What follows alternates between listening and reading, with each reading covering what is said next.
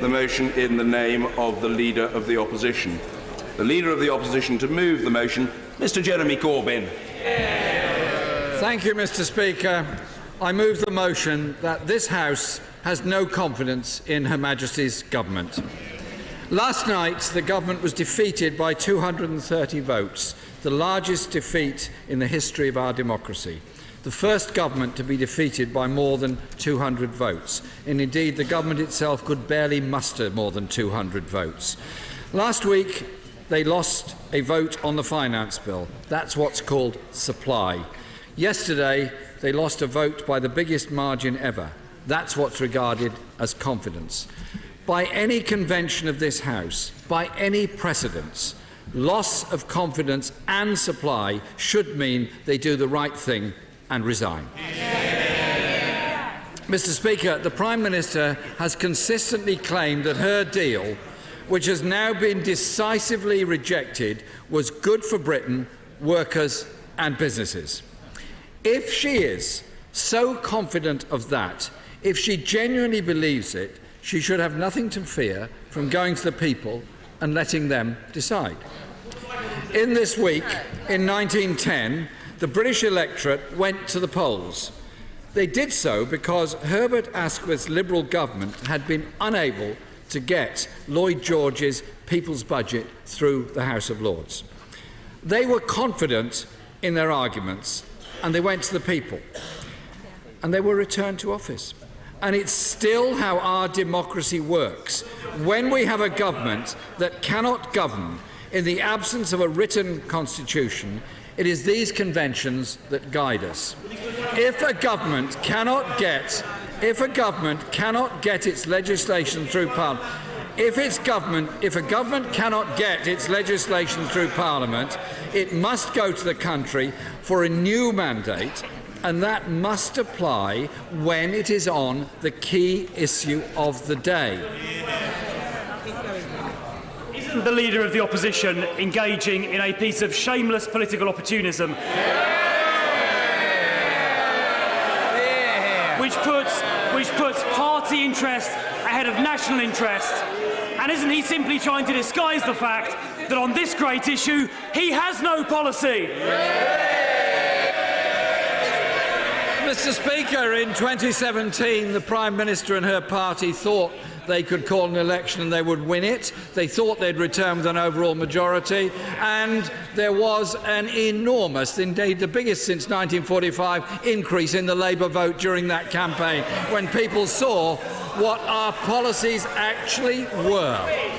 So, Mr Speaker, when the Prime Minister asked to be given a mandate, that's what she did.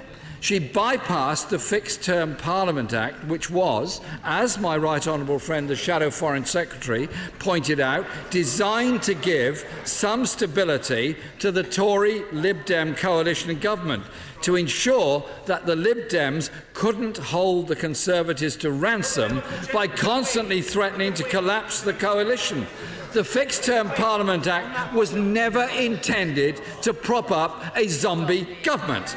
And there can be no doubt that this is indeed a zombie government. The right honourable gentleman, if he's successful in this motion this evening, there may be a general election in a few short weeks. In that Labour Party manifesto, will they state whether they will be a party of Brexit or a party against Brexit? It's a simple question. What is the answer?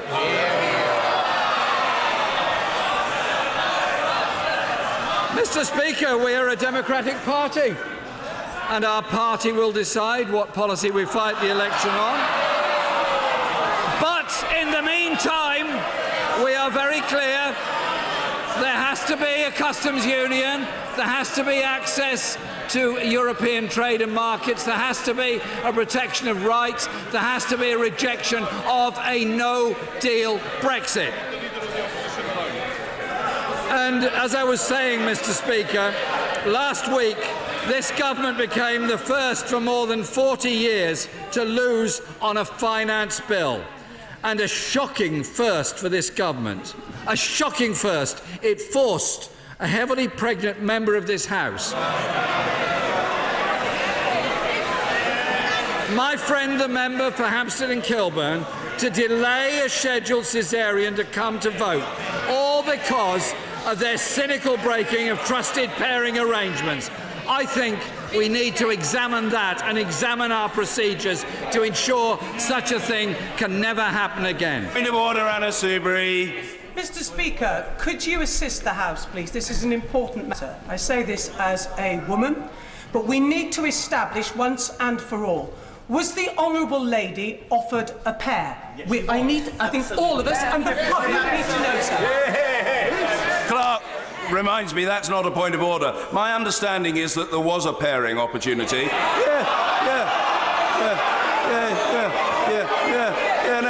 I don't need anyone else. Order. My understanding is that there was a pairing opportunity, but the issue was aired in the chamber on Monday and again yesterday. The Right Honourable Gentleman, the Leader of the Opposition, is absolutely entitled to highlight his concern about this matter, which I know is widely shared, but it should not be subject now to further points of order. I hope that satisfies her. Jeremy Corbyn. Thank you, Mr. Speaker. Nothing demonstrates the sheer incompetence of this government quite like the Brexit negotiations. Yesterday's historic and humiliating defeat was the result of 2 years of chaos and failure. It's now clear this government is not capable of winning support for its core plan on the most vital issue facing this country. The Prime Minister has lost control, and the government has lost the ability to govern. Within 2 years, they've managed to turn a deal from what was supposed to be, I remember this very well, one of the easiest in human history into a national embarrassment. In that time, we've seen the Prime Minister's demands quickly turned into one humiliating climb down after another. Brexit ministers have come, Brexit ministers have gone, but the shambles has remained unchanged, culminating in an agreement which was described by one former cabinet minister as, and I quote, the worst of all worlds.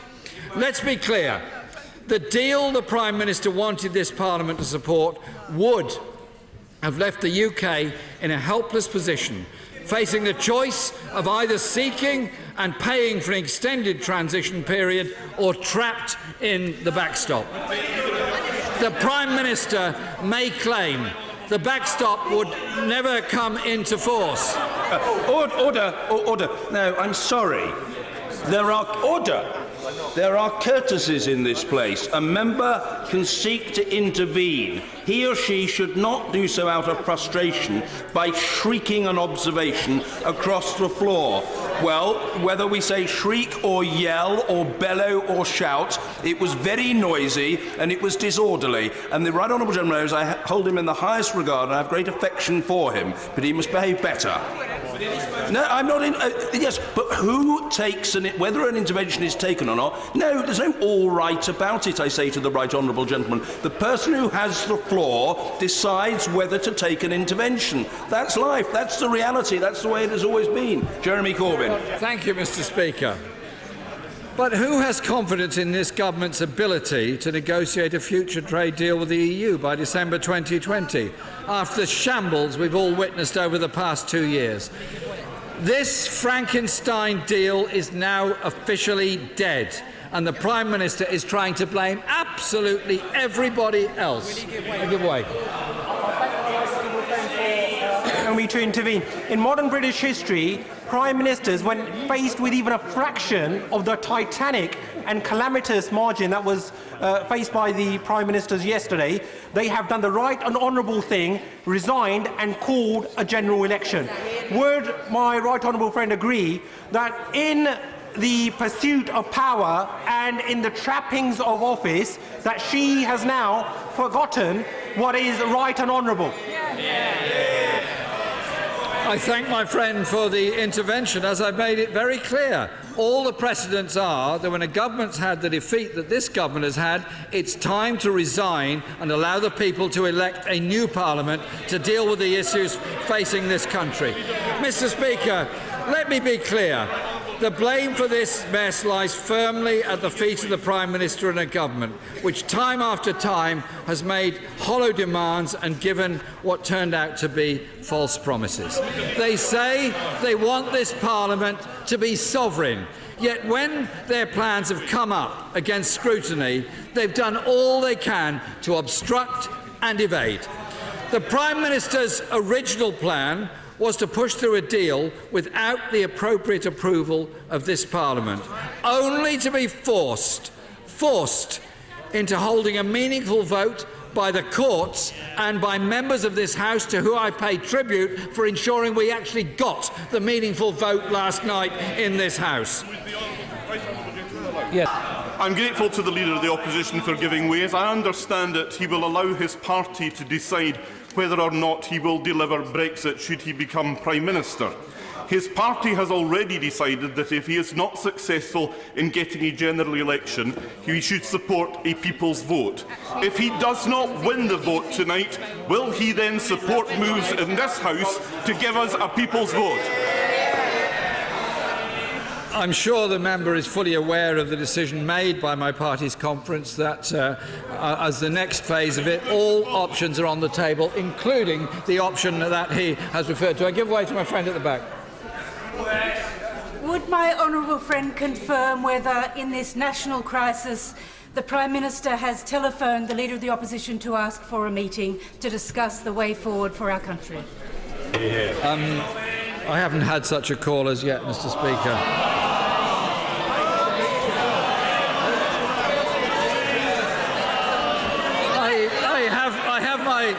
I have my phone. It's not funny and it's not statesmanlike. Mr. Speaker, I think we should proceed with this debate. And the Prime Minister's original plan was to push through a deal without approval, as I pointed out, and forced into it by the courts. But since losing its majority in the 2017 general election, the government has had numerous opportunities to engage with others and listen to their views, not just here in Westminster but across the country. Their whole framing of the EU withdrawal bill was about giving excessive power to the Secretary of State for Brexit at the expense of Parliament. It was a bill that Henry VIII would have been very proud of. Yesterday's decisive defeat is the result of the Prime Minister not listening, ignoring businesses, unions and members of this House. She has wasted 2 years recklessly ploughing on with her doomed strategy.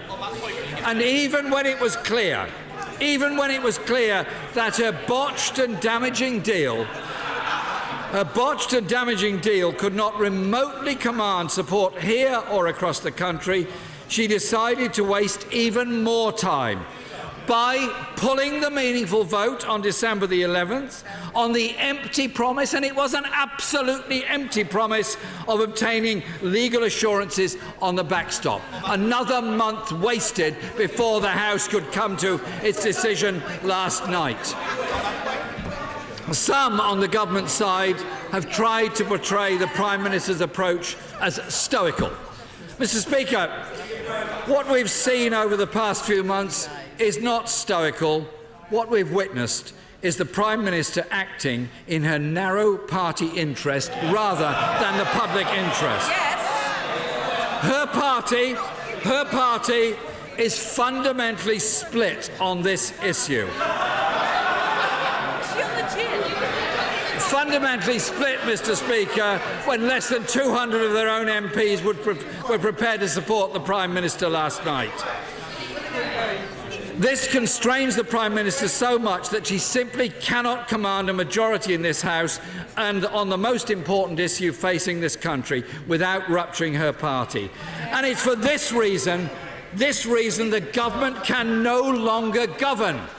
Yesterday, the Prime Minister shook her head when I said that she had treated Brexit as a matter only for the Conservative Party. Yet, within half an hour of the vote being announced, the honourable member for Grantham and Stamford commented, "She has conducted the argument as if this was a party political matter rather than a question of profound national importance. How right he was, how wrong she was to threaten him before the vote took place. I know many people, Mr. Speaker, across the country will be frustrated and deeply worried about the insecurity around Brexit. But if this divided government continues in office, the uncertainty and risks can only grow. The Leader of the Opposition for giving way.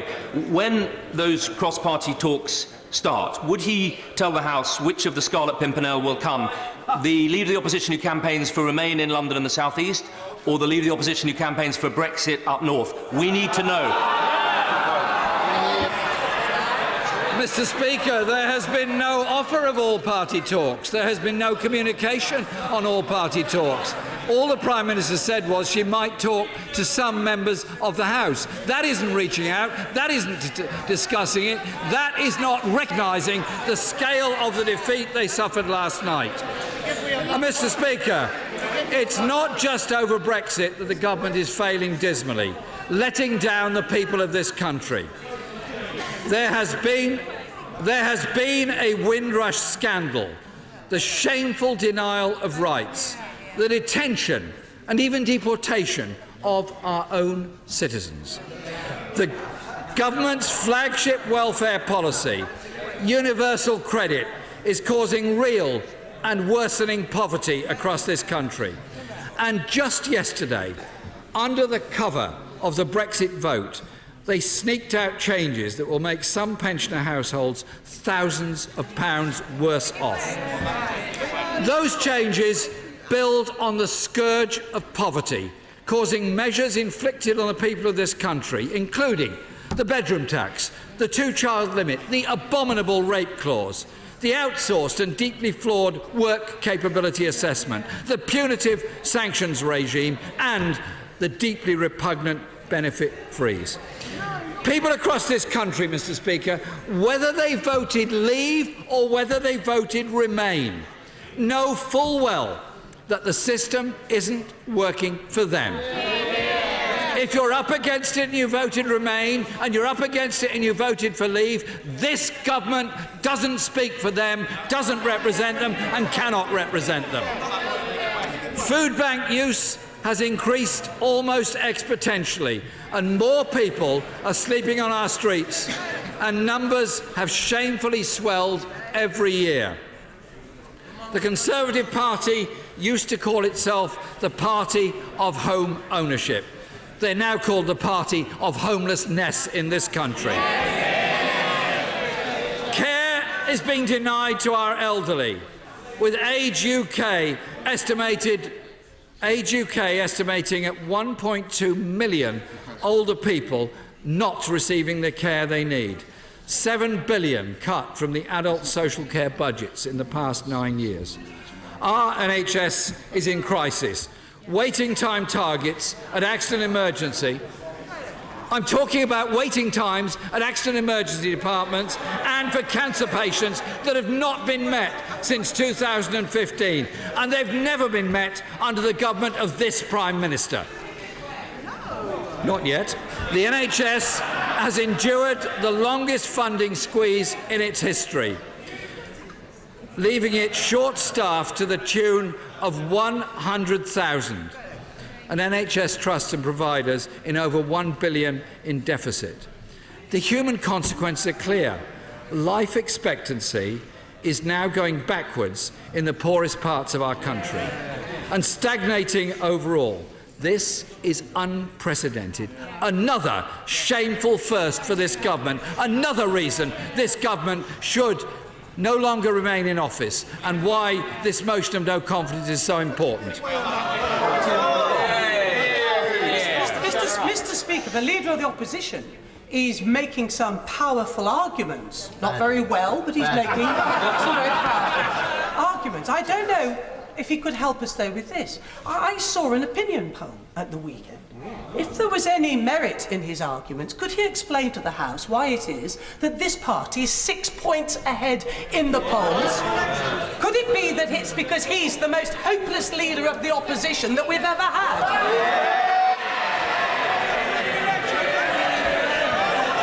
I thank the member for Broxtowe for her intervention. I look forward to testing opinion in a general election in the ballot box when we'll be able to elect a Labour government in this country. Yeah, I'm very grateful to my honourable friend. He's right to put on record current concerns about uncertainty in the country, and absolutely right to talk about poverty. Can he confirm that it is the position of the British Labour Party to rule out a no-deal Brexit? And can he understand why the party that claims to be the traditional party of business won't do the same? I can absolutely confirm that. We have voted against a no-deal Brexit. Apparently, the Business Secretary thinks that's a good idea. The Prime Minister was unable to answer my question on this during Prime Minister's question time. No-deal Brexit would be very dangerous and very damaging for jobs and industry all across this country. I know some... one more time. I thank my honourable friend, and he is absolutely right. Under this government, we see our NHS in crisis, education underfunded, and our communities have been devastated through their austerity agenda. More people homeless, more people living in poverty, more people using food banks. If they disagree with that, why don't they call a general election? I thank my friend for that intervention and for his work representing his constituency. On this side of the House, we are determined to force this government to accept the reality of the defeat last night and to force this government to go to the people so that they can decide whether they want a party in office that promotes inequality, poverty and injustice in Britain, or the Labour alternative, which is bringing people together however they voted in the referendum. I know some members of this House are sceptical, and members of the public, I believe, could be also described as sceptical, but I truly believe that a general election would be the best outcome for this country. As the Prime Minister pointed out in a speech yesterday, both the Labour Party and Conservative Party stood on manifestos that accepted the result of the referendum. Surely any government would be strengthened in trying to negotiate Brexit by being given a fresh mandate for the people to follow their chosen course. I know many people at home will say, well, we've had 2 general elections and a referendum in the last 4 years. And for the people of Scotland, it's 2 UK-wide elections, 1 Scottish parliamentary election and 2 referendums in 5 years. So while Brenda from Bristol might gasp, not another one, spare a thought for Bernie from Bute. But, Mr Speaker, the scale of the crisis means we need a government with a fresh mandate. A general election can bring people together. Focus on all the issues that actually unite us, the need to solve the crisis in our NHS, our children's schools and our care for the elderly. And we all have a responsibility to call out abuse. And that has become too common. That, Mr Speaker, has become too common. Whether that's the abuse of members of this House whether that's the abuse members receive or the abuse that is... Order. No, order. Apologies.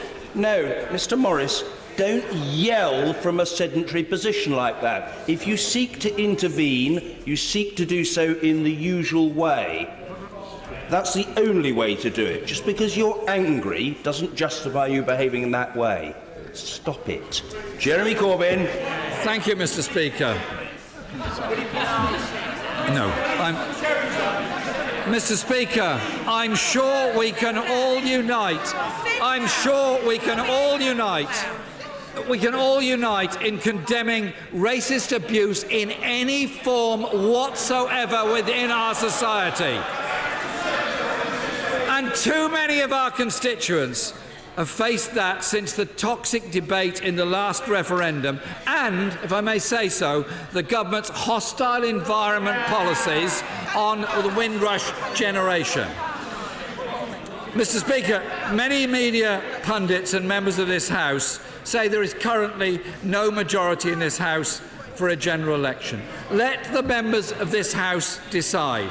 But, Mr. Speaker, it's clear there is no majority for this government's Brexit deal, and there is no majority either for a no deal.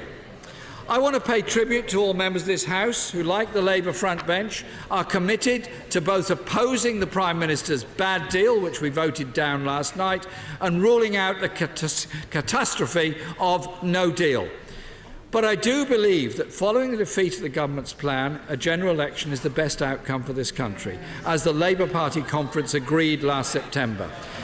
A general election, Mr. Speaker, would give new impetus to negotiations, a new Prime Minister with a new mandate, and not just to break the deadlock on Brexit, but to bring fresh ideas to the many problems faced by our constituents.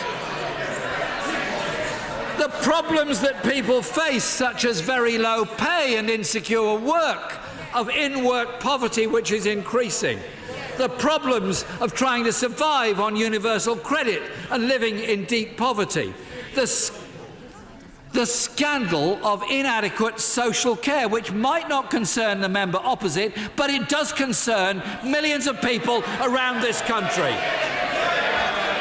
The crisis, Mr. Speaker, in facing local authorities, health services and schools starved of resources. The housing and the homelessness crisis, where so many of our fellow citizens have no roof over their head night after night. They are looking to Parliament. They are looking to Parliament for them a better and fairer society. Is the honourable gentleman just pausing? Yes, quite right, absolutely. Very reasonable, very sensible. Thank you. Point of order, Mark Francois. Speaker, is it not... Well, give me a go. Is it not often the practice in this House that if someone speaking from the dispatch box refers to another member and challenges them, they then normally take an intervention? Commonplace, but it is not in any sense obligatory. Commonplace, but not obligatory. Jeremy Corbyn. Thank you, Mr. Speaker.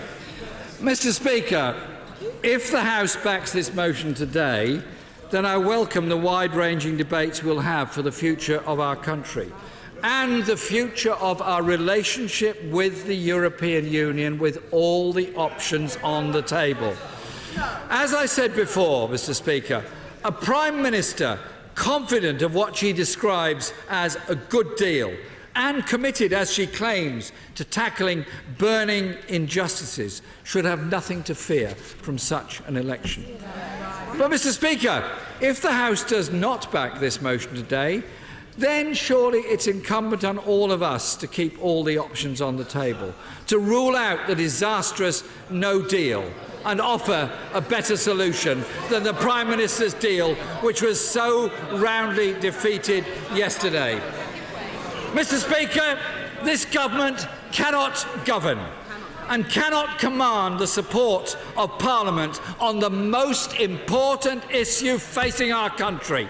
Every single previous Prime Minister in this situation would have resigned and called an election. It is the duty of this House to show the lead where this government has failed and pass a motion of no confidence so that the people of this country can decide who their MPs are and who their government is and who will deal with the crucial issues facing the people of this country. I commend my motion to the House. Order. The question is that this House has no confidence in Her Majesty's government. The Prime Minister.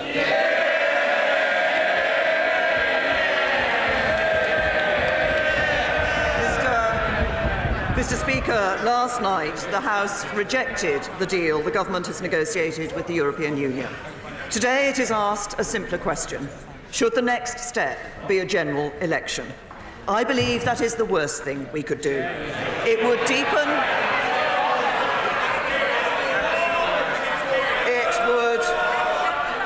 It would deepen division when we need unity. It would bring chaos when we need certainty. And it would bring delay when we need to move forward. So I believe this House should reject this motion. At this crucial moment in our nation's history, a general election is simply not in the national interest. Parliament decided to put the question of our membership of the European Union to the people. Parliament promised to abide by the result. Parliament invoked Article 50 to trigger the process. And now Parliament must finish the job. That's what the British people expect of us, and speaking to my constituents and to voters right across the country, that is what they demand. I will give way just in a moment. That is what they demand. But a general election would mean the opposite. Far from helping Parliament finish the job and fulfil our promise to the people of the United Kingdom, it would mean extending Article 50 and delaying Brexit for who knows how long. I will give way to the honourable gentleman and then... Grateful to the Prime Minister for giving way.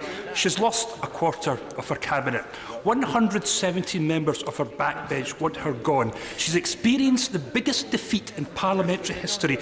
What shred of credibility has our government got left? For goodness sake, Prime Minister, won't you just go? Can I say to you, the right honourable gentleman might not have noticed that what we're debating today is a vote of no confidence in the government. He has his opportunity to express his opinion in that vote. As someone who was only defeated last night by 230 votes, may I encourage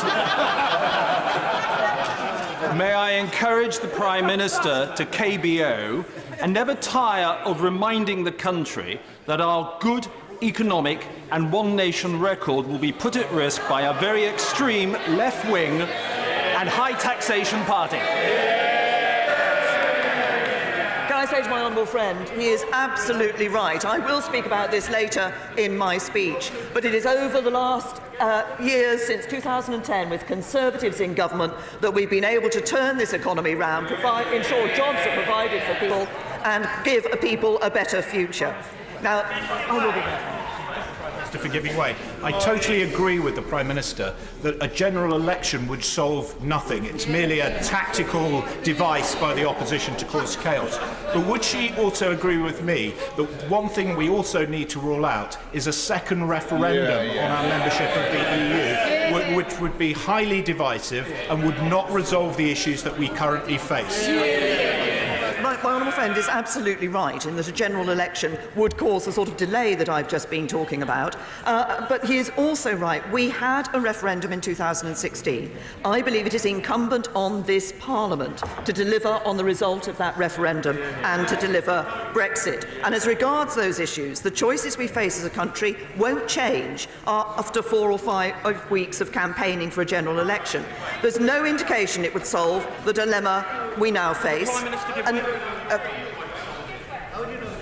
Not only, I will give way to my honourable friend in a minute, not only is there no guarantee an election would deliver a parliamentary majority for any single course of action. I give way to my honourable friend. I thank the Prime Minister for giving way. Unlike some, she is clearly not afraid to debate. It is not exactly a secret that on European policy, she and I have not seen entirely eye to eye.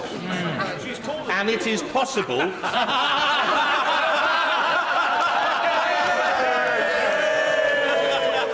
so's everybody else, Simon. Not everybody.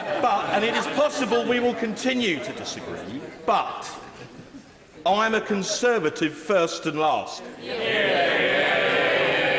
And I know opportunism when I see it. Exactly. So can I tell her when the bells ring, the whole of the ERG will walk through the lobbies with her to vote this nonsense down?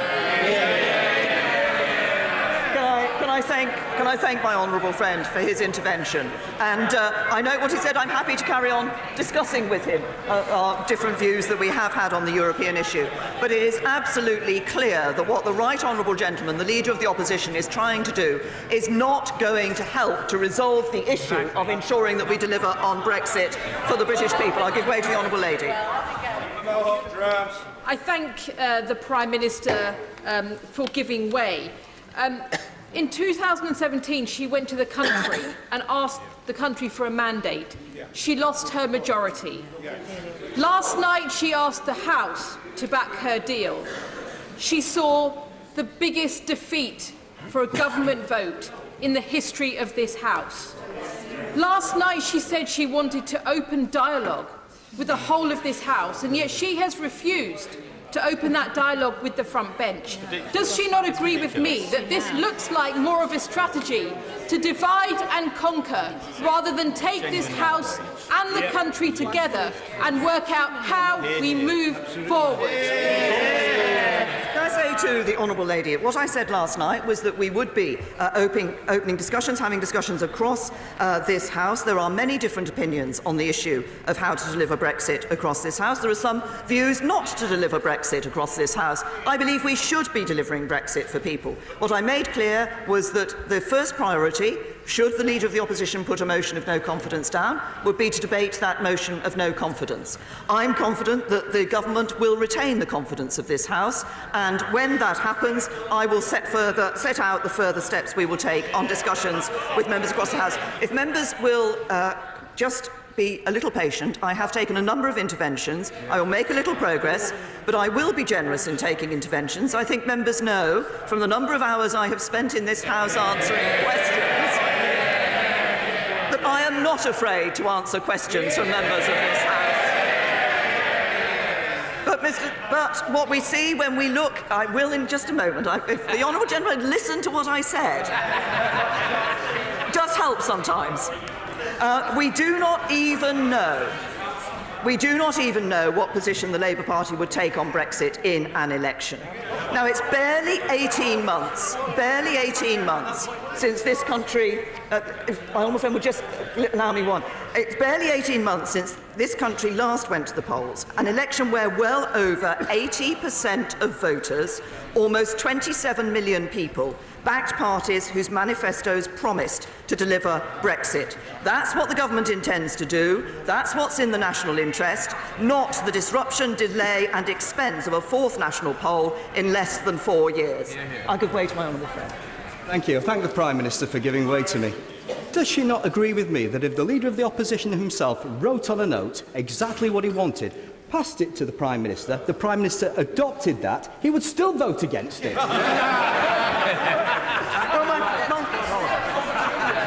My honourable friend is absolutely right, because, of course, the position that the Leader of the Opposition took was that however good a deal for the United Kingdom the Government brought back, he would vote against it. However bad a deal the EU offered, he would vote for it.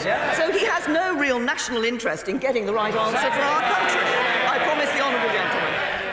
I thank the Prime Minister for giving way. And my right honourable friend, the Leader of the Opposition, is absolutely right to call for a general election today, because it's not just the Government's record on Brexit which is at stake tonight. And I want to ask the Prime Minister a direct question. Is she surely saying that her record on policing and crime is one that she's willing to stand on? Because we have seen over 20,000 police officers cut since 2010. We see rising crime, we see rising knife crime, and we see money being diverted, instead of paying for police, paying for a no-deal Brexit, which nobody in this House wants to see happen.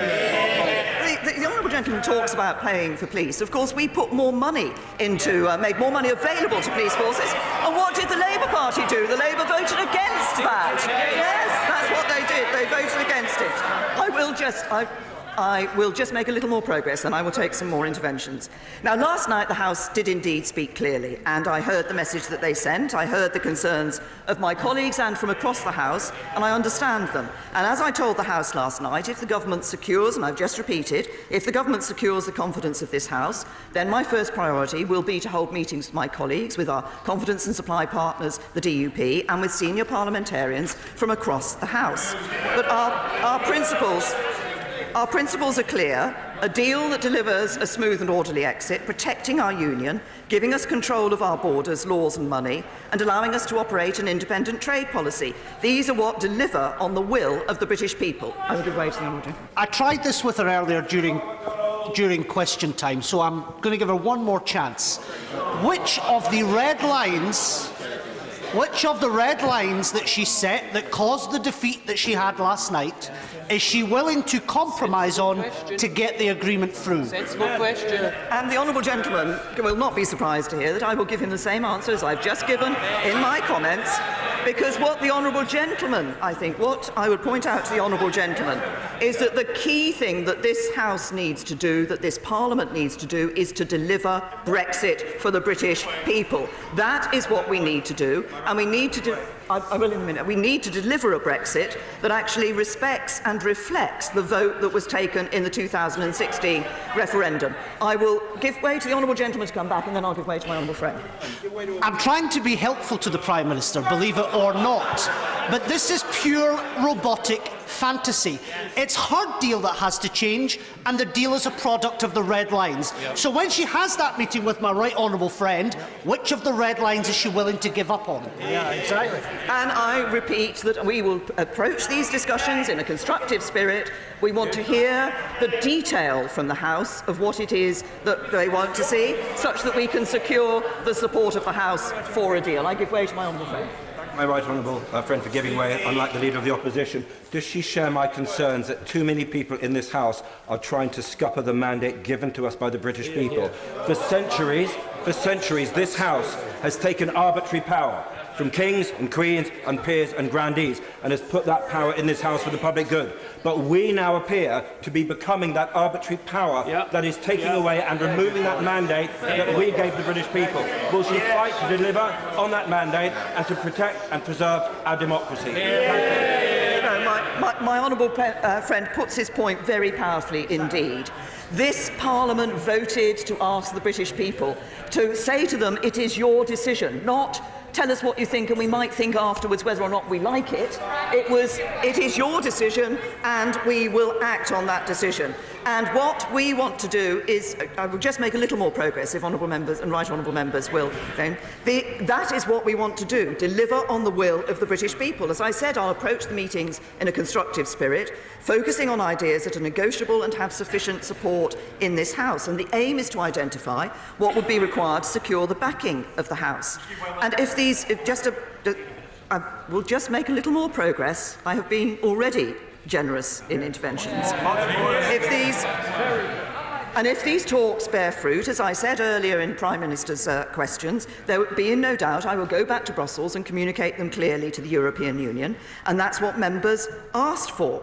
The leader of the SNP MPs said we should have talks with all the leaders of the opposition parties and work together in all our interests. The chairman of the Brexit Select Committee said if the deal was defeated, I would like to think that she would take a bold step, that she would reach out across the House to look for a consensus, and that's exactly what I propose to do. So I think it would be a little strange for them to vote against that approach later today and in favour of a general election that would make that process of reaching out across Parliament impossible. I'll give way to the honourable lady who has been standing several times. I thank the Prime Minister for her generosity in giving way. But with all due respect to her, she's come to the House today after suffering a very, very large defeat indeed, with the same lines. Absolutely. And she's making the same assertions as she was making before the vote, like the vote never happened. Her Downing Street spokesperson said that any discussions would have to start and proceed from the red lines that she established herself. Doesn't she realise, in all honesty now, that the time has come for her to show some flexibility on those red lines and get us into a genuine discussion rather than just repeating the lines to take that we've heard for the last 5 months ad nauseum. What I am doing is setting out what the British people voted for in the referendum in 2016. That is our duty as a Parliament to deliver on that. Now, I know that to serve, again, I will just make little progress. I know that to serve in government, in just a moment, I know that to serve in government is a unique privilege. The people of this country put their trust in you, and in return, you have the opportunity to make this country a better place for them. Just in a moment. When I became Prime Minister, and that is what I pledged to do, Yes, to deliver Brexit, but also to govern on the side of working people right across the country for whom life is harder than it should be, and to build on the progress that had been made since 2010. I'll give way to the honourable lady and then to my honourable friend. To the Prime Minister for giving way. The problem is the Prime Minister seems to be talking as if she lost by 30 votes yesterday, not 230. Her refusal to even consider changing any of her red lines when the EU and Irish government and others have made clear that the deal she got was dependent on those red lines is making this impossible. Can I ask her to clarify? Is she saying she will rule out in any circumstances a customs union? I'm saying that what I want to see is what the British people voted for. They want to see... No! This is very important. They voted for an end to free movement. They voted for an independent trade policy. They voted to end the jurisdiction of the European Court of Justice. And it is incumbent on this Parliament to ensure that we deliver on that. And I think we should build on the progress... Oh, I said to my honourable friend... If the Fox will just allow me, I did say to my honourable friend that I would take him first, then I would take... I thank the Prime Minister for giving way. She's being criticised for setting and sticking to red lines, but don't those red lines simply represent the promises that were made prior to the referendum? Can I say to my honourable friend, that's the point I have been making and repeating, is that when people voted to leave, they voted for certain things. They voted to ensure that we could have that independent trade policy and that we would end free movement, for example, and it's our duty to ensure we deliver those. I'll give way to Father. Speaker, I've asked many people throughout the referendum why they voted on one side or the other, got a very wide range of replies, but I have to say no one has ever told me they voted to leave in order that we could leave the customs union, or that we should be able, they wanted us to erect trade barriers between ourselves and the rest of Europe. Now, as she's committed as I am, I entirely support her aim of keeping open borders between ourselves and the rest of Europe. Is it not the case that there's nowhere in the world where two developed countries in any populated area are able to have an open border unless they have some form of customs union? My right honourable and learned friend refers to, obviously, the various reasons. There were various reasons why people voted to leave the European Union. But when they were doing that, I believe that they did vote to ensure that we continue to have a good trading relationship with our nearest neighbours in the European Union. I want, but also to improve our trading relationships with others around the world. That is what we were searching for. That is what was in the political declaration for the future. That package was not voted through this House last night. I now, as I say, will talk to parliamentarians across the House to determine where we can secure the support of the House.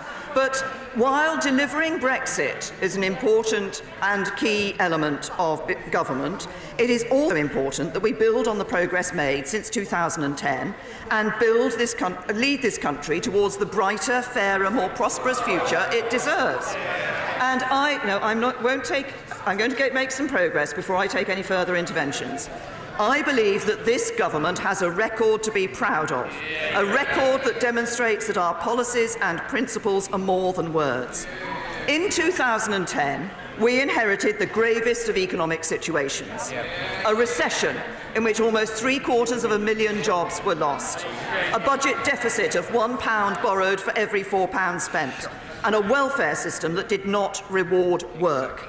But in the 9 years since, thanks to the hard work and sacrifice of the British people, we have turned this country round.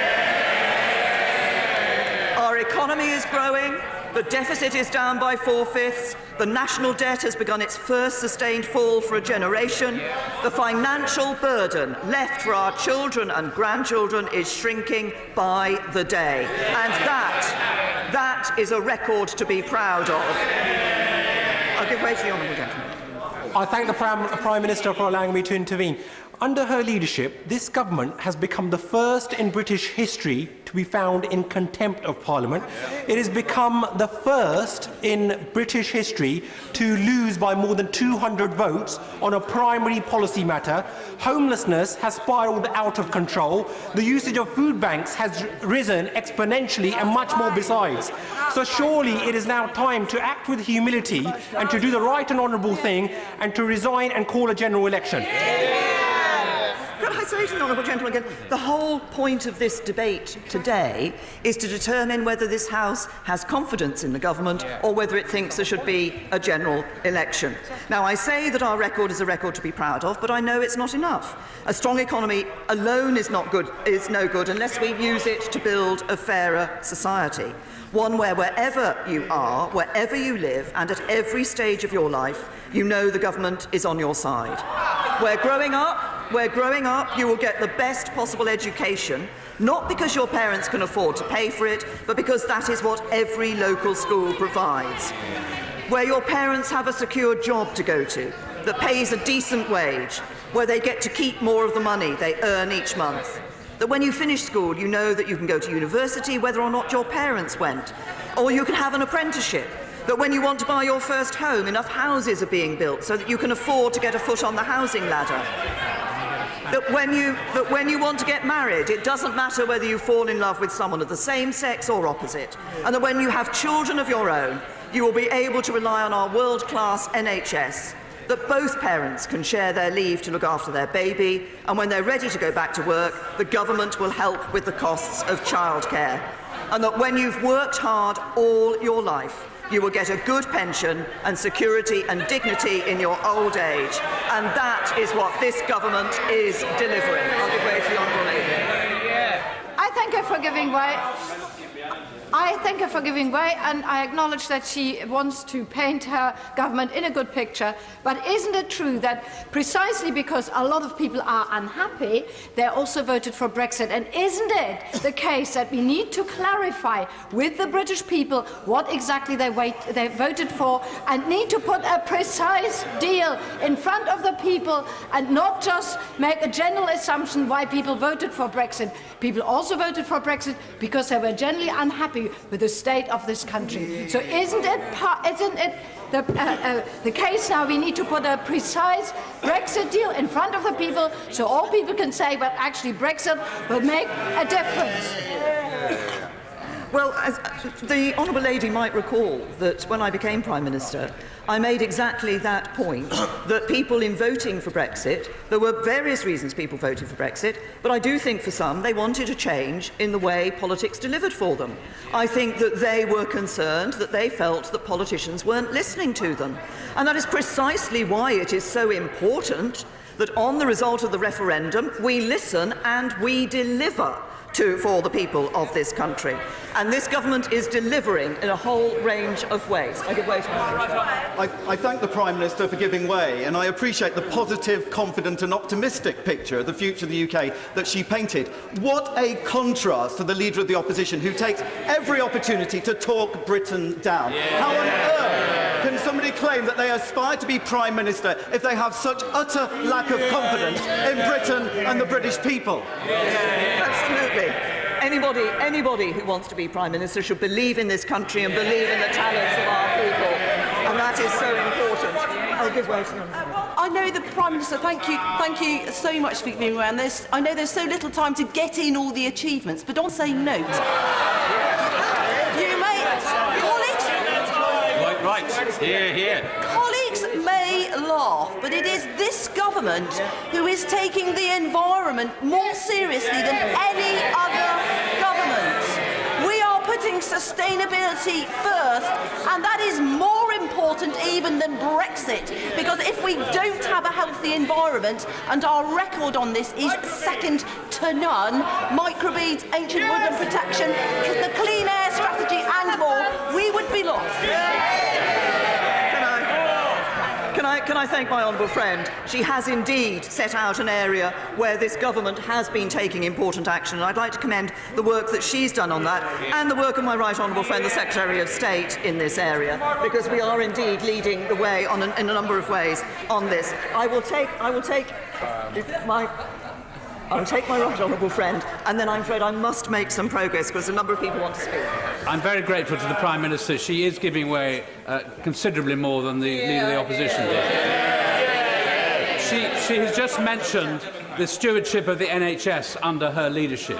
Would she like to remind the Leader of the Opposition that it is this government that has just pledged through the NHS long-term plan 50% per annum more funding than was pledged by him at the last general election? That is absolutely right. The biggest cash boost to the NHS in its history, a long-term plan that ensures its sustainability for the future. That's being delivered not by a Labour Party, but by the Conservatives in government. And if honourable and right honourable members will forgive me, I am conscious that the time is getting on, and there will be many members, and the right honourable member for Exeter is encouraging me not to take so many interventions and to get on with the thing. But we are building a country that works for everyone.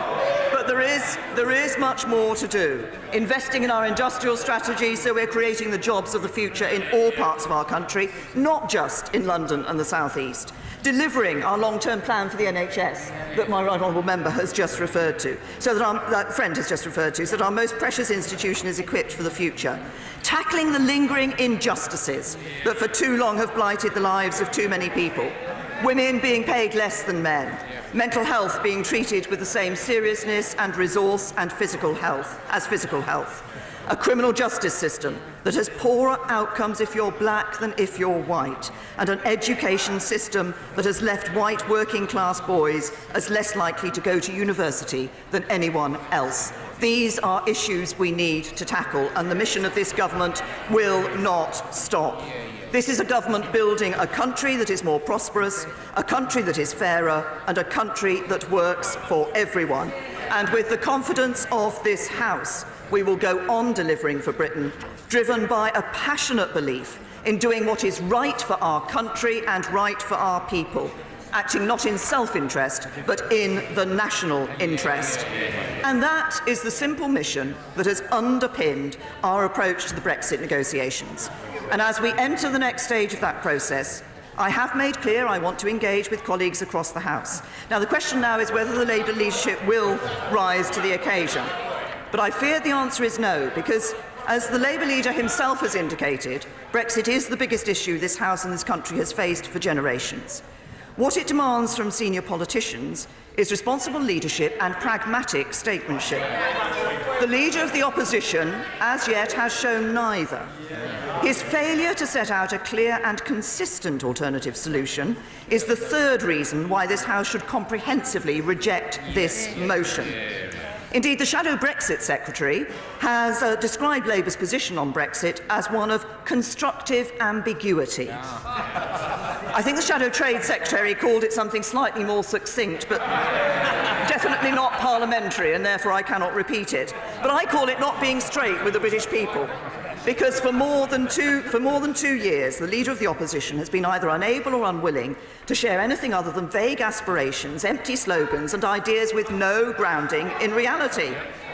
And when the President of the European Commission said Labour's Brexit ambitions would be impossible for the European Commission to agree to, the right honourable gentleman simply shrugged and said, "That's his view, I have a different view." But I have to say, well, if my honourable friend will just forgive me, I have to say last night, just for a moment, I thought that the Leader of the Opposition might surprise us all, because he told this House it was not enough to vote against the withdrawal agreement, and that we also have to be for something.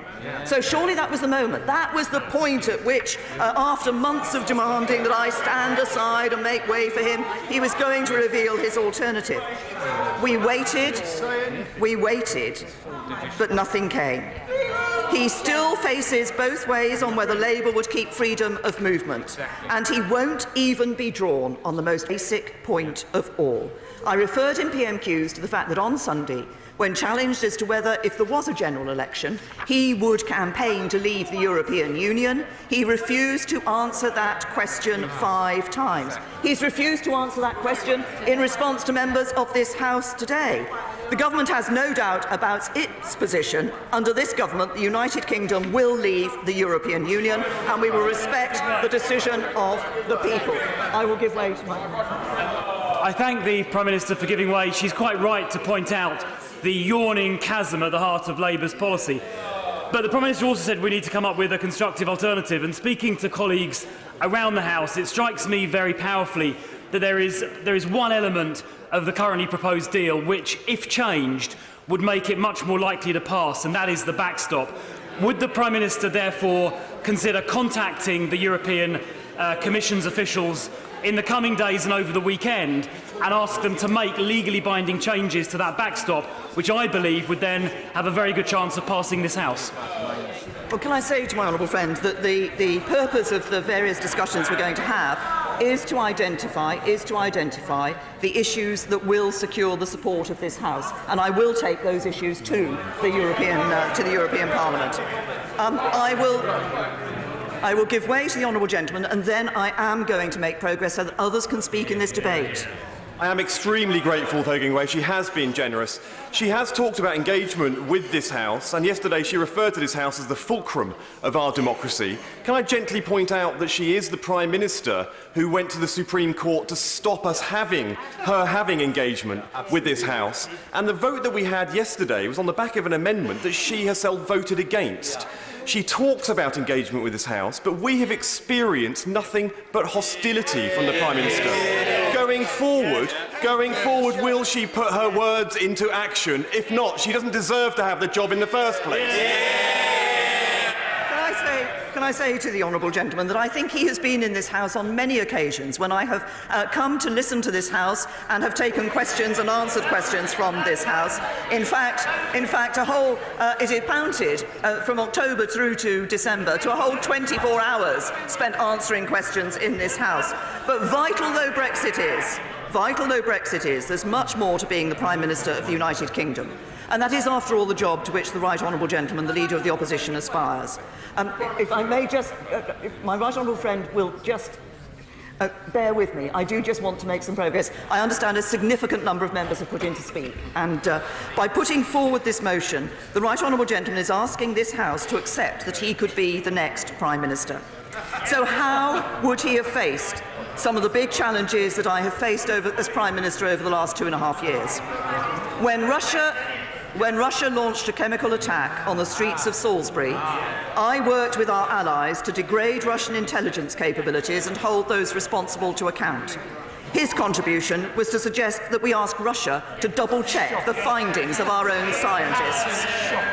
When the Syrian regime used chemical weapons to murder innocent men, women and children in Douma, I stood with our allies to uphold the international consensus that the use of chemical weapons should not be tolerated. He wanted to give an effective veto on action to President Putin and the Russian government, the very government that was supporting the Syrian regime. This is the leader of the party of Attlee called for the dismantling of NATO. The leader of the party of Bevan says Britain should unilaterally disarm herself and cross our fingers that others follow suit. The leader of the party that helped deliver the Belfast Agreement invited IRA terrorists into this Parliament just weeks after their colleagues had murdered a member of this House. His leadership of the Labour Party has been a betrayal of everything that party has stood for. A betrayal of the vast majority of his MPs and a betrayal of millions of decent and patriotic Labour voters. And I look across the House and see backbench members who've spent years serving their country in office in a Labour government. But I fear that today that is simply not a party that many of its own MPs joined. And if we want to see what he would do to our country, we can do no better than look at what he has done to his party. Before he became Labour leader, nobody could have imagined that a party which had fought so hard against discrimination could become the banner under which racists and bigots, whose worldview is dominated by a hatred of Jews, could gather. But that is exactly what has happened under the leadership of the right honourable gentleman. British Jewish families who have lived here for generations are asking themselves where they should go if he ever becomes Prime Minister. That is what has happened under the leadership of the right honourable gentleman. What we've also seen is a Jewish Labour MP who had to hire a bodyguard to attend her own party conference under the leadership of the Right Honourable Gentleman. What he's done to his party is a national tragedy. What he would do to our country would be a national calamity.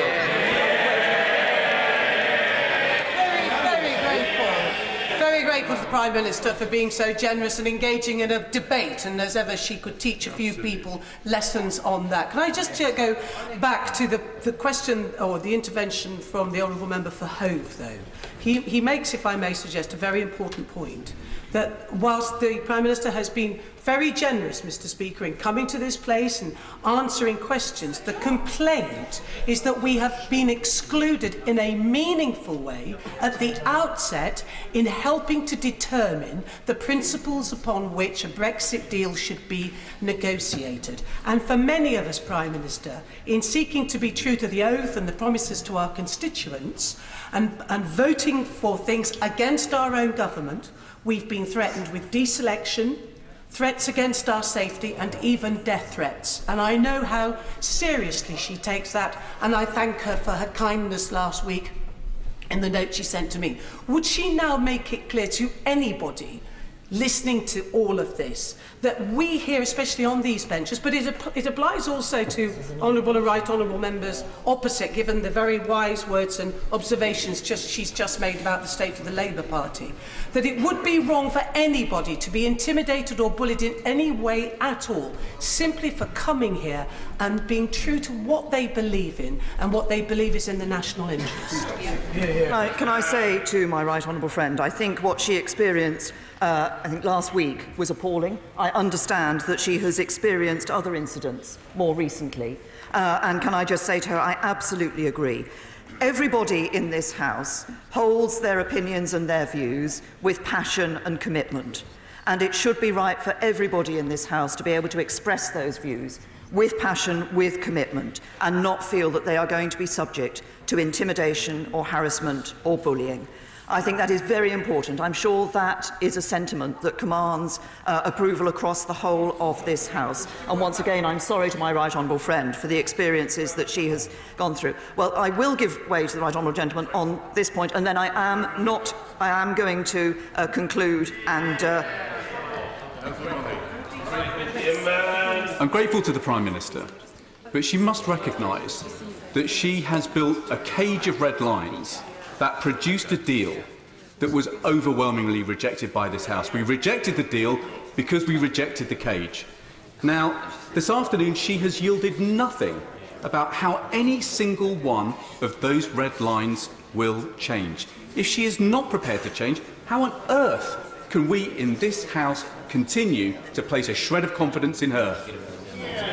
To the right honourable gentleman, first of all, the point I have made last night, the point I've repeatedly made here today, is that I will be talking to people across this House, talking to my own colleagues, talking to the DUP, talking to other parties, there are different groups of people within this House who have different views on this issue, and hearing from people and finding what will secure the confidence of this House in terms of securing the support of this House for the way in which we deliver Brexit. But actually, I noticed that perhaps it was serendipity that I allowed the right honourable gentleman to intervene on me just at the point at which I was going to say that if the Leader of the Opposition wins his vote tonight, what he would attempt to do is indeed to damage our country and to wreck our economy. And of course it was the right honourable gentleman who left that note. There is no money left after the last Labour delegate.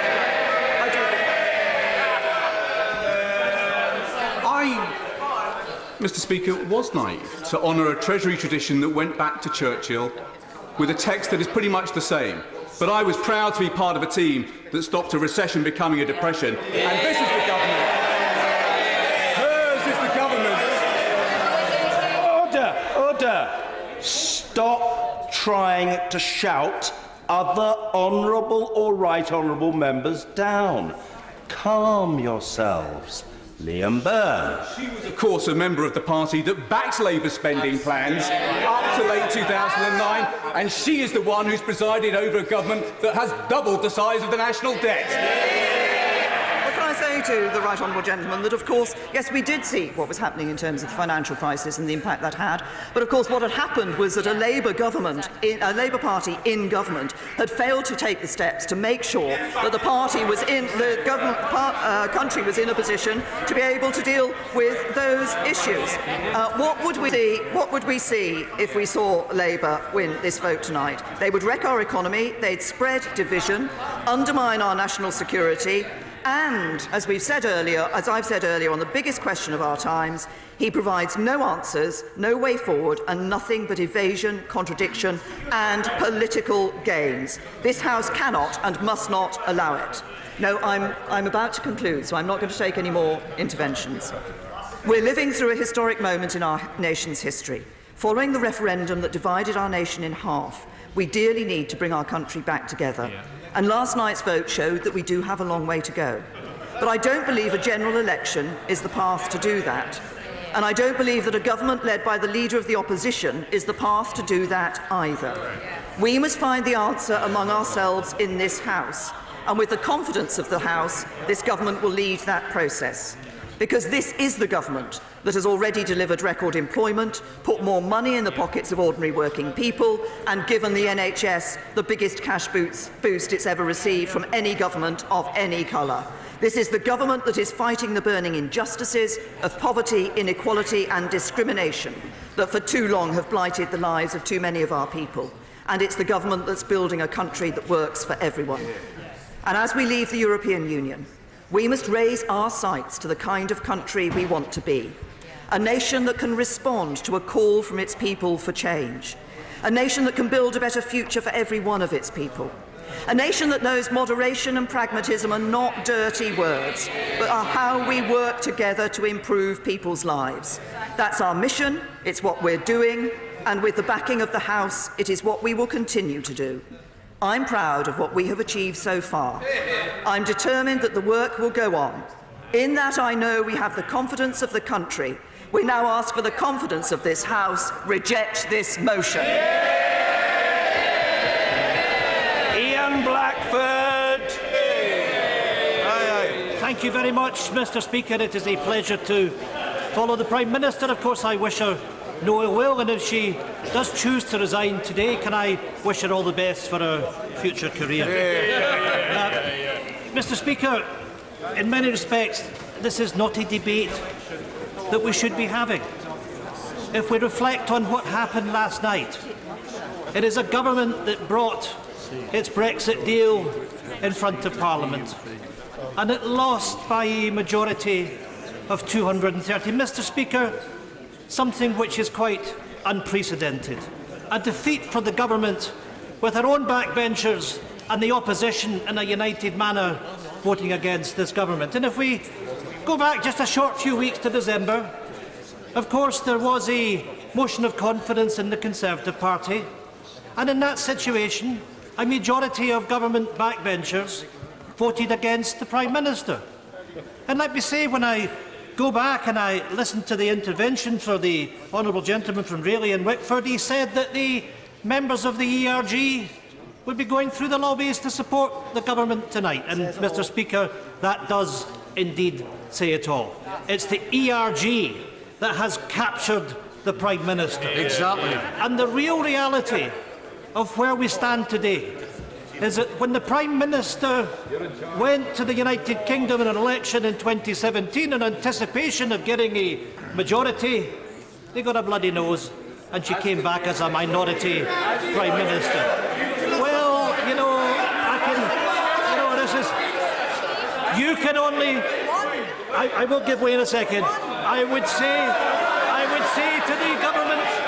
say to the government benches, if you just settle down a little, you would love to be in the position that the Scottish National Party are in, because we have a majority of seats from the people of Scotland. I give way to... I'm grateful to the right honourable gentleman for giving. I thought perhaps he could just inform the House. How many seats in Westminster, how many Westminster MPs did the SNP have before the 2017 election, and how many did they have after the 2017 I'm very grateful to the Prime Minister for that intervention. Can I say to the Prime Minister, there are 59 seats in Scotland the Scottish National Party hold 35 of them, a majority of seats. We have won every election to the Scottish Parliament since 27. The Prime Minister can only dream of being in a situation where she has a majority. But let's come back to the fundamentals of this. We have a Prime Minister that is captured by a right-wing Brexiteers. Because the issue is, when you have a minority, you have to be able to work across party. But we've got this. I will in a second. But we've got the situation that the Prime Minister is beholden to the DUP, but the DUP will only support her in very certain circumstances. This is not just, Mr. Speaker, about the defeat of the government last night on Brexit. It is a government that is stuck, that can't get its legislative programme through. It has no majority support in this House. It is a government that is past its time. And if the government had any humility, had any self-respect, it would reflect on the scale of that defeat last night. We shouldn't be having this motion of no confidence. The government should recognise it has no moral authority. The government, quite simply, should go. Jacob Rees-Mogg. Right Honourable Gentleman for giving way. But I think his speech is a little eccentric, Mr. Speaker.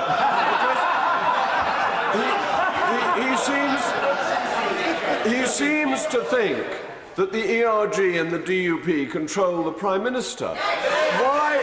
Why then did 120 of us vote against the Prime Minister yesterday? If we're in such control, we're clearly not doing it very well. Exactly. Well, perhaps let me explain.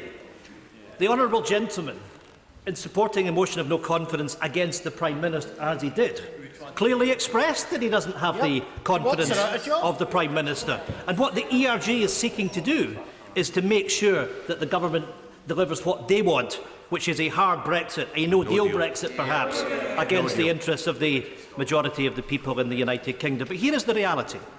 Having listened very carefully to what the Prime Minister has said today, there is no change to the government's position. The red lines remain in place. And I fear that what is really going on is that we have a government that is seeking to run down the clock.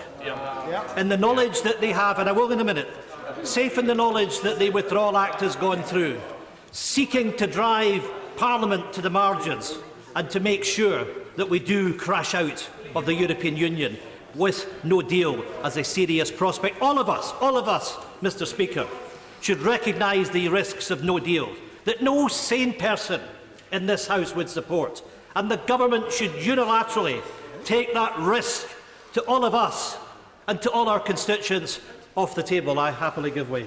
I thank the honourable gentleman. He must agree that the Prime Minister is a record setter. Record levels of poverty, record levels of homelessness, and now a record defeat in majority that any government has had. Now, maybe not in our lifetime. Do you think that majority will ever get beaten? Well, I would say to my honourable friend, because he is my honourable friend, it's a record level of lack of humility that we see from this government, and he's absolutely right. We have had 10 years of austerity from this government. People are hurting. We can see that through the poverty figures. We can see it through the forecasts of the increase in poverty that will take place. And the harsh reality, I have to say to the honourable gentleman, we know from the government's own analysis that in any version of Brexit, that the economy of the United Kingdom will be weaker than it would be than if we stayed in the European Union. That is the fundamental point of this, and I say respectfully to the Prime Minister, I understand the issue of respecting the vote in 2016, but when the government knows that the economic circumstances of its citizens are going to be negatively affected, we have a responsibility to say to the people, on the basis of the information that we now have, we have a duty to go back to you, because nobody, Mr. Speaker, irrespective of how they voted in that referendum, voted to make themselves poorer. And I have to say, and I say it with respect to the Prime Minister, that it is shameful that we are not being honest with the people of this country. We need to waken up. We need to waken up, and let's take the announcement from Jaguar Land Rover. Now, I know there are many reasons why Jaguar Land Rover are restructuring. We know it's to do with diesel cars, we know it's to do with China. But at the same time, Jaguar Land Rover made it absolutely crystal clear that Brexit is a fundamental issue which is driving that restructuring. No government, Mr. Speaker, should be in the situation that it wants to put unemployment on the table, that unemployment is a price worth paying. That's what happened under Thatcher, and this government, at its peril, would take the risks with the economy and the livelihoods of the people of the United Kingdom. I thank my right honourable friend for giving way. And it's surely not the time come for the country to see that the Tory party, not by their words, but by their actions, are now enacting a policy of moving us towards a no-deal Brexit. I am very, very grateful from my dear and honourable friend for that point, because I have to say to this House, and I have to say to the people of the United Kingdom, I am worried. I am really worried about what we're doing. And the risk of a no deal is something which is unthinkable. I need to make, with respect, I know there are many people that want to speak, and I do have to make progress. I will take interventions later on. But we have to be honest with people as to what these risks are, and I can say to this House that we in Scotland want no part of it. If the Government and the Prime Minister wants to drive the bus over the cliff, we will not be in the passenger seat with this Government. Neither are you, mate. Mr. Speaker, you know, we often hear about the travails of the European Union, the nasty European Union, but I can tell you as someone that lives in the islands of Scotland that the European Union has been fantastic for our region. And you know, when I contrast the behaviour of the European Union with this Government, people in the Highlands are right to be angry. Mr. Speaker, the European Union agreed to give convergence uplift funds to our farmers and crofters on the basis of the low level of financial support that was in place. £160 million that should be handed over to Scottish crofters. Where is it, David? And where is it? Where is it, indeed? It hasn't been handed over. Where has been the Secretary of State for Scotland in defending the interests of Scottish farmers and Scottish crofters? Scottish farmers and crofters that will pay a heavy price for Brexit. And the institution that's been standing up wanting to support them is not this House, it's not this Government, it's the European Union. I know where I would put my... I will happily give way. Mr. Speaker, I would like to thank the right honourable member, first of all, for letting his party give me a seat in this place, but that is not for today.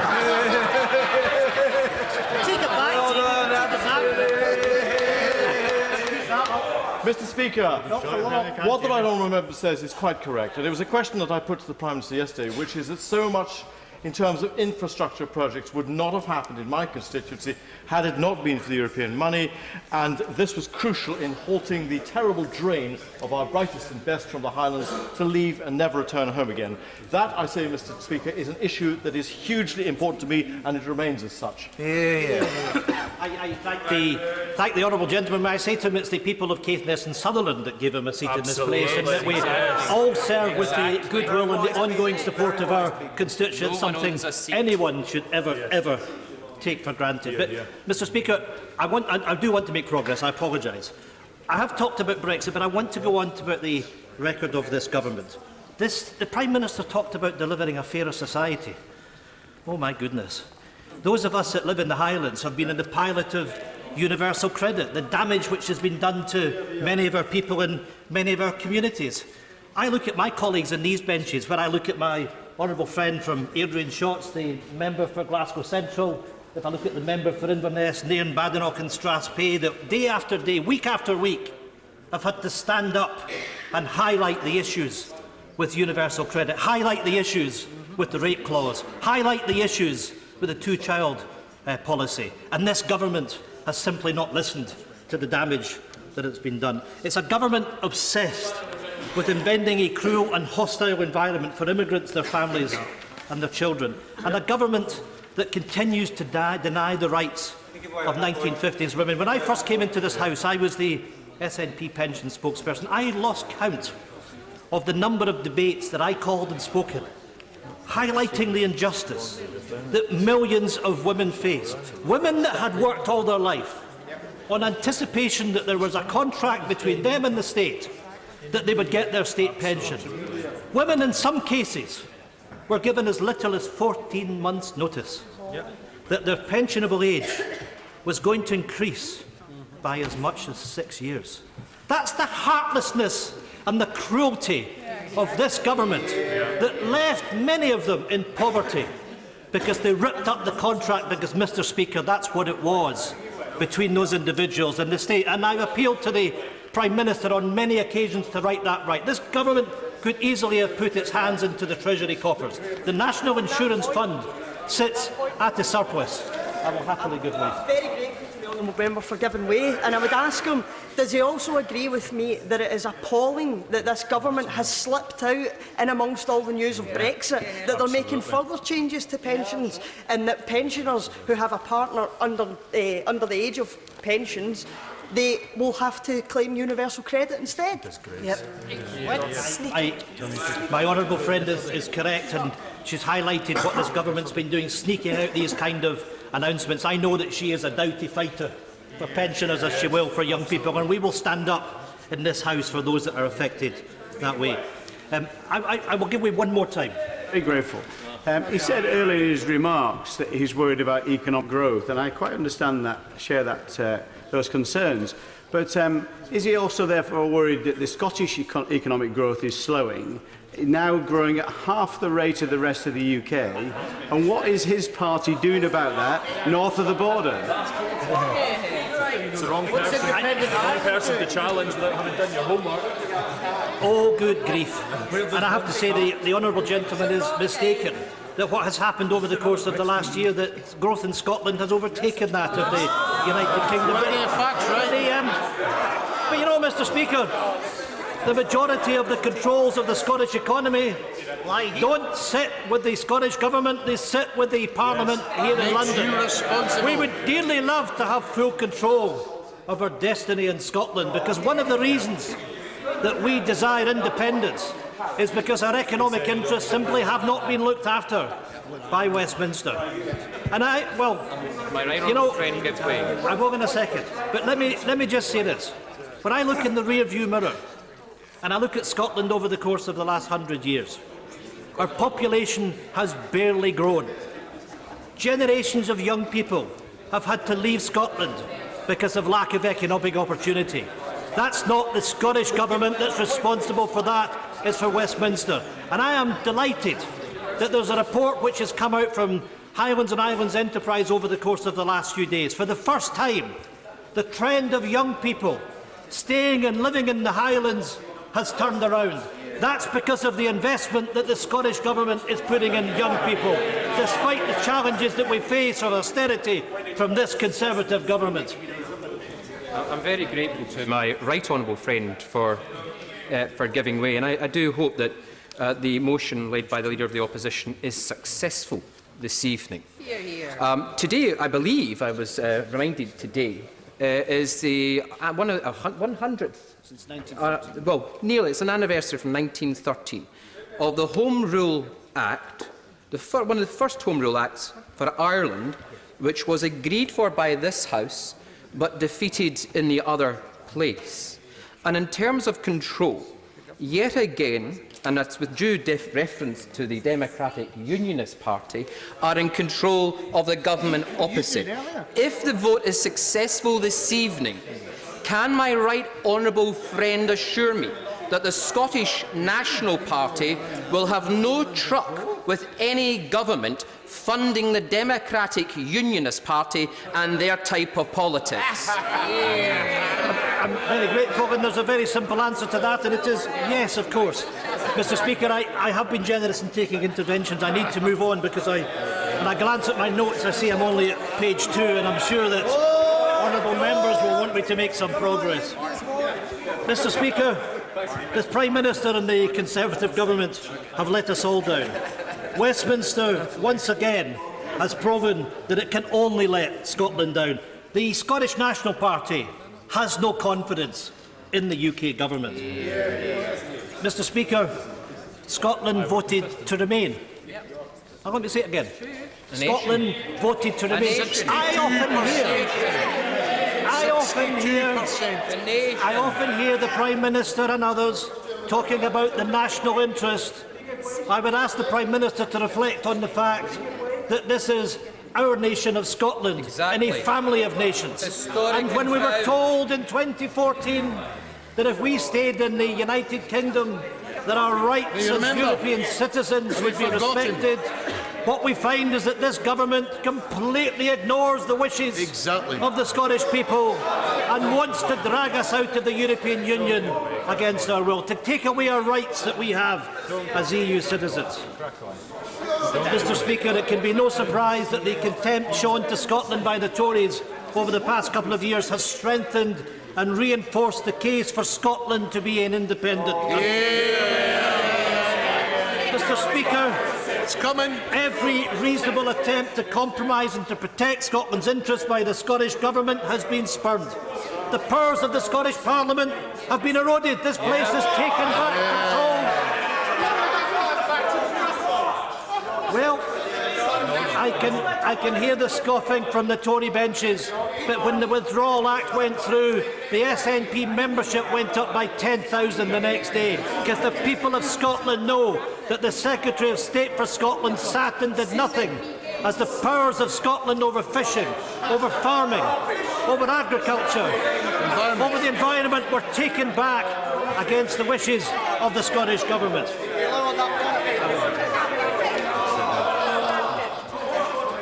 Order.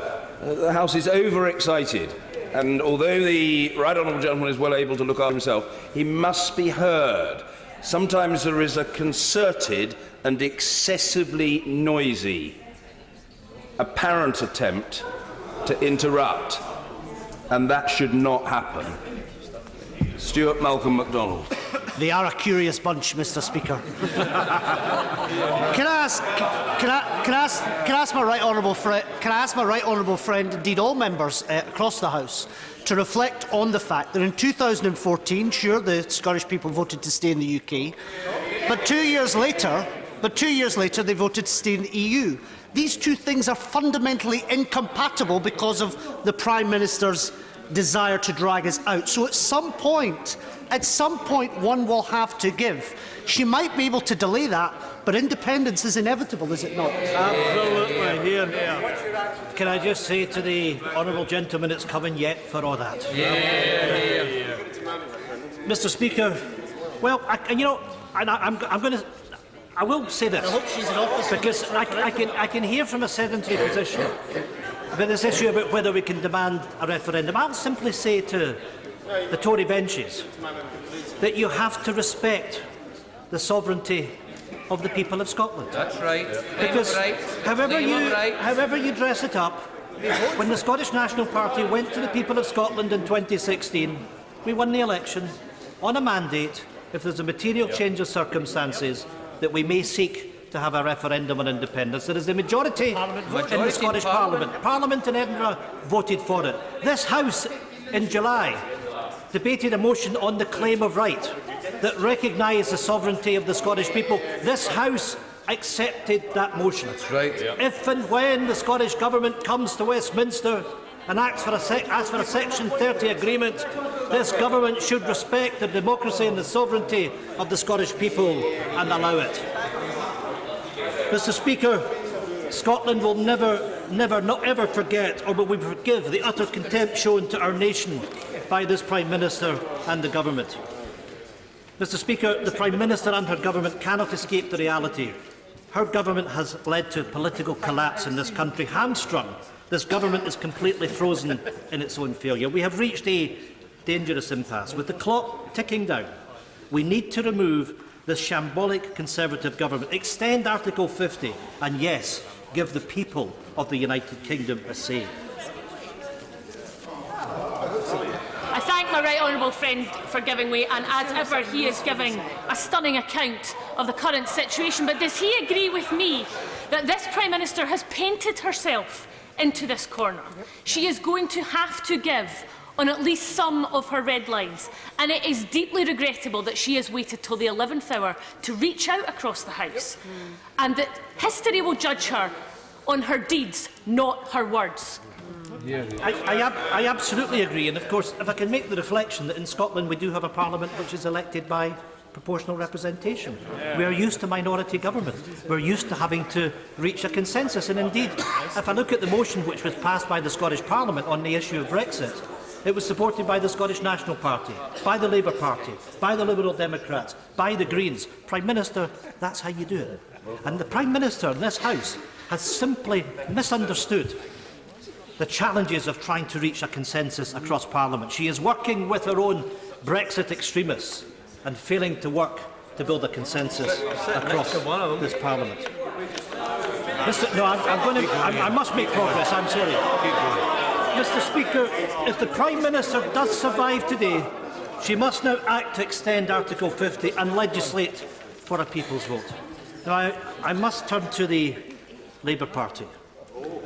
The Scottish National Party were the first to table a motion of no confidence, supported by others, by the Liberal Democrats, Plaid Cymru and the Greens.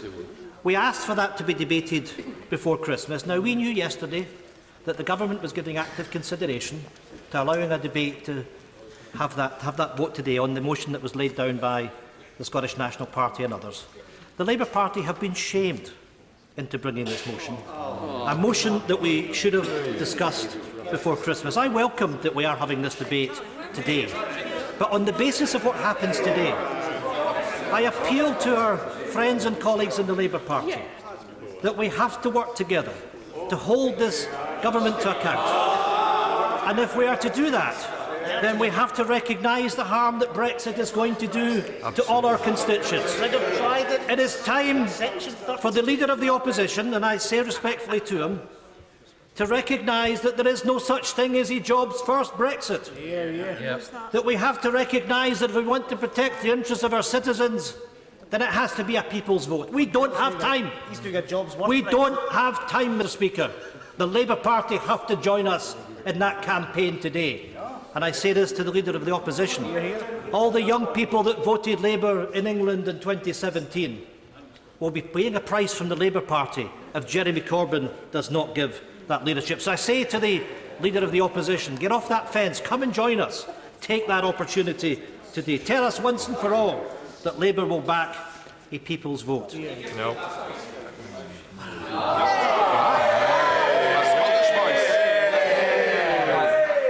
Mr Speaker, I'm grateful to the Right Honourable Gentleman for giving way, and he mentioned the shame of the Labour Party. I wonder would he reflect on the shame of the Scottish National Party in Edinburgh on a day when college lecturers in Scotland are striking, when teachers in Scotland are considering industrial action, when waiting lists are going up and our educational standards are going down. That is the record of the SNP government in Scotland. Is he ashamed of that as well?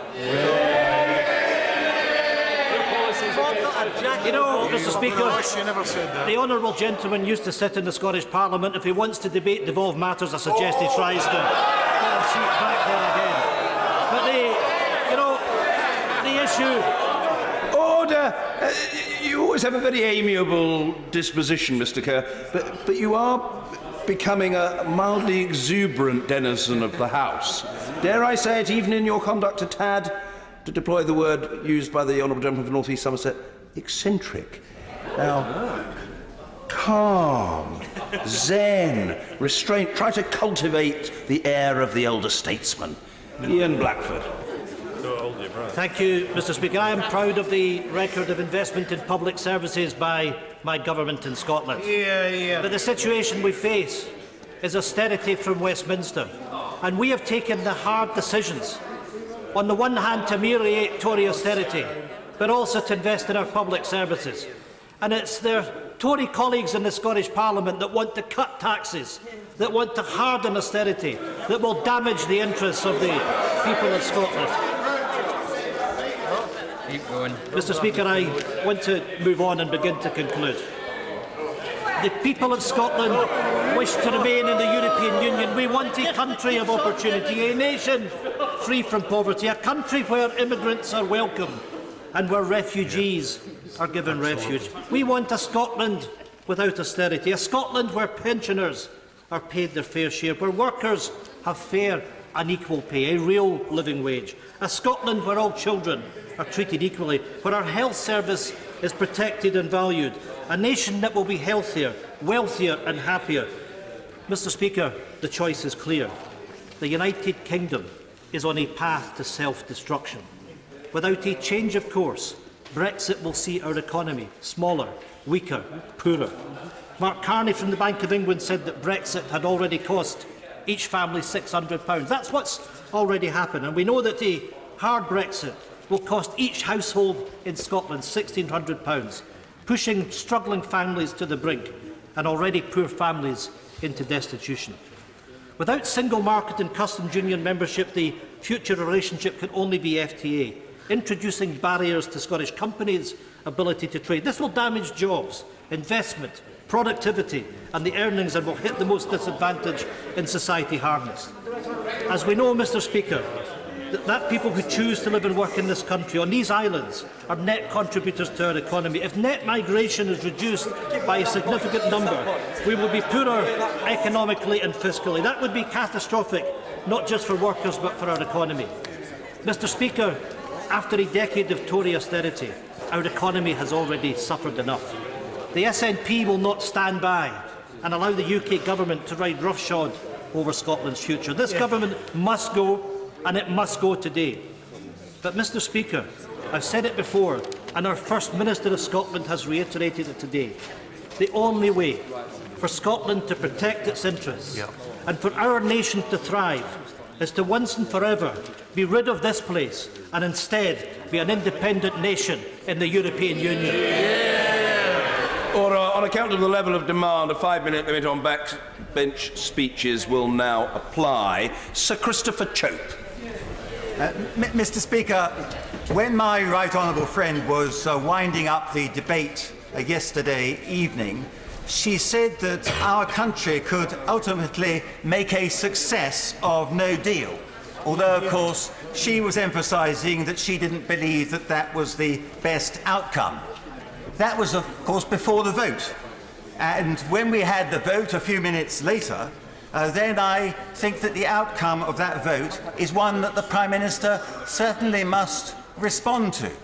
Because the feeling in this House, 432 people, and I was one of them, is that the Prime Minister's deal, however good she thinks it is, we regard it as a bad deal.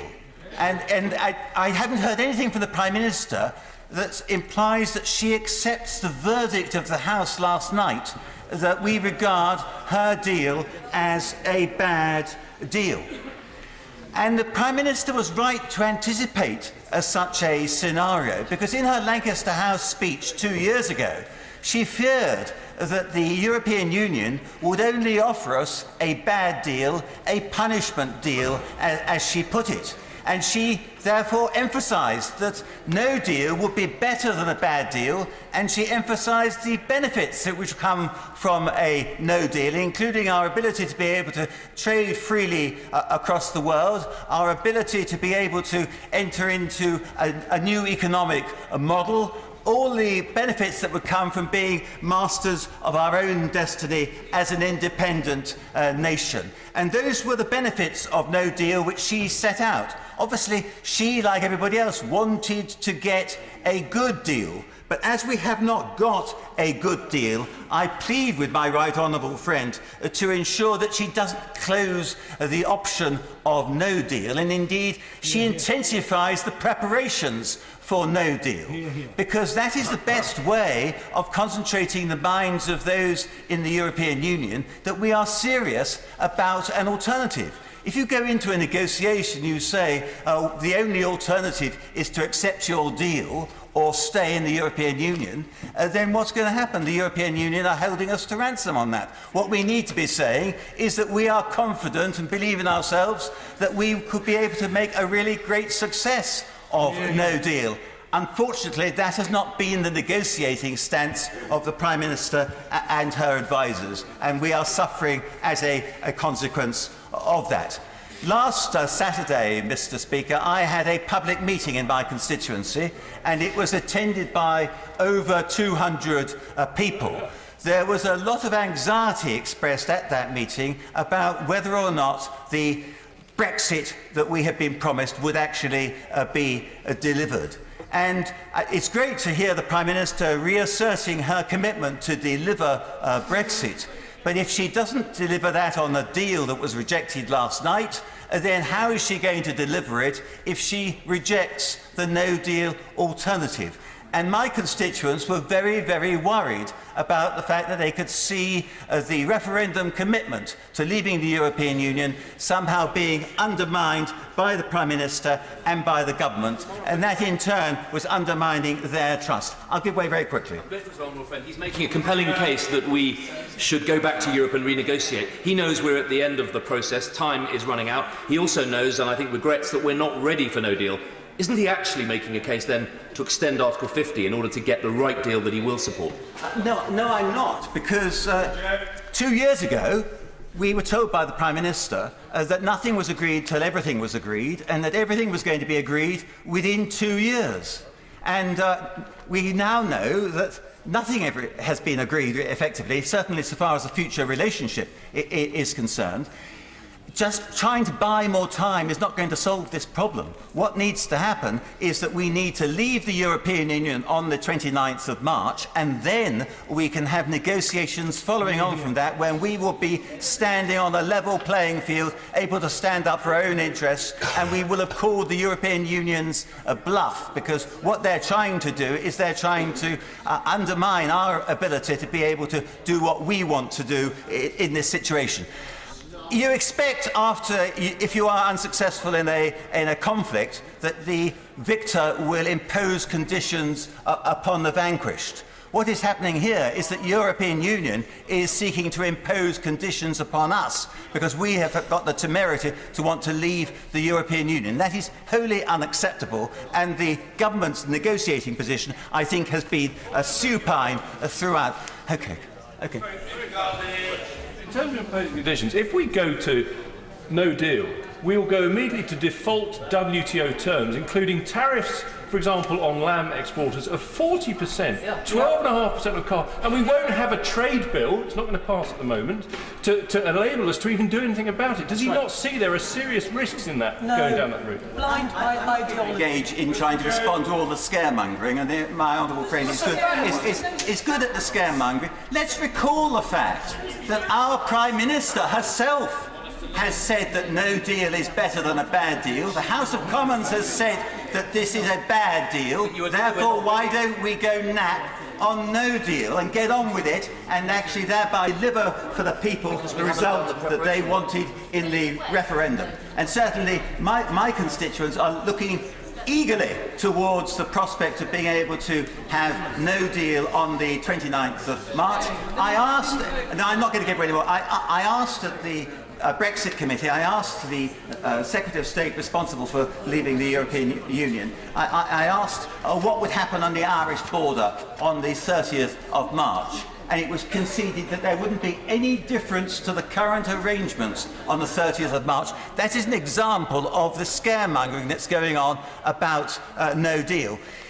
I regret that the government did not prepare more actively and further in advance for the no-deal option. But now we must not let the government benefit from its own incompetence by saying we don't think that we're ready for no deal. We should be ready for no deal on the 29th of March, and that's why we need to accelerate the preparations for it.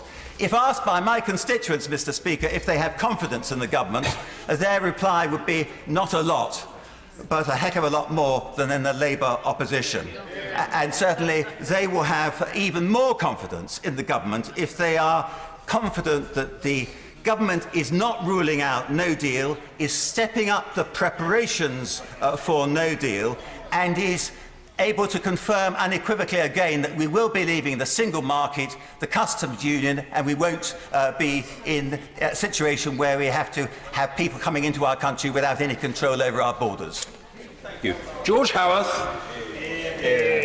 Mr. Speaker, it's a great pleasure to follow the honourable member for Christchurch, and I think he just demonstrated why the Prime Minister's offer to reach out to every section of the House, every section of opinion on Brexit, isn't going to work. There is nothing the Prime Minister could do that the honourable gentleman, other than a hard Brexit, that the honourable gentleman would accept.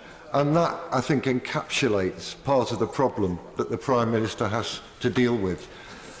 In the Prime Minister's statement to the House on Monday, I said that she had the real problem that she had, and the statement she had made didn't alter the fact that she had, first of all, no majority, and secondly, because she had no majority, no authority, and thirdly, because she had no authority, she had her government effectively were of no use to the country as a whole. I think I didn't quite use those words, but that's what it amounted to.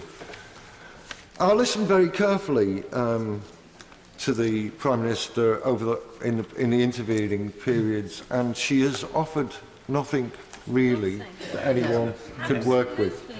Had she been in the mode she was in following the vote last night, 2 years ago, or even 18 months ago, reaching out across the chamber to different parties, different strands of opinion, might have produced something different that would have been acceptable to the vast majority of people.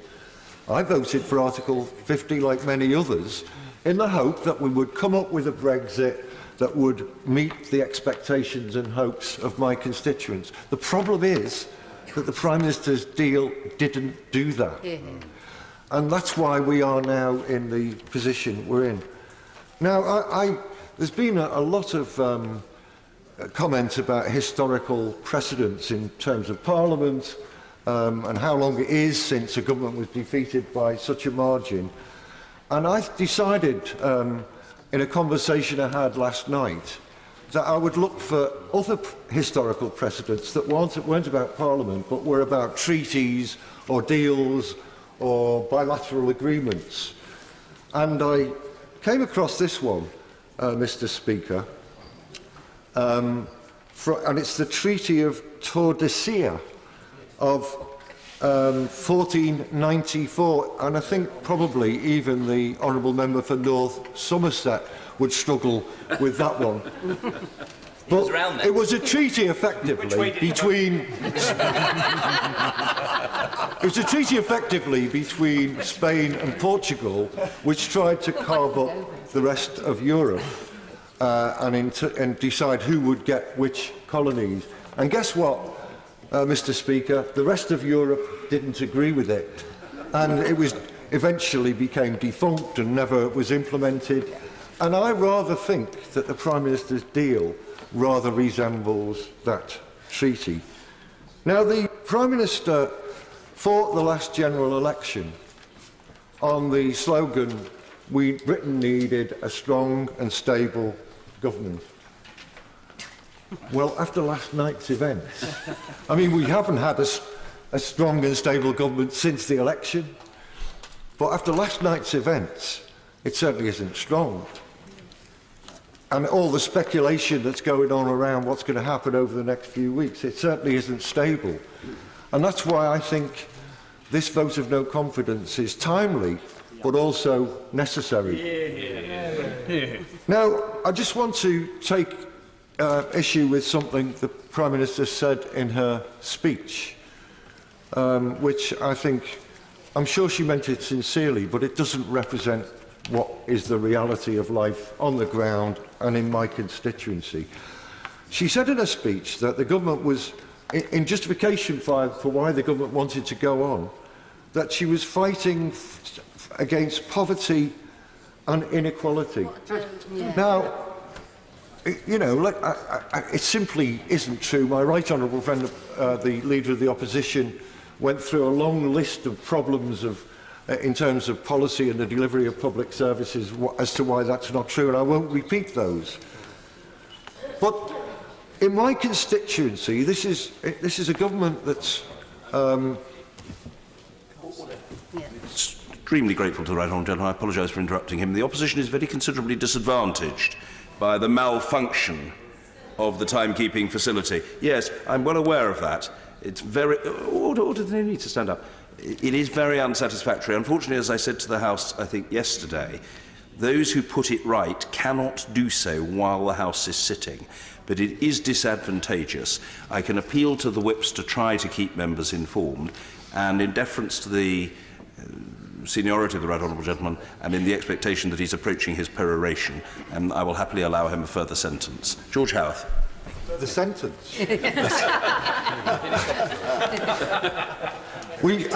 The further sentence is simply this. Just say to the right honourable gentleman, I do appreciate it is difficult. I appreciate it's difficult, but members do know what the minute situation is when they stand. They might not know the second situation, but they do know the minute situation. George Howarth. Mr. Speaker, you know I always try to satisfy the demands you place on me, and I will do so now. I just want to say that the Prime Minister said the government was fighting poverty and inequality. She might try telling that to the over 8,000 people in my constituency who had to resort to food banks last year, 3,000 of which the parcels of which were distributed were for children. Is that a government that is fighting poverty and inequality? I think not, and it's a government that has run out of ideas and run out of time. I appreciate the right honourable gentleman's cooperation. Neil Parish. Thank you very much. It's a great pleasure to speak in this debate. I have absolutely full confidence in this government, and I shall be voting against this motion tonight. As I've been recently surveying, canvassing in Axminster, in Seaton, in Tiverton, in Cullompton and many of my other towns, I am amazed at the true support for the Prime Minister out there on the street. It really is quite amazing. Absolutely. They recognise that she is a lady who has taken on an almost impossible job, Mr. Speaker, to actually fulfil the referendum result. There was a people's vote, and that people's vote took place in 2016. It was the largest vote in a generation, and there was a clear majority to leave the European Union. And that is precisely what we must do. But what is interesting, let's analyse this wonderful vote that happened last night. Let's actually analyse how we got to this massive figure of some 230 against. Because on one side, you had a number of people on the Labour benches that don't come clean with the fact that they want to stop Brexit altogether. I do have to pay tribute to the Liberal Democrats and the Scottish Nationalists. While I disagree with them fundamentally, the one thing they do is come out in the open and actually say they are in favour of remaining in the European Union. But if you want to deliver Brexit, it is the Prime Minister that can actually do it. So on the one side, we have people voting because they want to thwart Brexit on the other side. On my own side, we have people who wanted to make sure it was the toughest Brexit ever.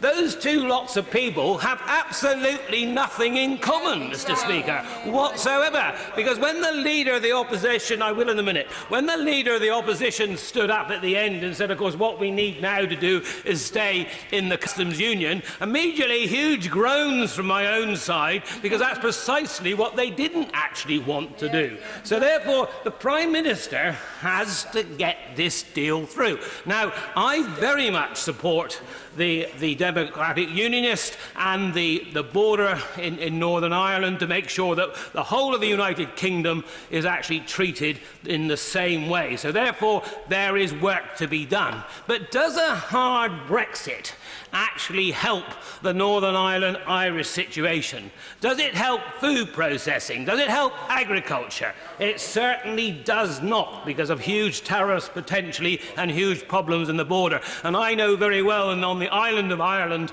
there is always a huge mix of processing, from the pigs in the north to the lambs in the south to the milk, going all the way round the island of Ireland. So therefore, let's be absolutely sensible and let's decide to have Brexit, not go back to the people's vote. I will give way now. You're okay. Right. Well, you asked to intervene. He did ask to intervene just now. Yeah. Okay, right. Thank you, Mr. Speaker. Will my honourable friend give way? I will. Mr. Speaker, it's an honour to give my honourable friend the opportunity to reflect on the next part of his speech by intervening on him, and I'm grateful to him for giving way. Would he also agree with me that in the light of the parliamentary arithmetic last night on the vote, and the vote that we are faced with today, that it would be infinitely better for this country to have the continued leadership of a Prime Minister that has the experience of negotiating so far, because it's only somebody with that experience and that knowledge of the detail that can in fact reach out successfully across this House to try and find a solution to this intractable problem. The Right Honourable Lady is absolutely right, because we have a Prime Minister with experience. We have actually a Prime Minister that has actually stuck to her guns. That's what she is hugely criticised for, the fact that she has. We've got a Leader of the Opposition who actually can't work out whether he's in favour of a referendum, another referendum or not. He's not quite sure which way he would vote if there was a second referendum, and he also doesn't know if there was to be a general election, whether the Labour Party would take Britain out of the European Union or keep them in. So therefore, this is a leader that would actually negotiate with the European Union. Certainly not. It would never happen. And so therefore, we need to actually deliver. And when I talk to the people in my own constituency, and all of you across this House, whatever party you do, most people think, what on earth are we getting so worked up about? Why haven't we actually done it? And for goodness sake, get on and do it. And so why is it that, the Prime Minister is wrong and this House is right? Because I voted and campaigned Remain, but I actually accept the result of the referendum.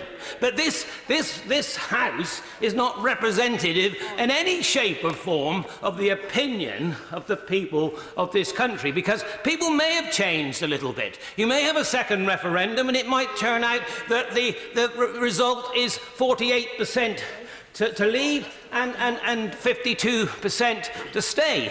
What does that cure? Absolutely nothing. Let's have a third referendum, or let's have a fourth referendum. We have had a referendum and we need to deliver that. And I say in all sincerity, while I disagree entirely with the opposition, and I disagree entirely with the opposition for bringing forward this motion, what I do also say to my own side clearly, Mr. Speaker, is that we are the party of government. We were elected to govern this country, and so therefore we have to make a decision.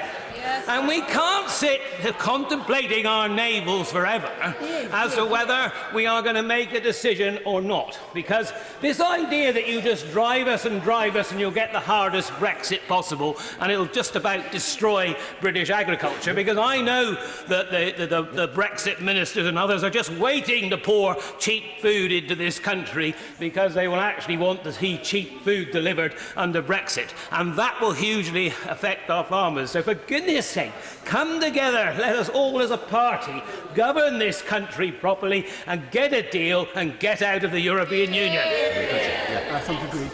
Thank you very much. Sir Vincent Gable. Speaker, we have adequate justification in this no-confidence motion in the numbers yesterday night, but I want to address not the numbers, which speak for themselves, but the arrogance that lies behind it. I mean, the reason why we're in this position is that when the referendum was conducted and concluded, this was treated as entirely a matter for the Conservative Party and totally disregarding the 48%, naturally now a majority, who voted the other way. And we had, unfortunately, in the Prime Minister's response today, we had that same arrogance, unwillingness to listen, which has brought us to this position. I mean, not only that, but we have a very badly divided country. But we need to ask, why are they divided? Who divided them? They were promised, not by the Prime Minister herself, but by her colleagues who've departed from the responsibility of government for the most part, things that cannot now be delivered. There are a lot of very, very angry, frustrated people out there, and whether we have Brexit or no Brexit, whether we have a referendum or no referendum, they are going to remain very angry. My view, which I think many colleagues share, is that the mature and British way of dealing with this is actually to go back and reason with them, to put the government's case and to accept what they're willing to, the verdict they're willing to pass on what the government has negotiated, possibly with variations. But the no confidence motion today gives us another route, and I think a very welcome one. We could have a general election that would help resolve this issue. And it would be if the Leader of the Opposition was willing to say clearly, I lead my party on the basis that we will have a people's vote, and/or that Brexit will stop.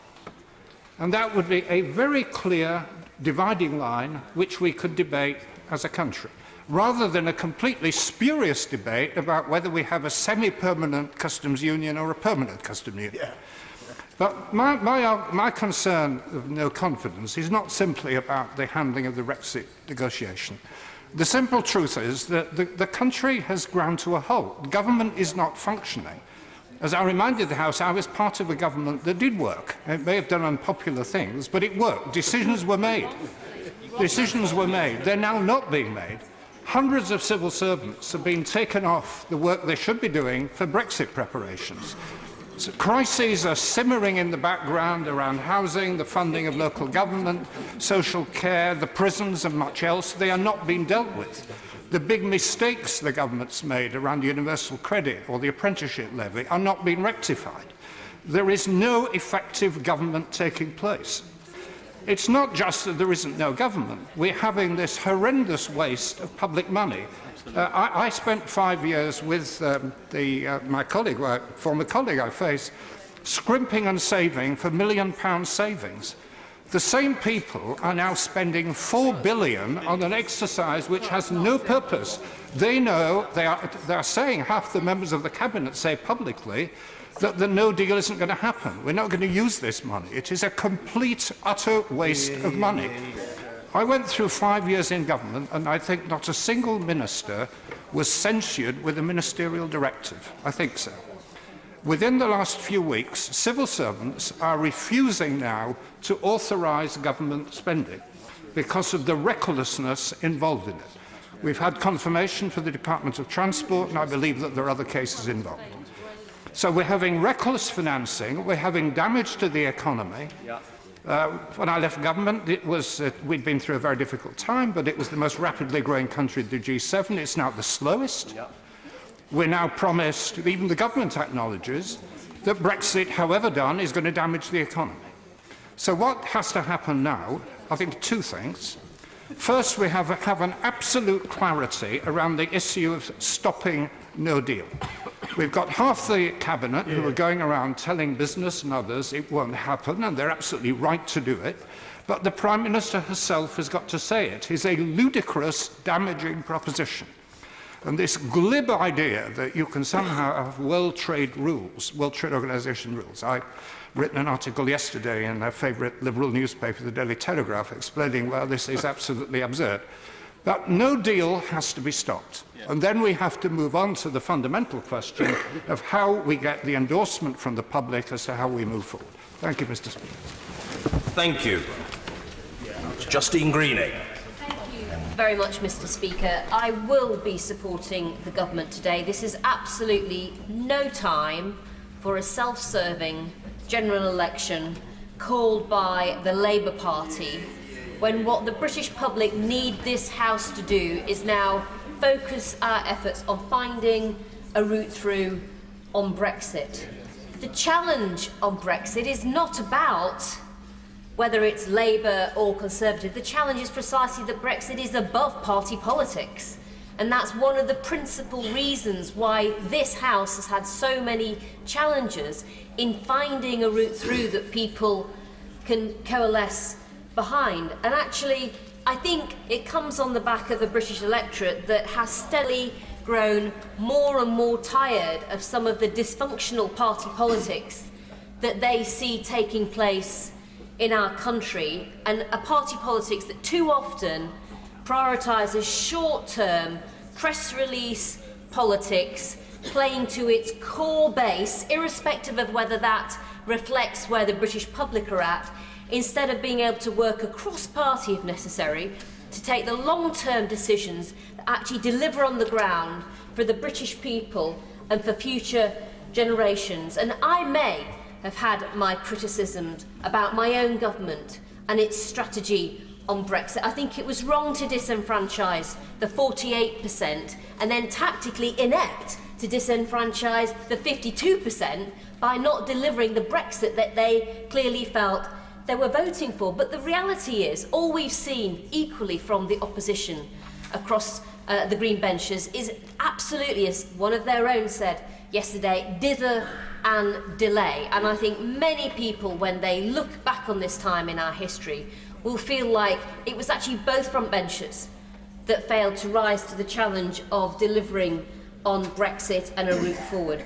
The reality we all have to understand is that party politics won't solve Brexit. And in fact, every single minute that we spend in this chamber today debating whether or not we should have a party political general election is a minute lost when we could have been talking about what kind of a consensus there is in this House for some sort of route forward on Brexit. And all the time, the clock is ticking down. I think the big question we all have to ask and answer is, how do we chart a route through as a Parliament through this now? What I would say to the front bench and the Prime Minister in particular is that this is not her Brexit process.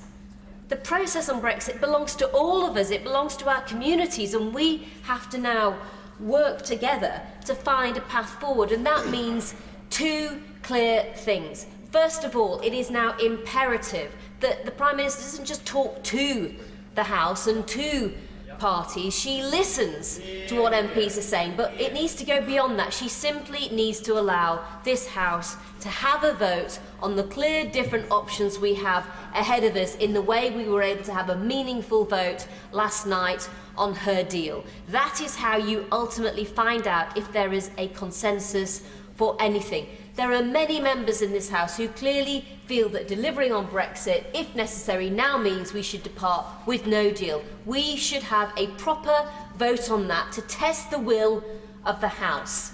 There are other members who feel that a different version of soft Brexit, they may call it Norway Common Market 2.0, that is now the route forward that we could find consensus on. The House should be allowed to vote on that, and we should find out. Talks will not ultimately clarify this, but they will risk wasting time that we simply don't have. And I believe that in the end, if it turns out that there is gridlock in this place, and that very much like the British public, it is hard to coalesce around one route that we can actually vote for in this House, then I think we do have to go back to people and ask them, but not in the form of party politics and an election that doesn't fundamentally deliver, but ask them the question that we need an answer to, which is, which of these three routes forward do they want? Do they want the Prime Minister's deal? It may be that this House did get it wrong and the people want that deal, in which case they should be able to vote it through. Do they want to have a hard Brexit, getting on with it, leaving on WTO terms? But if that's what they want, they should be able to have that. Or do they think the existing deal is the best one that we've got? We don't know. This House won't find a route forward, and therefore we should allow them their say and have confidence to do that. Angela Regal. Mr. Speaker, I rise to support this motion of no confidence because at this critical time in our history, I believe we have a government which is incapable of governing, let alone doing so in the national interest. Never have I witnessed in all my 27 years in Parliament a government as inadequate and incompetent as this one. I've never witnessed a Prime Minister so inept that she has squandered all personal authority and goodwill, and yet, like a broken record, she continues to insist on her right to carry on regardless. This, Mr. Speaker, is a government becalmed in a sea of its own troubles, neglecting the country and presiding over increasing levels of poverty, homelessness and inequality, ducking crucial reforms on social care, leaving millions relying on charity to eat.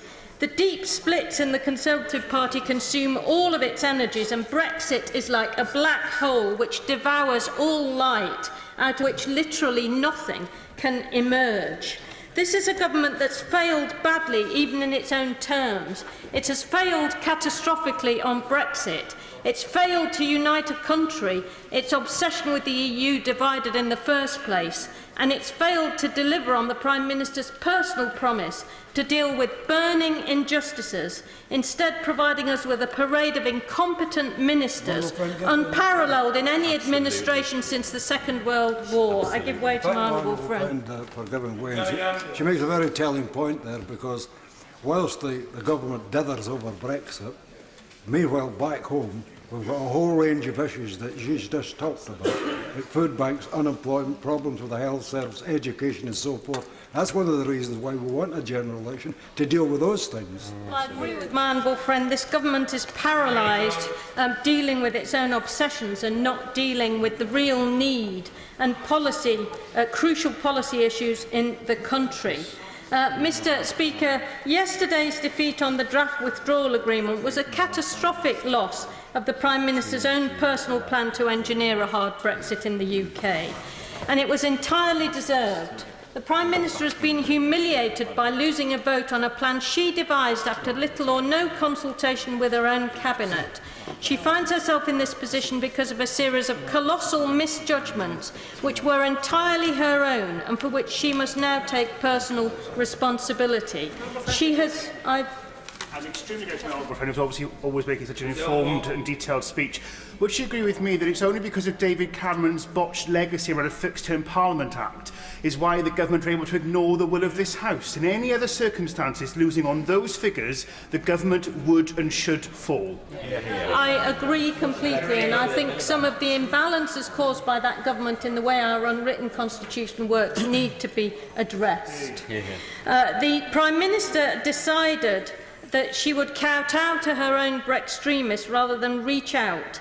And so she tried to exclude Parliament from the process completely. She triggered Article 50 without a plan, and then she called a general election which shattered her own majority. But of course she's doing her best to avoid a general election now.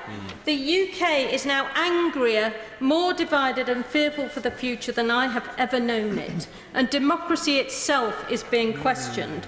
Instead of trying to bring the country back together by reaching out, the Prime Minister has set herself up as the embodiment of the Leave voters, ignoring those who voted Remain. Yesterday, she even dangerously claimed that she is now the champion of the people against Parliament. She has failed to unite the country because her only interest is in uniting the Conservative Party, and that has proved to be impossible.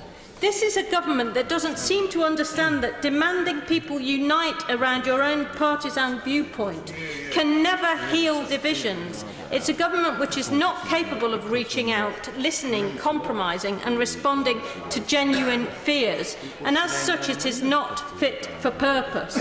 Upon taking office, the Prime Minister promised to tackle burning injustices which made life difficult for those she called just about managing.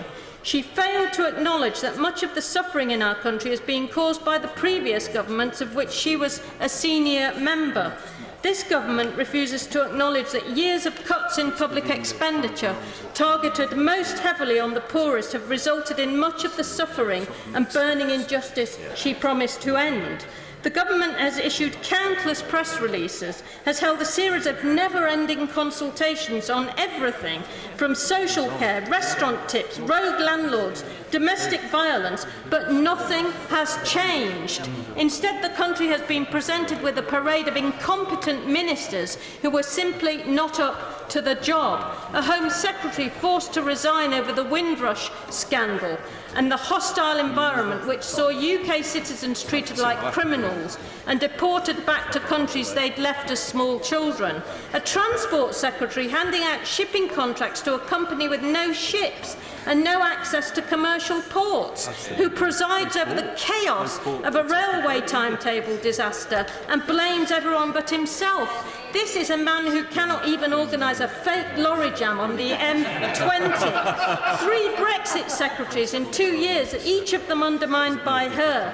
And perhaps the Prime Minister's crowning achievement, appointing the Right Honourable Member for Uxbridge and South Ruslip as Foreign Secretary. And she wonders why the UK is now a global laughingstock. This government is paralysed by its own obsessions. It's proved incapable of addressing a country crying out for change. It's time for it to go. Thank you. Sam Jima. Mr. Speaker, the Right Honourable Member for Putney hit the nail on the head when she said in her speech that at a time of a constitutional and political crisis in this country, every minute we spend on politics as usual and business as usual is a disaster for this country. And as far as the issue of Brexit is concerned, the opposition has been completely absent from the field. In fact, it seems to me that the leader of the opposition has been gambling on chaos, so that will present him with the perfect opportunity to get into government and focus on his single-minded approach to introduce a Marxist utopia for this country. So on the issue of Brexit, Labour is not a government in waiting, it is an opposition in hiding. But Brexit is not the only issue, as the opposition have said today, that we need to be debating. I believe, Mr. Speaker, that there are certain things that no Prime Minister of this country should ever do. No Prime Minister of this country, irrespective of the political party they represent, they should not do. One of those, of course, is do anything to interfere with the territorial integrity of this country. No Prime Minister has the right to do so.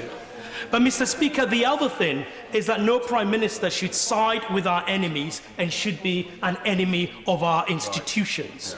Now, if we are wondering what the leader of the opposition would be like as Prime Minister, and it is important because if you vote no confidence in the government, you are suggesting that he should be the Prime Minister of this country.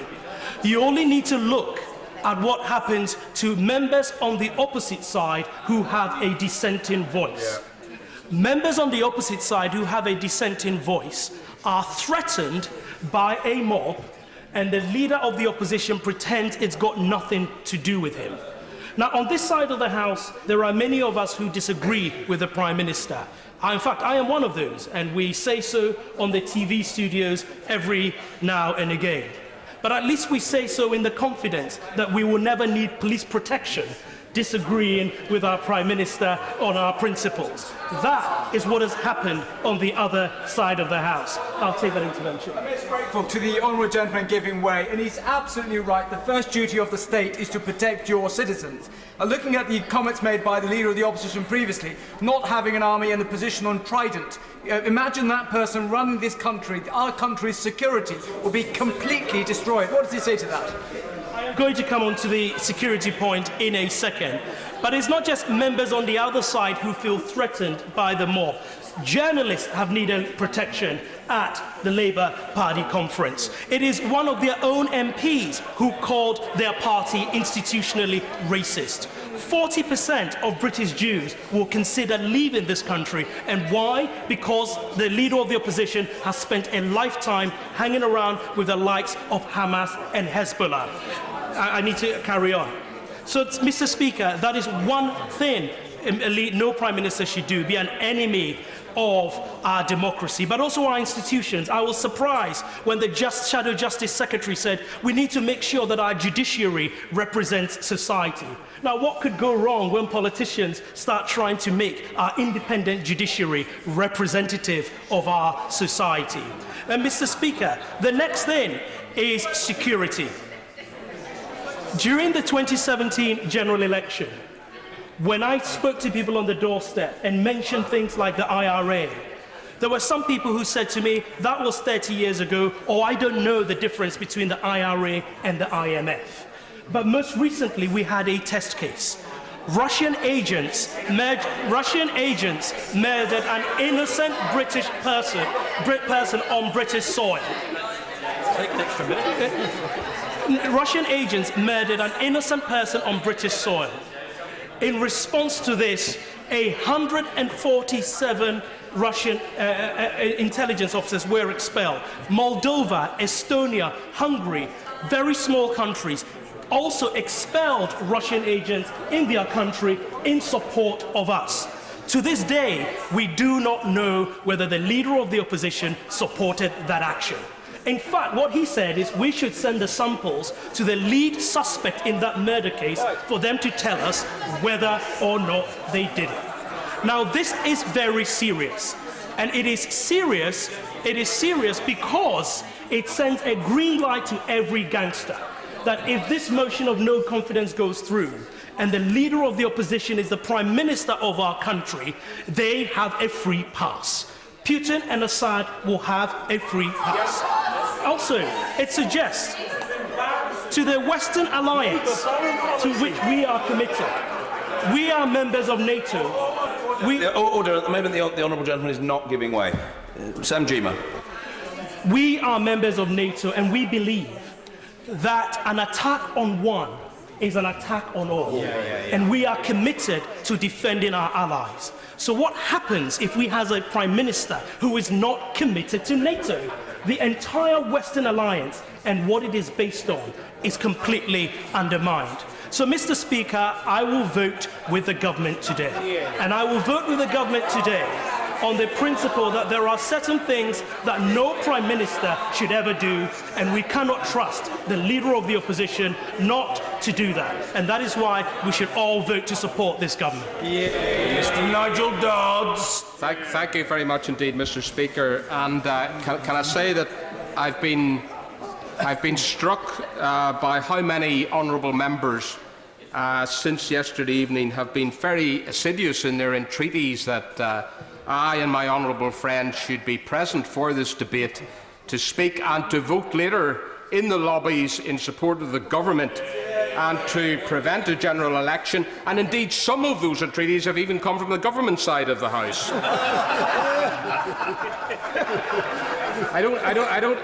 Never mind the people in the country not wanting a general election. In terms of indicative votes, I think if people had a real choice here privately and a secret ballot, there would be an overwhelming majority against a general election. Be that as it may, Mr. Speaker, we've arrived where we are at this debate in the aftermath of the Prime Minister, and it really was the Prime Minister's proposition that has been defeated by a record majority in terms of the withdrawal agreement. And last night's verdict was emphatic, and it does require lessons to be learned if the Prime Minister is to secure meaningful changes to the withdrawal agreement. And I trust the lessons are being learned and will be learned.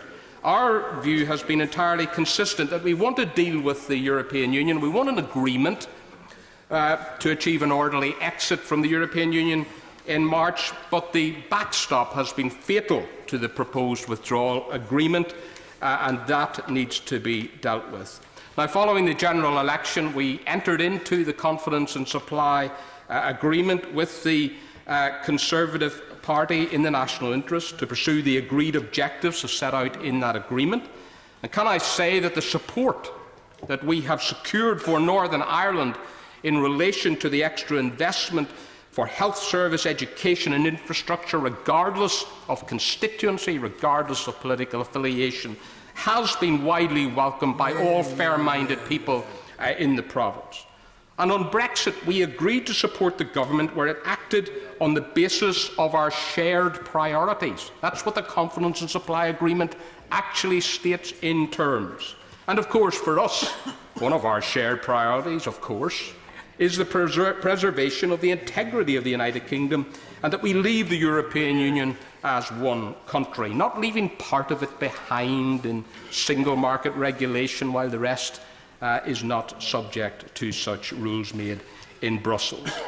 So we supported the Prime Minister when she said that she would secure a deal that would deliver on the verdict of the referendum, take back control of our money, our laws and our borders, and ensure that we left as one United Kingdom. We have delivered on our side of that agreement, Mr. Speaker, ensuring the government has had the necessary supply, ensuring a majority for the government on the EU withdrawal bill and other important pieces of legislation. as well. But on this issue of the Brexit backstop, as this House well knows, we have had, of course, a big difference with the Prime Minister. And so do the majority, of course, of the Conservatives in this House, Conservative members who are not on the government payroll. The majority of Conservative members not on that payroll oppose the Prime Minister's deal as well.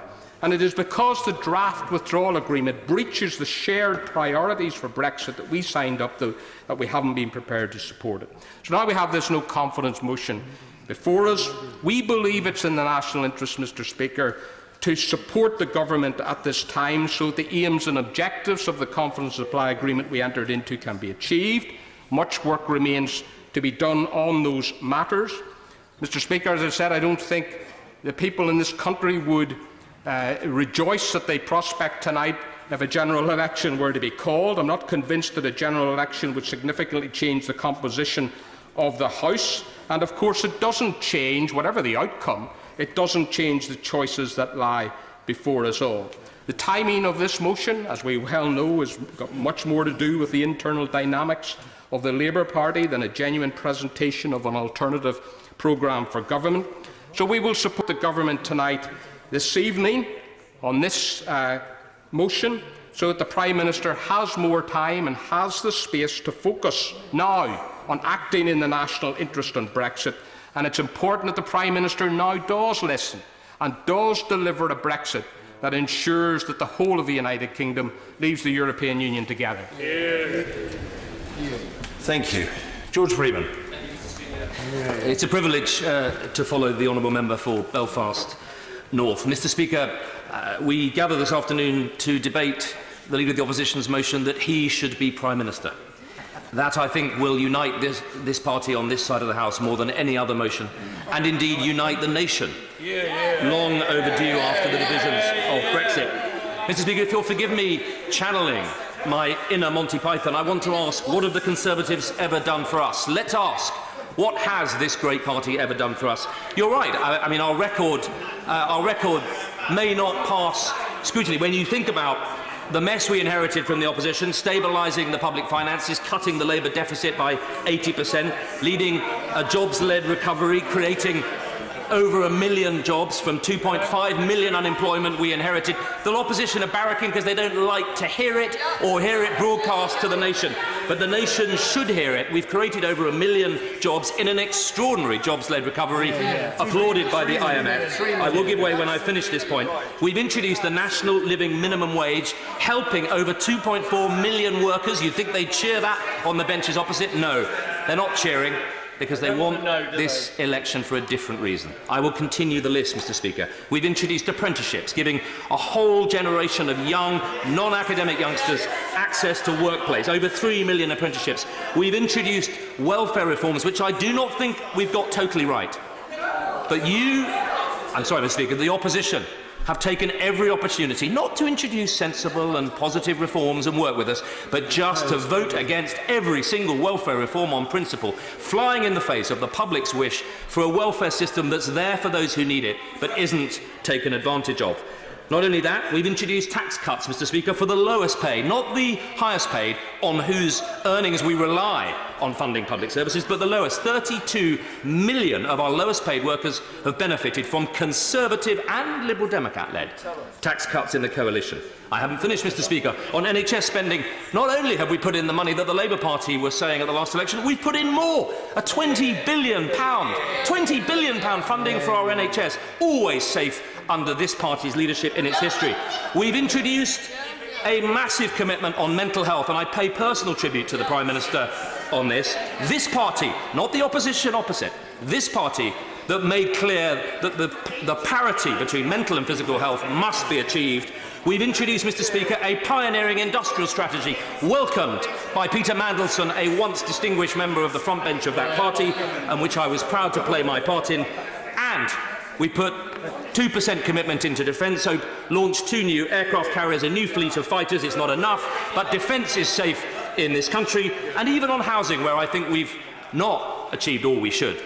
We've built 1.3 million homes, 400,000 affordable homes, more than the party opposite, who now complain, ever did in their 13 years. And on education, we've led to a renaissance of education, with over 1.9 million children now in schools judged by Ofsted as good or outstanding. 1.9 million more people than under Labour.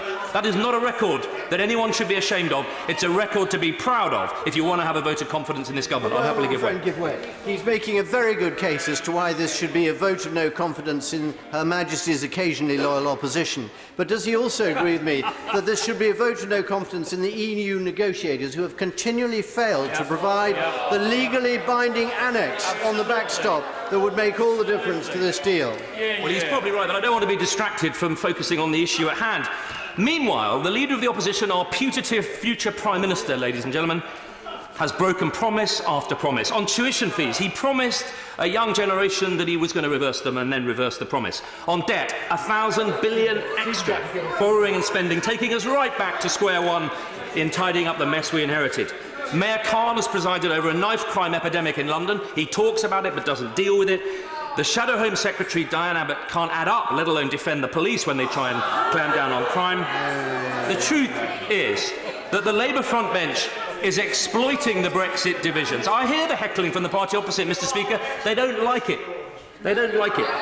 But I'm afraid they're going to have to hear it if they want to have a vote of no confidence. And I won't dwell on the appalling unleashing of bigotry and intolerance on the Labour front bench that's turned a once great party into a disgrace. And on Brexit, on the point at hand, Mr. Speaker, the truth is Jeremy Corbyn, the Leader of the Opposition, is the Scarlet Pimpernel of Brexit. In the North, they seek him here, the champion of Brexit for the Northern Labour seats. In the South, they seek him there, the Scarlet Pimpernel champion of Remain.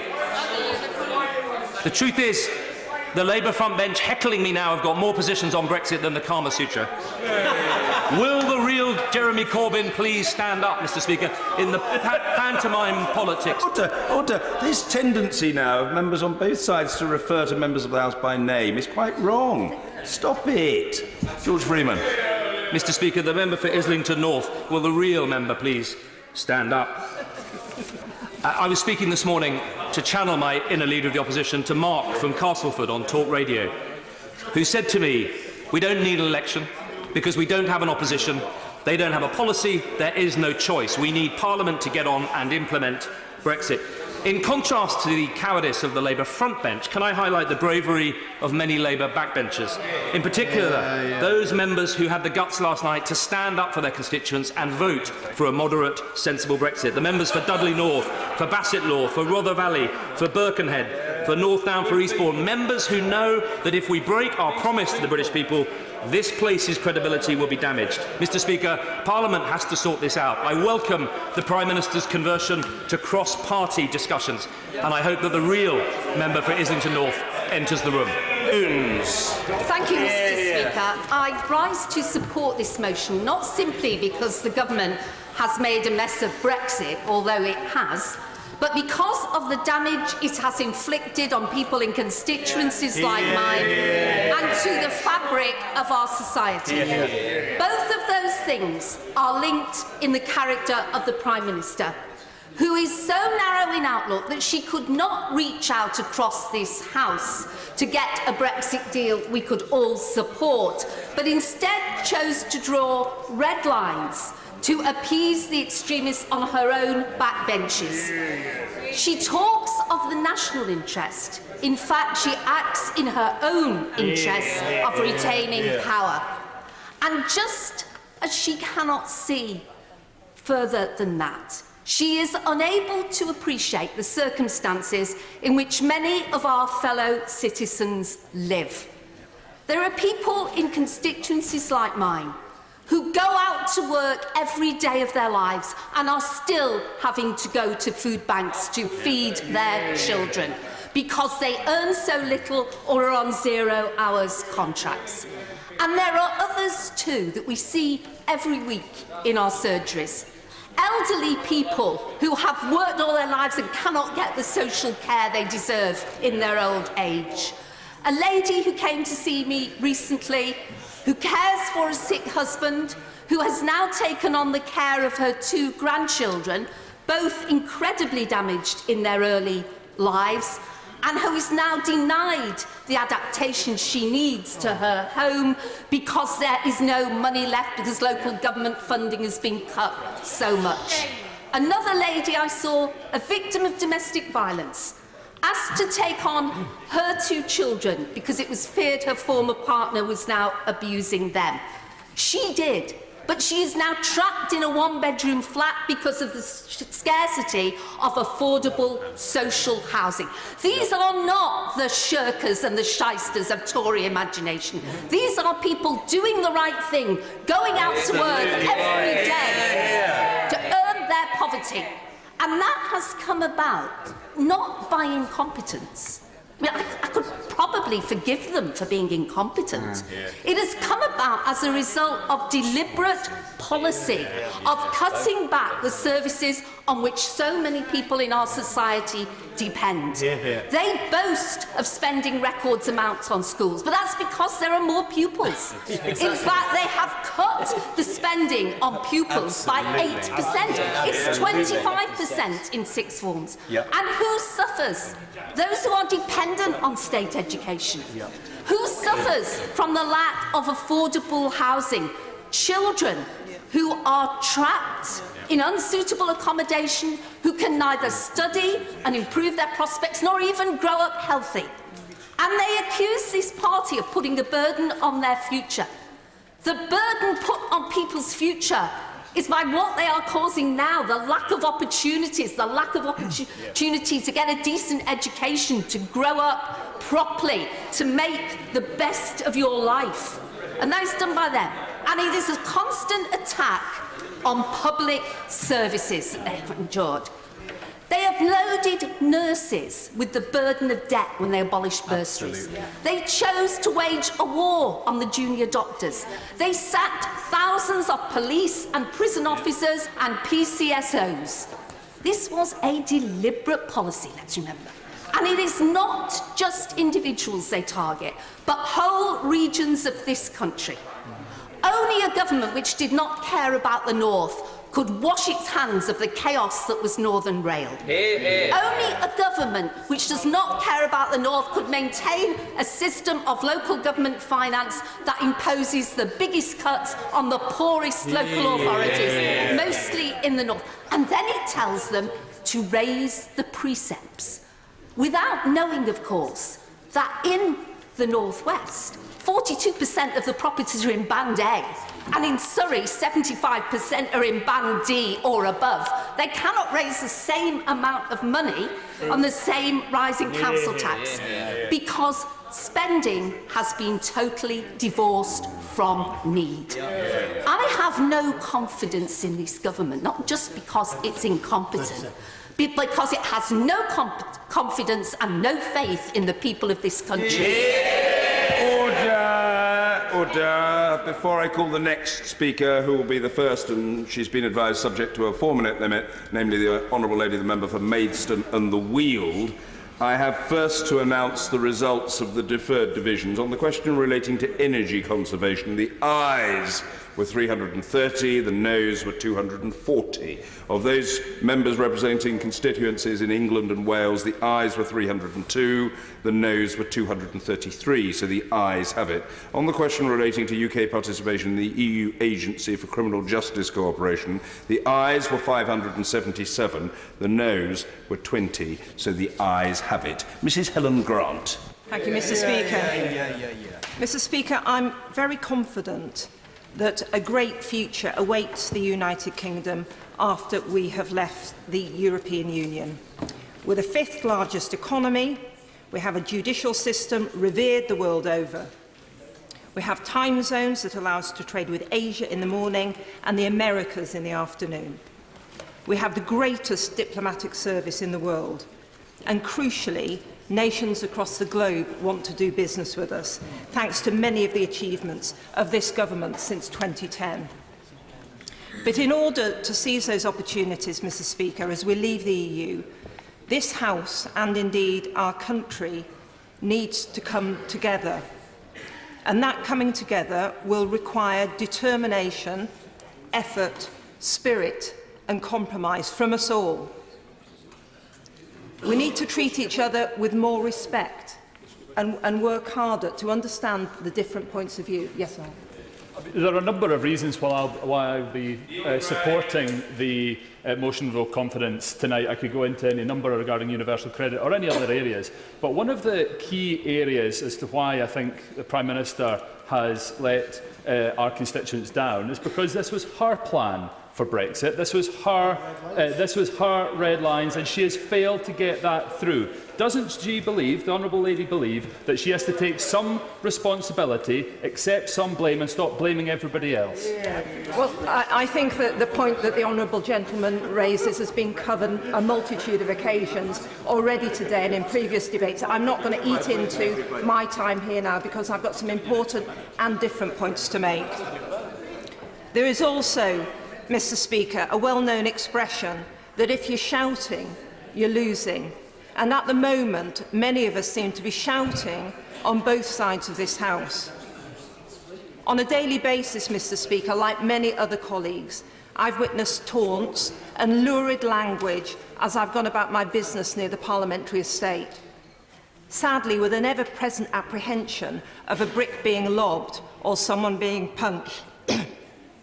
As a former domestic violence lawyer, I know too well that when tensions reach fever pitch, as they are right now, it's so easy for a situation that starts with some shouting and some jeering to escalate into physical abuse and worse.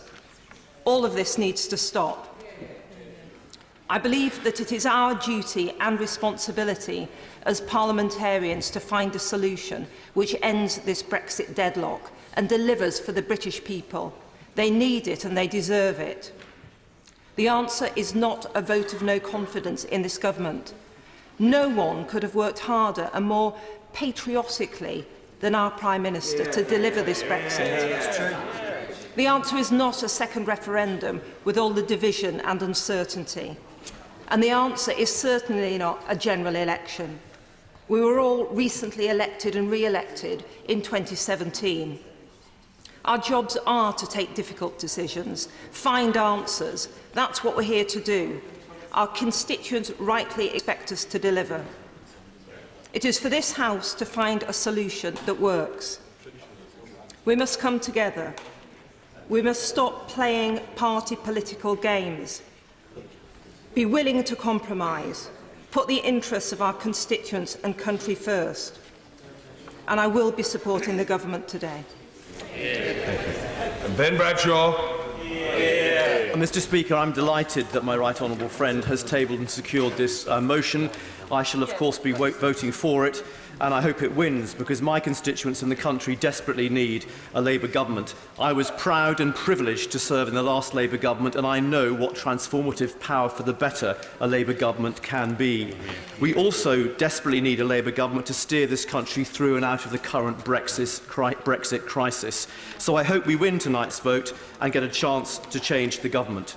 But we need to be honest with ourselves and the public. If we do secure and win an election, we will still be facing the worst crisis in our peacetime history because of the mess the Tories have made of Brexit. And a general election in the current circumstances, and whether we like it or not, would be a Brexit election. We would need to be absolutely clear what our position was and what we would do in government. I've heard some suggestions that we should promise to deliver a better Brexit. Given the overwhelming views of Labour members and voters, I am not convinced that would be a winning strategy. I would hope that we would listen to our members and voters and to the country, which is tiring of this Brexit shambles, and that we would either campaign on a policy of staying in Europe or, failing that, promise to try to renegotiate a better deal before putting that back to the people in another referendum. The likelihood, however, Mr. Speaker, let's be frank, is that we do not win tonight's confidence vote. And in those circumstances, it is vital that we all put the national interest first and find some way out of this current crisis.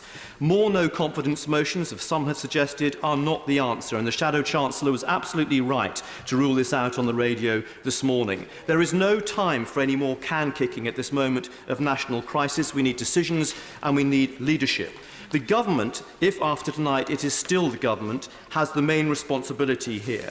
And it doesn't seem to have learnt anything from last night's catastrophic defeat. It's still sticking to its red lines. It's still failing to reach out to the official opposition. It is absolutely extraordinary that after last night's assurances from the Prime Minister, she hasn't bothered to pick up the phone to the Leader of the Opposition. It's a disgrace. The Leader of the House was also indulging in yet more fiction this morning when she claimed on the radio that the opposition didn't have a policy. We do. She might not like it, but we do, and if the government's serious, it needs to talk to the opposition about it. I'm extremely doubtful. I'll give away. It's hitting it absolutely the nail on the head about the Prime Minister's attitude. In response to the member from my colleague from Glasgow South at PMQs today, where she couldn't even think of a compromise on her red lines, shows the Prime Minister really isn't in that mode. She's still in the mode she was yesterday afternoon before she was thumped in the vote last night. She's in a total state of denial, and we're not going to get anywhere unless that changes. I'm extremely doubtful, Mr. Speaker, that there is the time or the votes in this House for a renegotiation of the withdrawal agreement along Norway lines or any other Brexit alternative. But if people think there is, let us put that to the test in votes next week.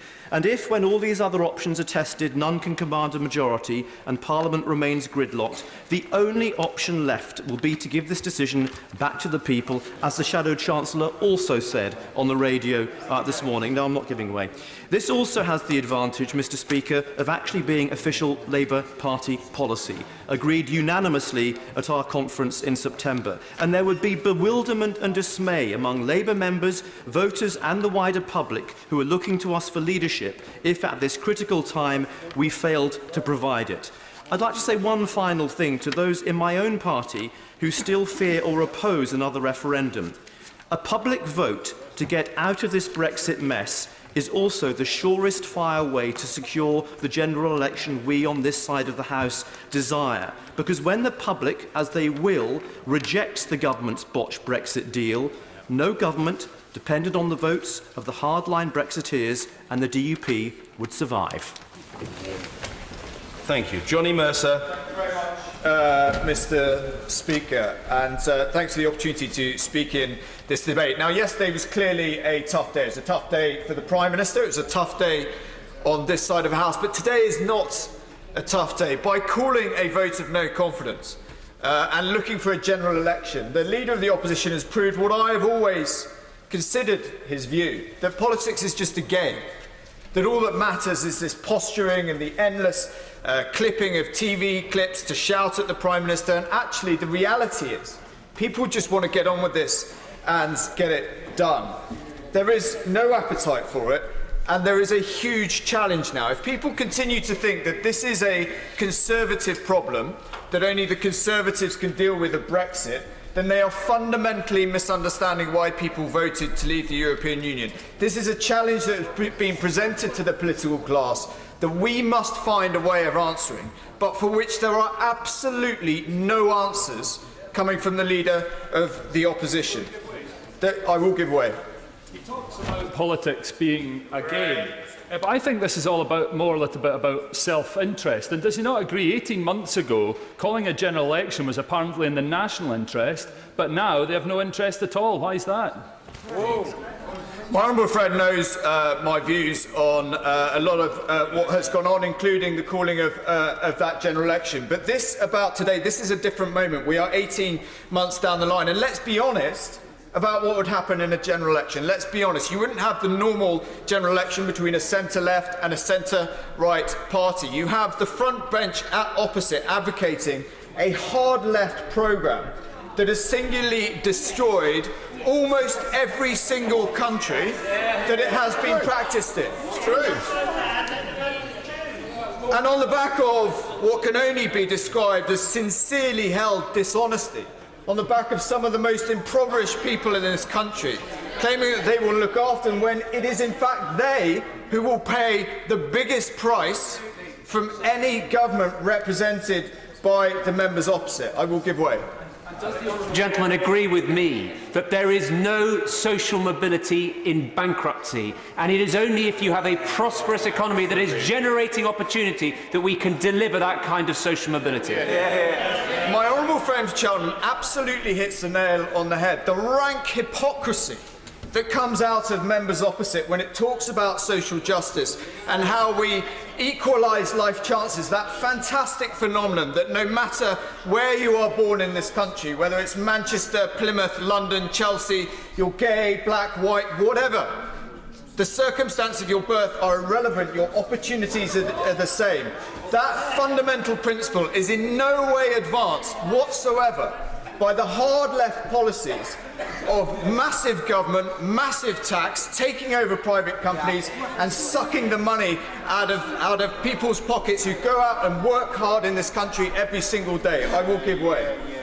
Friend, for giving way to myself. And would he not agree with me that every Labour government in history has left the country in bankruptcy? Look, I totally agree with my honourable friend. I do think this, we've just had to sit through quite a bizarre rant from a member of the opposition who is now not here. This idea that people like me turn up in this place to impoverish people in the north of this country and the southwest. It's a repulsive suggestion. It plays to the fantasy that most of the members opposite live within, and it's a complete and utter load of rubbish. I won't give way anymore. I've given way enough already. I think we should stick to the facts. I really do. The Prime Minister spoke earlier. 1 million less children in absolute poverty.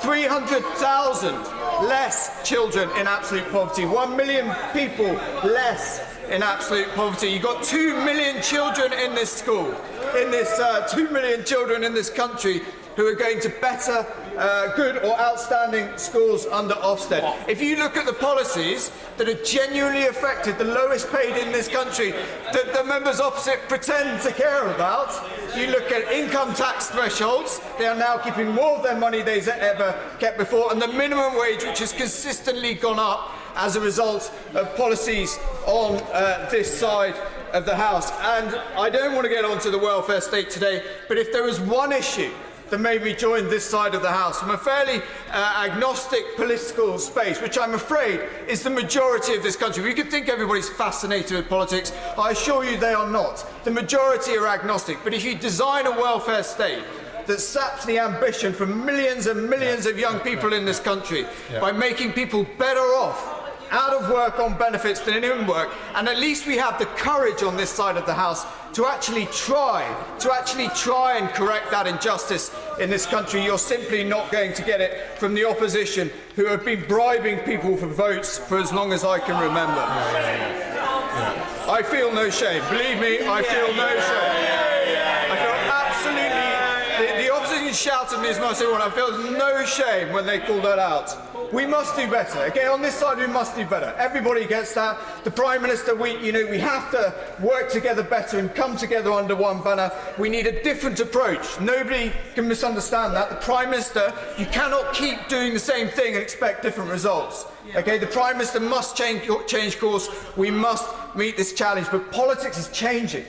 Politics is changing. We're either on the front of that wave and we're crafting it into something that we can then work with and produce policies that change lives in this country for those people we come to work for, or we can laugh at it, sneer about it and be changed by events. We have to change with politics. It's an exciting time. See Brexit as the opportunity that it is, not the hospital pass that some would make us think. It's an opportunity. Seize those opportunities, change the country.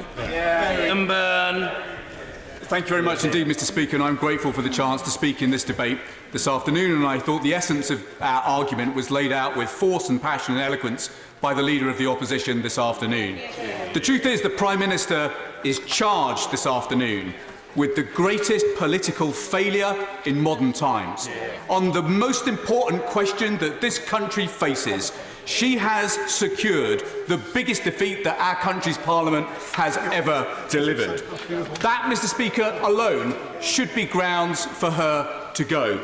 How on earth does she think she is going to command a majority in this House when she cannot command a majority on the biggest question of the day?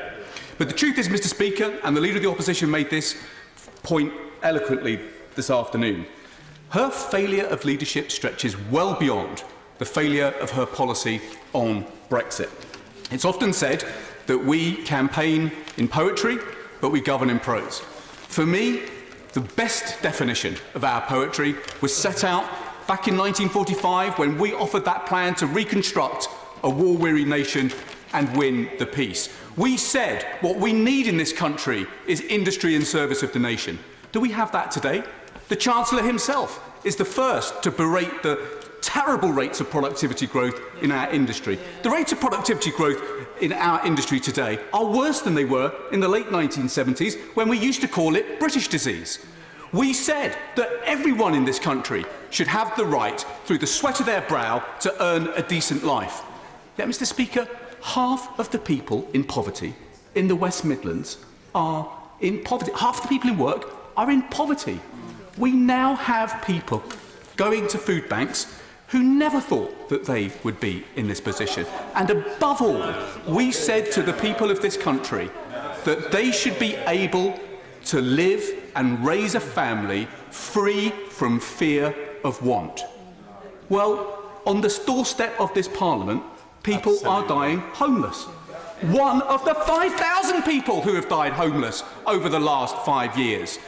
Many people in this House, Mr. Speaker, know that I recently lost my father with a lifelong struggle with alcohol after he lost the woman he loved to cancer a few years older than me. I know firsthand how a twist of fate can knock you down. But for millions of people in this country, a twist of fate knocks you onto the streets, onto the pavements, into the soup kitchens where I work in Birmingham on a Sunday night. That is not the sign of a civilised and decent country, and it's something that this government should be ashamed of. Mr. Speaker, when the Prime Minister took her seals of office, she had the temerity to stand on the steps of Downing Street and say to an anxious nation that she was going to tackle the burning injustices of this country. She said that she was going to tackle the burning flames, and yet those flames now rage higher than I have ever seen in my lifetime. She now leads a government of shreds and patches, and we on this side of the House say that this country deserves better and she should do the decent thing and resign. Thank you very much, Mr. Speaker, and it's a pleasure to follow the Right Honourable Member for Birmingham Hodge Hill. Now, I don't agree with his conclusion in any sense at all, because I think it would be grossly wrong for us to have a general election. But I do agree with him when he talks about some of the very real problems that are existing in our country and which we have an absolute duty as a government to start to address properly, ruthlessly in many respects and thoroughly. And I'm delighted that my right honourable friend, the Secretary of State for Work and Pensions, is already beginning that work, the honourable member for Hastings, and she's already looking at universal credit to make sure that we are delivering a system that is absolutely fair. Fair not just for the taxpayer, but fair for the person who comes to rely upon universal credit. And I agree with the right honourable gentleman. It cannot be right that we live in a country where if you are in work, you are relying on food banks. That is wrong. That is not the sort of country that I think we should have in 2019. And equally, I think we have a system which again can't be right, that when you're in need, you are given food vouchers and not often cash, which you also might need. But those changes are beginning to be made, and I think that's good and that's right. I think there is another problem, if I may say, Mr. Speaker. The government is undoubtedly set on the right course, but it's often being diverted because of Brexit. It has swamped almost everything that we want to do, and I know that we can do. But there's also a real democratic deficit that's opening up in our country. And I agree with my right honourable friend, the member for Plymouth Moorview, when he talks about the state of British politics and the extremism that is undoubtedly taking over. Now, anybody trying to suggest that the Labour Party hasn't been taken over by the far left is frankly living in fantasy land. We all know, we only have to go and look on social media if anybody's got any doubt about it. Look at the comments that are made from the far left, Momentum and all the rest of it. The whole tone of British politics has been grossly diminished, but also we all know about it. Let's try and be honest. There are many right honourable members sitting on the back benches opposite who are in fear of being deselected, who fear the far left all the time. And more importantly, this country should fear the far left, who've taken over the front bench of the Labour Party, and goodness help us if we were ever in a situation where they would go into government, because they would undoubtedly cause the most appalling damage, especially to our economy. And of course I'll take the extra minute. Very grateful, Honourable Lady, for giving way. The problem that she's on at the moment, and the problem that she was there at the beginning of her speech when she talked about fairness, I would suggest it's not so much fairness as resources. There's plenty of resources in this country. It's the distribution of resources that's the problem. And that is why the Honourable Member there, is in the soup kitchens of Birmingham on a Sunday night, because of the inadequate fairness of distribution of resources in the UK. That's where the problem is. That's why people reach to Brexit. That's why people are looking for weird places in the far left, because of that issue.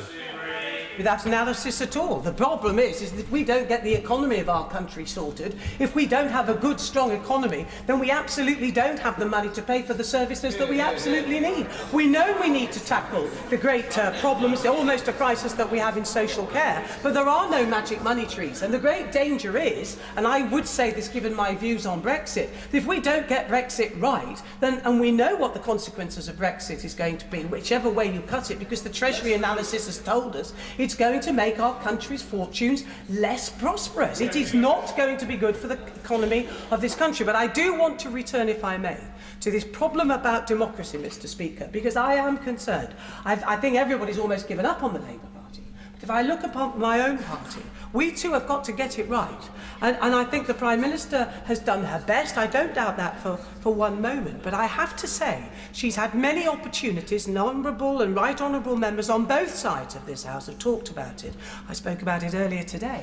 She had the opportunity at the outset to reach out, especially into the 48%, and to make sure that she formed her consensus at the beginning, working cross-party, because undoubtedly there was a time when we could get a consensus, we could have got a majority in this place, but unfortunately she pandered to a part of my party which has been there for a very long time, banging on about Europe. In my opinion, they do not represent the moderate, one-nation, pragmatic Conservatives that I certainly, and the party that I certainly join, and unfortunately she has pandered to that side of my party, and with great harm to our party, because if we ever lose that centrist, sensible, moderate, pragmatic, one-nation conservatism, then we will not succeed in winning again, and especially amongst young people. So I hope the Prime Minister changes her tone. The problem, Mr. Speaker, is her deal. She wants to get Brexit sorted and deliver it. She has to change her deal. She has to rub out her red lines and work with everybody. Laura Smith. Thank you, Mr. Speaker. I think it's a pleasure to follow the honourable member for Broxtowe, although I must put on record that I do completely disagree with the lines that she peddled out about my party. Mr. Speaker, we all came to this place knowing that each of us have been given a mandate to represent the communities that elected us. No one party won the general election in 2017. But the Prime Minister was clearly able to command a functioning majority in the House of Commons, and we have all had to acknowledge that reality. I didn't expect much from a Prime Minister that had promised a dementia tax, more grammar schools and an end to the ban on fox hunting. But I did, Mr. Speaker, have some hope that there were at least one or two policy areas where we might be able to park our party politics and begin to address the issues that matter most to those communities we represent. For example, I know that there are honourable members of the party opposite who share my concerns about funding for our schools, and the Prime Minister included funding for our schools as a priority in her foreword to the Conservative Party manifesto in 2017, which also committed to a real terms increase in funding for our schools. And yet, this government replaced one unfair schools funding formula with another, leaving schools in Crewe and Nantwich amongst the lowest funded in the country. Cuts have meant that head teachers are using the pupil premium to keep their budgets afloat, and parents are being asked by cash-strapped schools to pay for teaching resources.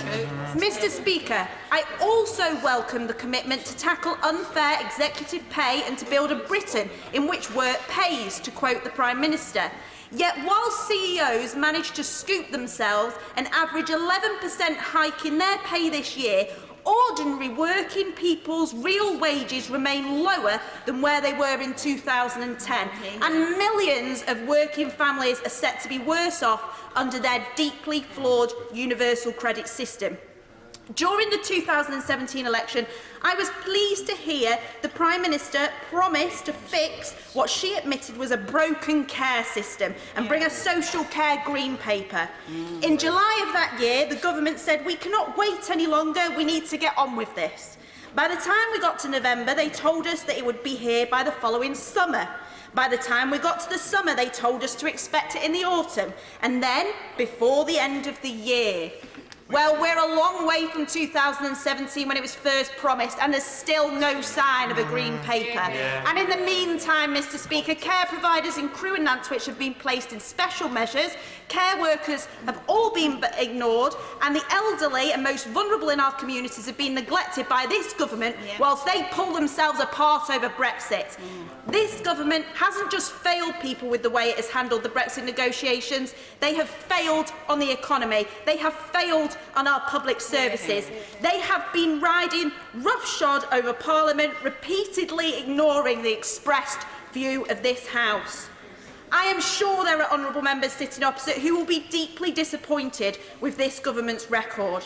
They get the casework, they see the effects of this government's policies and what effect that has on their constituents, and they should not vote against this motion today out of self-preservation.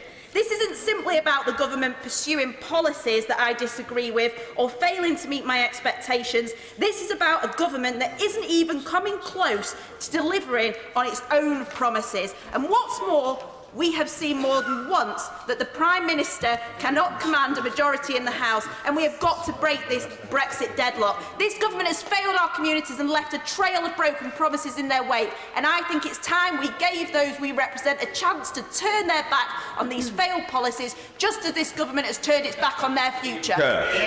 Stephen Kerr. It is a pleasure to follow the Honourable Lady, the Member for Crewe and Nantwich, and I rise to make a short contribution to simply state that I have full confidence in this Conservative and Unionist government. And I have full confidence in my right honourable friend, the Prime Minister. She personifies duty. She is a patriot and a servant of our country and its people. She's a woman of integrity and continues to serve the national interest with all diligence, and is leading a government which is dedicated to serving our national interest. We should be no under illusions. She was given the toughest job ever handed to a peacetime Prime Minister. She has been asked to circle an impossible square, but I have every confidence that under her leadership we will honour the instruction of the British people and leave the European Union in an orderly and managed way. We must not lose sight of the real achievements of the last 9 years of Conservative-led government. The mess that Labour left, and they always leave a mess behind them, Mr. Speaker, is being cleared up. The deficit is down by 4/5. The public finances are being restored. The hard work of the British people is paying off. 1,000 new jobs have been created every single day of this government. Employment is at record levels, unemployment at a record low, and there is real growth in household earnings. We are delivering on our promise to make the United Kingdom the best country in the world to set up and scale up a business. We have the right approach. But he also confirmed that it escapes me whether in the manifesto it also said we will increase food banks, increase child poverty and cut in education real time. Absolutely not. We have the right approach to industrial strategy, the right approach to clean energy strategies, the right approach to new and evolving technologies. This government is tackling the grand challenges of our times. We are on the side of our people and our planet. We are rolling out the most important reform of welfare services ever undertaken, investing in our NHS for the future, and resolved never to compromise on the defence of the realm against the background of an evolving threat to our freedom. We have a proud record on delivering practical help to the poorest people on the planet. In my constituency, this government has delivered on a £90 million city deal, giving our city and district a bright economic future for all. And beyond this, Mr. Speaker, and this is core to who I am and what I stand for, we have a Prime Minister who believes in the Union. And it is heartfelt. Other people may have the words. She has the conviction. And our government is committed to strengthening the Union. And I would remind colleagues, and this we must never forget, the nationalists and the socialists sitting opposite are waiting in the wings. And we have a duty to our country to never allow them anywhere near the seat of government. Vernon Coker. Thank you very much, Mr. Speaker. I wish the honourable member for Plymouth was still in his chair, still in his seat, because we'd have the clash of opinion that we want in this House when he sort of says to me and people like me on this side of the House that saying something about child poverty, saying it's an absolute horror to walk past people who are homeless on the street as we walk into this Parliament. The fact, as a matter of public policy, this government drives people to food banks, not as a charity, not as something that good people do as volunteering, but something that is public policy. I'll tell him something, if that's a hard left programme, I'll stand on that in my constituency in Gedling, and I'll stand on that across this country.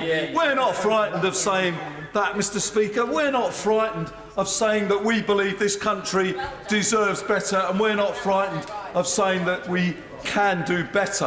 One of the things that the government has to accept, and I really want to come on to Brexit, one of the things I just wanted to say that the government has to accept, and my honourable friend made the point earlier on, I accept that members opposite aren't people who are uncaring about homelessness, or I wouldn't suggest that for one moment.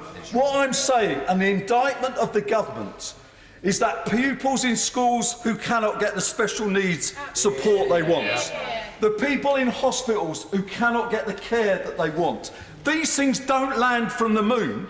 These things don't just happen. They are as a consequence of the policies that people in this House vote for. I'm not going to give way because loads of people want to speak, and so it's only fair to them. It's only because of those policies that that happens. And that is the realisation that comes across the country. I'll stand on the record of what my honourable friend from the front bench has said is important for this country.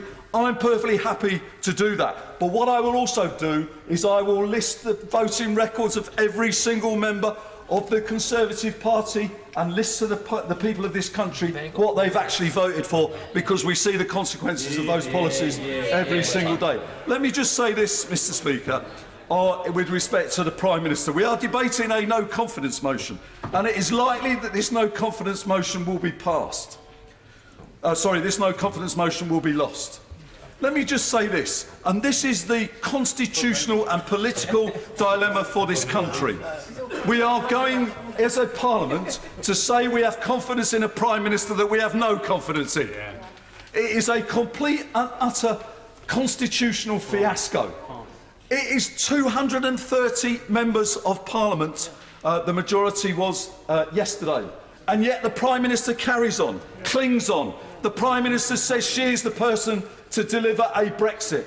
There is a parliamentary majority, I think, for a sensible way forward.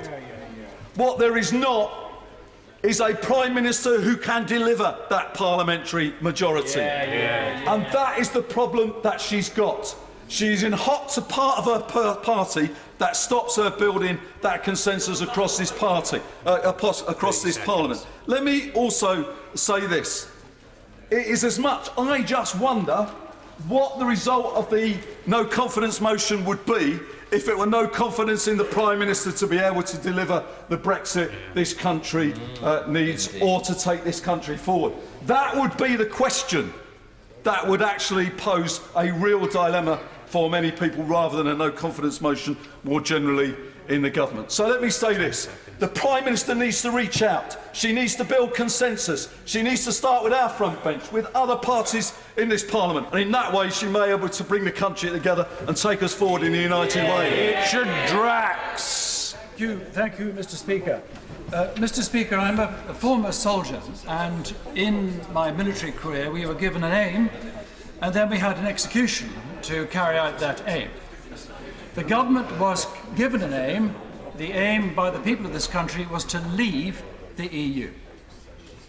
The execution of that aim, sadly, has gone wrong for many reasons. I'm not going to stand here today and overly criticise my government, although I would say one point. I'd wish some members of our front bench would stop accusing the likes of me for possibly ruining a no Brexit. That is not my aim.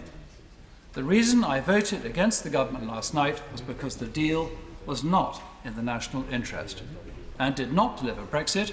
It kept us half in, half out, with no one in the chair to actually stand up for our country, plus many other reasons, including the backstop. The problem we have, in my humble opinion, is there is a disconnect. I've heard many members, honourable members in this House on both sides, give their perfectly reasonable speeches in consequence to the vote last night, which was a huge defeat for the government. But what I'm hearing, there is no consensus in this House, in most cases, to follow through what the people of this country told us to do. We were told to leave the EU. And in the vote last night, which was a catastrophic defeat, 117 of my colleagues voted against the government. The rest of those, the majority who voted against the government, did so for a number of reasons. There were some who don't want Brexit at all. There were some who want a second referendum. There were some who want a general election. Yes, I'm delighted to give way to honourable friend. Does my honourable friend share my concern on those that are asking for a second referendum? Why should anyone ever trust referenda or any electoral process if, when we're given a mandate to do something, we don't follow it through? Well, I agree with my honourable friend, and in my short speech on Monday, I made that exact point. Why should any of us, honourable members in this place, go into our constituencies with our political manifestos and tell people this is what we're going to do, when quite clearly we don't do what we said we're going to do? Who on earth in this country is going to believe us? I don't think this is about people's personal views, and many personal views, which I respect in this House, hugely diverse and different, 650. And I suspect every member of this House has a view on something. But the people of this country, who we gave the vote to, have told us to execute it. And it is to leave the EU. Now, what to do next? Can I suggest to my right honourable friend, the Prime Minister, that she gets back on her feet? And I do. I have great sympathy for her. She has been handed a can of worms, a very, very difficult issue, which no one, I would suspect, in this House could manage either better or worse. What I would say is that had she been firmer with the EU, and this is what we've got to do now, I believe, had we stood as a United Kingdom like a rock to say we want a deal, of course we do. We want to be your friends and your allies, but we want to be in charge of our destiny. I think the EU by now would have said, we hear you.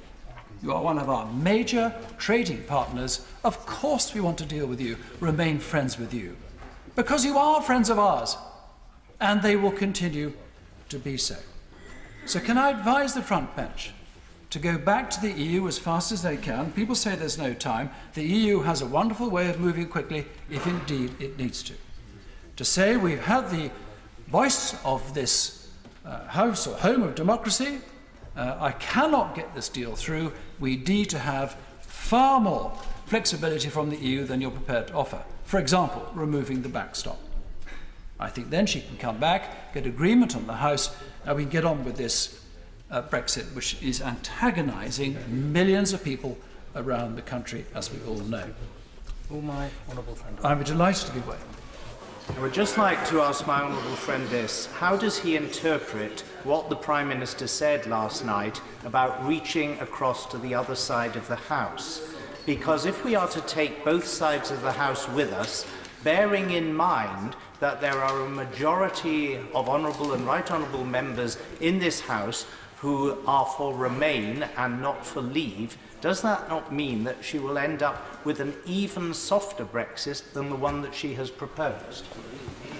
Well, nothing would delight me more, Mr. Speaker, if every single MP in this House said, let's get behind the Prime Minister, let's deal with Brexit, let's get out of the EU while remaining a good trading partner with them, and get on with our lives. Well, I am absolutely convinced this country will do well and prosper and flourish as an independent country. We were for many hundreds of years before we joined the EU, and when we leave, we will flourish. Of that I have absolutely no doubt. And I'd like to also inform my right honourable friend that I have a message from the Chief Whip this morning, who I asked to confirm that the date of March 29th is still very much government policy. I have it here in black and white that it is. Now, no one wants a no deal. I've been accused of being an extremist and this and that, and I want to crash out and all this cliff edge nonsense. I don't. But we've got to have a stick to wield to the EU if we are to negotiate properly. And if ultimately they can't give us a deal, yes, we leave on WTO terms, which most of the world trades on peacefully and effectively. It'll be bumpy, yes. Leaving a place after 44 years is going to be. But we will manage because we're a great country. And we will survive. We will. And we will flourish and do well. So can I not survive? Flourish is the word I used. But according to the doomsters, we're all doomed. I'm saying we will not be doomed. We will flourish. So, front bench, let's get on with it. Deliver. Greeting. Mr. Speaker, it's a pleasure to follow the honourable member for South Dorset because, if I may say so, it's that level of detachment from the absolute reality of the complexity of the Brexit negotiations and what the Prime Minister is trying to achieve that has led to so many members being divorced from reality. Yes. The reality of the negotiations, the reality of the consequences for the people we represent, and the reality of the conditions that people are already living in this country. Because, Mr. Speaker, we will survive. There will still be food on the table. There will still be Mars bars and packets of crisps. Was not the promise made to people during the course of the referendum. They were promised something better.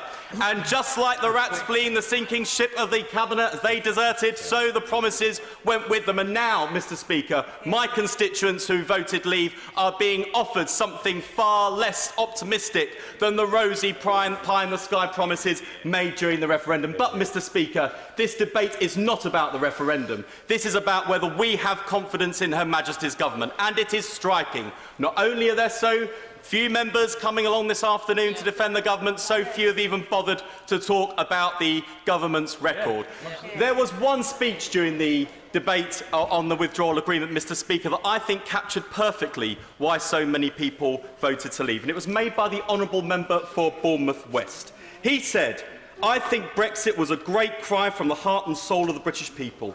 Too many people in this country feel that the country and the economy are not working for them, and that the affairs of our nation are being organised around a London elite. They look at the bankers being paid bonuses for their banks that their taxes help to rescue. They look at our embassies in the Gulf that are holding flat parties to sell off-plan exclusive London properties when they worry about how they will ever get onto the housing ladder. They worry that they may be the first generation who are not better off than their parents, and they want to see a system that spreads wealth and opportunity." Well, Mr. Speaker, what he neglected to say, and what so many people opposite won't acknowledge, is that every single one of those problems was made in Britain. It is this place that is responsible for the gross inequality of the country, and it is the party opposite that has prosecuted the policies that have led 500,000 children more living in poverty than when we left government 9 years ago. It's the party opposite that has left 4 million working people living in poverty. It is the party opposite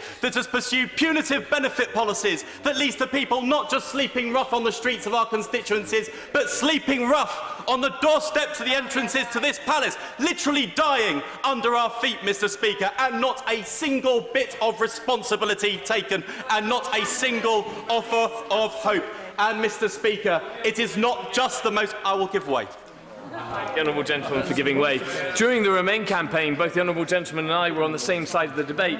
I'm sure he remembers then the right honourable leader of the opposition not turning up to events, not willing to contribute to the overall UK Remain campaign, and not playing his part to keep the UK in the European Union. So I asked my honourable friend, what is he going to do this time differently to get the right honourable gentleman to participate and take part in this debate?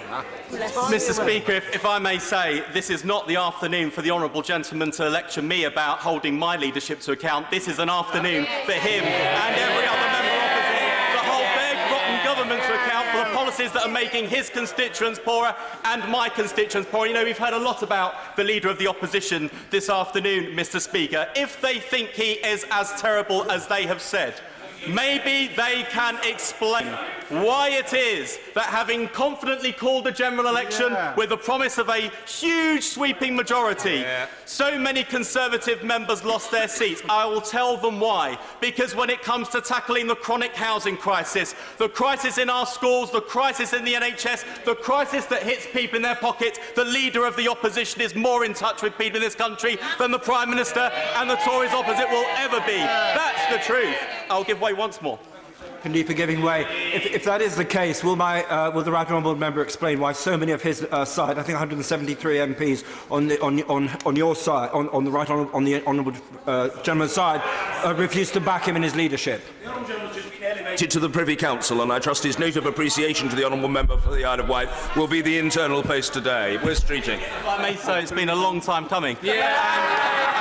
Can I just say again, with some humility to the member opposite, this really is not the afternoon for members opposite to talk about motions of no confidence, because not only did more than half of their backbenchers declare no confidence in the Prime Minister and her leadership, this afternoon is about confidence in the government, and he should be defending the government's record. Finally, Mr. Speaker, it is not just about gross inequality and what is going on to the very poorest in our society. It is about the fact that the majority of people now, even those who believed 9 years ago that we had to tighten the belt, that things would be difficult and there were difficult choices to be made, and people accepted that and they voted in the way that they thought best.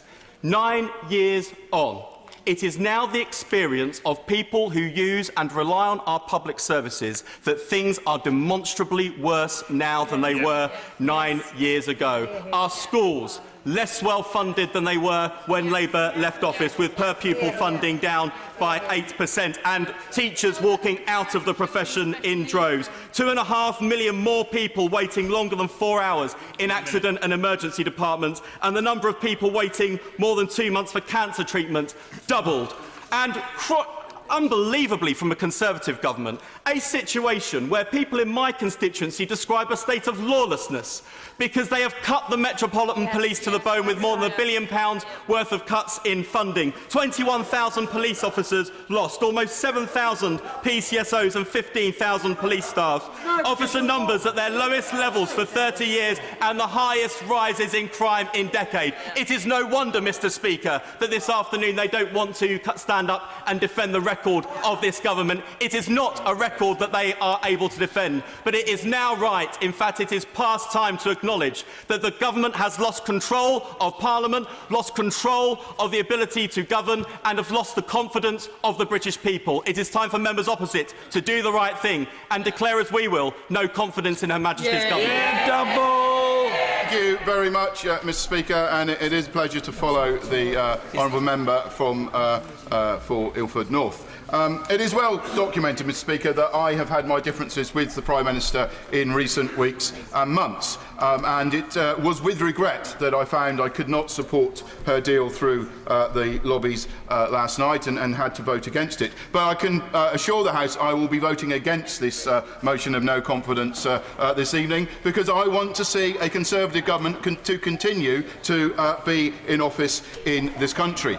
The Prime Minister has many qualities, and those qualities have come to the fore in recent times. People across the country admire her resilience, her fortitude, her determination. And I would join in saying that these qualities are great qualities that she has demonstrated. And I would, with respect, say that if she now takes those qualities and directs them towards the EU Commission, then her stock in this nation will rise dramatically, because the people of this country want to see our Prime Minister standing up to the EU and telling the EU what this country needs from these negotiations, and I would encourage her to do that. There is no doubt that the Prime Minister has been given an incredibly challenging job, but that job has been made all the harder by the behaviour of some members of this House who have sought to undermine her negotiating position time and time again. Those calling for a second referendum have completely undermined her position by making the EU believe that we could have a second vote to overturn the decision, and therefore making the deal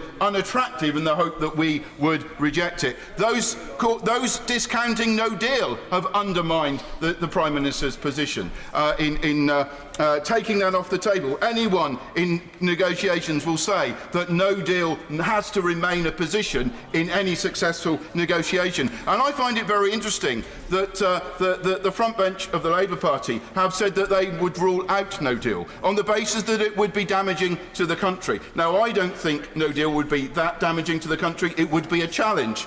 But do you know what the businesses in my community tell me time and time again? That the thing they really fear is not no-deal Brexit, but it is a Labour government. That is the thing that they are far more afraid of. And so I would say to the front bench, if you have discounted no deal on the basis it would be damaging to businesses in our country, would you now please discount a Labour government on the same criteria? Because that is what businesses up and down this country are wanting us to stay in government, to prevent the Labour government taking office. It is fair to say we are not where we want to be in these negotiations. But I absolutely back the Prime Minister in her position to say that we will continue to seek a consensus across this House to find a basis that we can renegotiate with the EU and come up with a deal that we can deliver for this country. And therefore tonight I will absolutely be backing the government. We need to deliver Brexit. We need to deliver the Brexit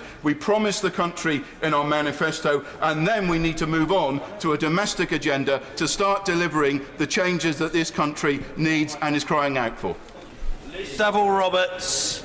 It's an honour to follow the member for St Austell, Honourable Member for St Austell in UK, although I must admit I share none of his convictions, either in the qualities of the Prime Minister or in the virtues of a no deal. And, Mr Speaker, I thought something happened last night, and yet there has been too much point scoring. Pantomime point scoring is continuing in this place. And last night I voted against the Brexit deal. And in doing so, I voted for the Prime Minister to change course. I voted for averting the damaging consequences of her deal. Now, it's now time to move on to a real solution to this Brexit mess. Parliament cannot come to an agreement on the way forward, so it's time for the people to decide on our European future. But one thing stands in the way. Labour has by now, at long last, satisfied one element of its conference policy and tabled a motion of no confidence. I will, of course, be supporting the motion of no confidence today. But if it fails to gain the support of the House tonight, the Labour Party must move on and satisfy the next element of its conference motion. It must move on to adopting a people's vote as its membership demanded. Let me be clear, Mr Speaker. As well as taking no deal off the table, we need to take no progress off the table too. Now, Plaid Cymru will reconsider its support if the Leader of the Opposition decides instead to embark upon an infinitely failing, hopeless series of motions of no confidence tabled on a rolling basis. When there is evidence, and if there is evidence, that there is no hope of success, if those motions of no confidence have no chance of making a critical difference. All that would do would be to achieve further parliamentary paralysis, which is something nobody, I think, in this place, in all honesty, wants to see, certainly nobody outside. Mr. Speaker, with all this in mind, those of us who oppose the British Government's policy need to explain how to avoid a no-deal Brexit when there is seemingly no clear majority in normal binary voting systems that are the convention in the House of Commons. Several honourable members have offered credible solutions as ways of breaking the impasse, including my honourable friend, the member for Carmarthen East and Dynevor. He has put forward a novel idea to ensure the House of Commons is able to reach a conclusion on a proposal. The answer could lie in the use of an alternative voting system. My party would always have a preference for a people's vote, and I believe in this method of voting, and with Labour's support, I believe it would be the most preferred option of members of Parliament across the House of Commons. The House of Commons, and I will give way. Honourable Lady, if the result in that referendum was again to leave, would she be willing to respect the result the second time? And if the result was to remain, would she be happy with those on the leave side who call for a best of three? What I am proposing here is a means for this place to find its way out of the present impasse in which we find ourselves. At present, we may be talking about indicative votes, but there may well be other ways. Now, we find ourselves in an unprecedented situation. The procedures which we have used in this place in the past look unlikely to find us out of the impasse in which we find ourselves. What I am begging of this place is to look at creative means for us to be able to move ahead. I, for my own party, will be moving ahead to propose, with part of that system which we may use, to propose a people's vote as the way ahead.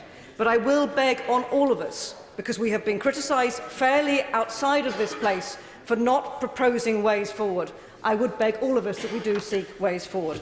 I will not take any more time, but I'm very much aware, as the member of a small party usually has very little time to speak, how valuable the time that we have is. So I will close with this. And I will say, the House of Commons has effectively taken control of Brexit policy. It's defeated. Of course, let us remember this. This isn't just about a tit-for-tat on both sides. Defeated the British Government's deeply deficient deal last night. Now, we must find a way to ensure a way of coming together for a conclusive decision in favour of a people's vote. Thank you very much indeed. Marcus Jones. Mr. Speaker, I rise this afternoon in support of the government and against this motion that has been put before the House today. In doing that, I will talk about the record of this government, and I will talk about the issue that has triggered today's vote, which is the Brexit vote we had yesterday. Just to put our record in context, everything that the Conservatives have done in government since 2010 have had to be framed in the context of the recession, the massive deficit and mess left behind by the Labour Party. And despite the mess that was left behind, the 6% drop in GDP, the 800,000 more people unemployed, under this Conservative Party, 3.4 million jobs have been created. We have record employment, record unemployment. We've provided 15 hours free childcare for disadvantaged 2-year-olds, 30 hours free childcare for working parents, the national living wage. We've cut income tax so that people now can earn double what they could nearly under the Labour Party before they pay income tax. We've not increased fuel duty for 8 years. We have now a situation where many more of our children are coming out of primary school with a far higher standard of reading and writing than was the case before. We have more doctors and nurses in our hospitals. We have fewer infections and people dying because of those in our hospitals. And we are putting £20 billion into the NHS and a 10-year plan for the NHS where we are putting significantly more money into mental health provision. Under the Labour Party in my constituency, they tried to close A&E and maternity, so they have not got the record that they state or think they have. And when you look at the situation, have we got anything right? No, we haven't got everything right in government. There is still a lot more to do. We need to make sure that we build on the money that we are now putting in, the extra resources we're now putting into the police force. We need to make sure we honour the commitment to halve and end rough sleeping. We need to make sure that we keep refining and get universal credit right, because it is the right thing to do to have a system that gets people into work. When we look at the alternative is more debt, more borrowing, and a leadership team that does not believe in this country and thinks more about other countries than they do of their own. Now, we're here because of the Brexit debate, and members opposite have done nothing today but talk about red lines. Whether you like what the Prime Minister put on the table yesterday or not, the red lines that she put down were based solely on the referendum that was voted on by the British public, and it was solely on manifestos that about 85% of the public voted for. And she has tried her best, despite problems across this House and people driving their own agenda. She has tried her best to get a deal that the House agree with. Clearly it doesn't. But what I would say to members opposite is that this House voted to give a referendum. The public voted for Brexit. We must deliver on that. People don't want a general election. They want us now to get on with the job, come out of the European Union and come together as a House to do that in a sensible way. They don't want a general election. They don't believe the Leader of the Opposition is a Prime Minister in waiting. They don't believe he can be a Prime Minister. I'm against this motion, and I will be proud to go through the lobby and back this government tonight.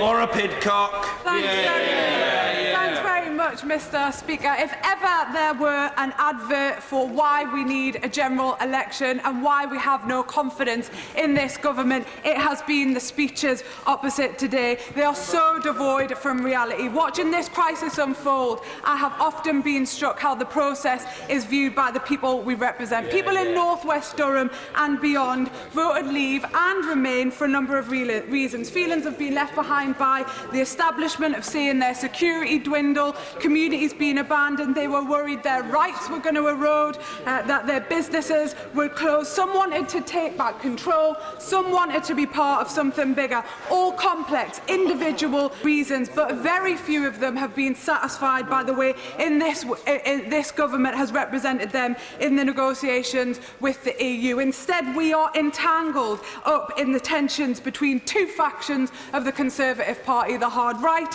and the centre right, and the arbitrary red lines of the government. And we are in a shameful state. But it goes further than this. This government can now not govern, not just on our withdrawal from the EU. And that's not just a slogan. It generally reflects the position that we are in. Where are we at as a country? In the North East and in North West Durham, in fact, in all of our communities, people are suffering. Their pay does not cover the bills. The shambolic universal credit system makes them poorer, stigmatised and stressed. And after 8 years of austerity, this country is on its knees. An increasing number of people are homeless, many are destitute, and some, as has been mentioned by the fantastic contributions, are even dying in this system. Do teachers in this country have confidence in the government? Do nurses, doctors, firefighters, prison officers, those in private business waiting for a deal, those waiting for the brown envelopes from the DWP to say whether they have been sanctioned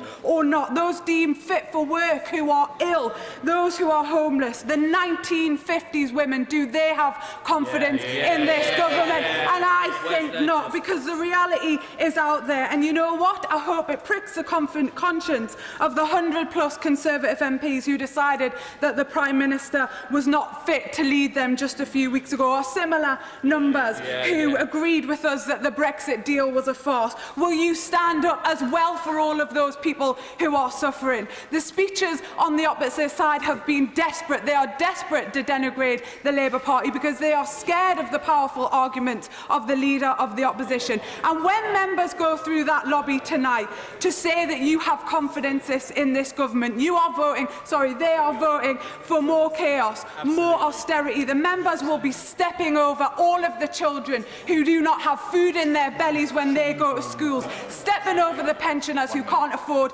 to heat their homes, and stepping over the homeless people on their streets. It means you could not care less about them. This country, our communities, working people deserve so much better. We deserve a different direction and fast. We need a general election, and get this lot out now. Chris Phil. In moving this motion of no confidence earlier today, the Leader of the Opposition claimed this was about delivering Brexit. But this Parliament, elected in 2017, was elected to perform that task. And both main parties, Labour and Conservative alike, stood on a manifesto of respecting the referendum result. And between the two of us, we got 82% of the vote.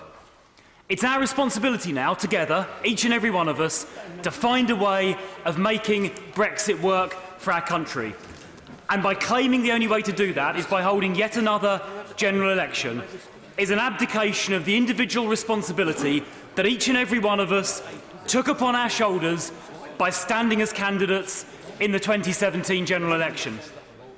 But the particular mendacity of the Leader of the Opposition in moving this motion, by claiming it would give him, if he won a general election, a mandate, is that he has absolutely no policy on Brexit at all. And given he has no policy, he couldn't possibly have any mandate to do anything were he to win a general election in the first place. He goes about the country in the north saying that he's in favour of Brexit. Yeah. He says to Remain-leaning constituencies in London and the south, he gives them the impression he's in favour of remaining. And he would collapse in a general election campaign under the weight of his own contradictions. He was asked time and time again last night, over the weekend, he was asked by a member of the SNP earlier to articulate his policy on Brexit, and he could not do so. He couldn't do so because he has no policy. It's up to all of us to pull together and work out a way of delivering Brexit sensibly. He has policies. I think he has 13 policies on Brexit, not none. But thank you so much indeed. Well, I'm grateful to the member for the Isle of Wight for clarifying that multiplicity of policies, which the Leader of the Opposition adopts at different times when he finds it convenient to do so. But I would also say to the government that they should listen after the vote last night. Clearly, it was the margin of defeat was not a small one. And if there's one thing, it strikes me, that needs to be changed in order to give this proposal a chance of passing, it is obviously the backstop. And my request or my advice to the government is that we do need to speak to the European Union about introducing legally binding changes to that backstop in order to render the withdrawal agreement acceptable to this House. And I would just ask the government to speak to the European Union in the coming days on that topic. We've also heard a great deal from members opposite about the government's record more generally, in particular from the member for Ilford North and the last speaker as well. I am proud to defend this government's record over the last 9 years. I heard education mentioned, and it was, of course, the Right Honourable Member for Surrey Heath, who I see in his place, who, as Education Secretary, introduced reforms. Absolutely. Introduced reforms which now mean that more children than ever before are attending good and outstanding schools. That isn't my judgment, it's not the government's judgment, it's the judgment of Ofsted, and it's the quality of education our children receive that really matters. I will again in a moment.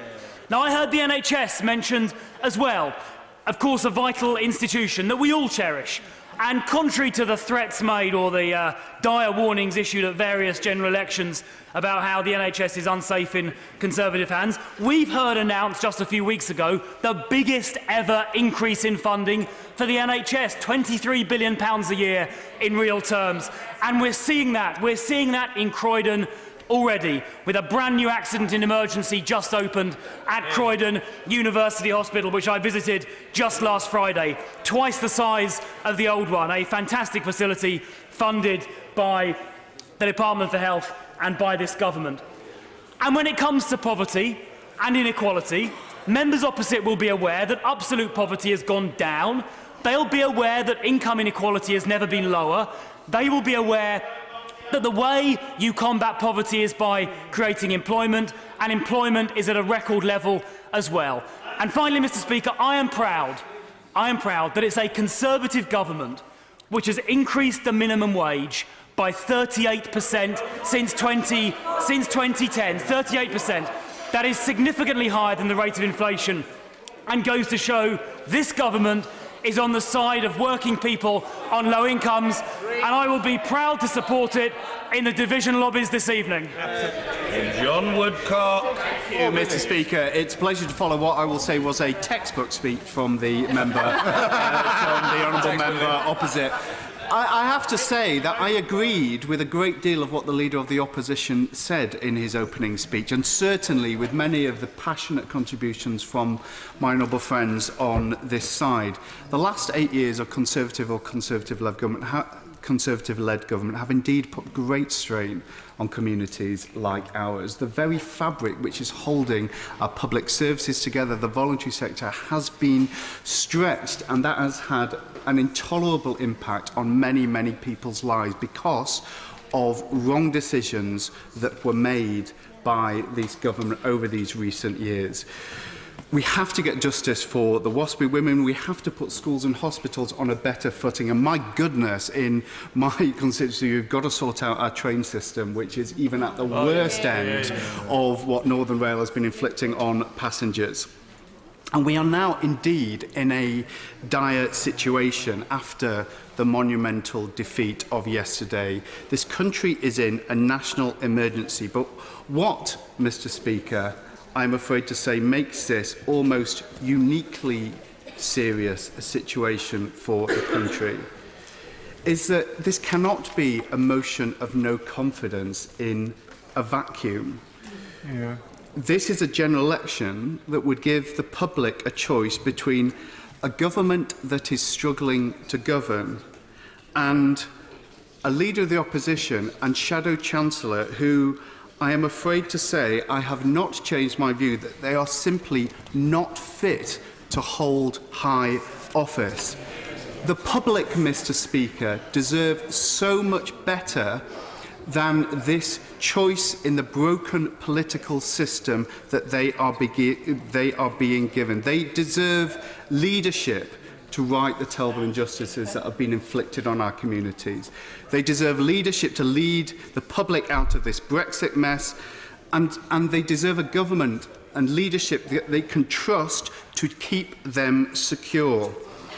Aside from the Leader of the Opposition's past positions, of which there has been much discussion today, let's focus just for a moment on the nuclear deterrent, an issue, of course, central to my constituency, which I have spent many years as an opposition MP working with the Honourable Member for Gedling, the Shadow Defence Secretary, to maintain the Labour Party's policy on the face of it being sensible. But I have to ask my colleagues, do we really think that with the crisis of spending which any future Labour government is going to inherit, do we really think that we would maintain a policy that will spend many billions of pounds on a future submarine system which the Leader of the Opposition will have rendered useless on day one by saying he would never ever use the deterrent? It is just not a serious proposition, Mr. Speaker.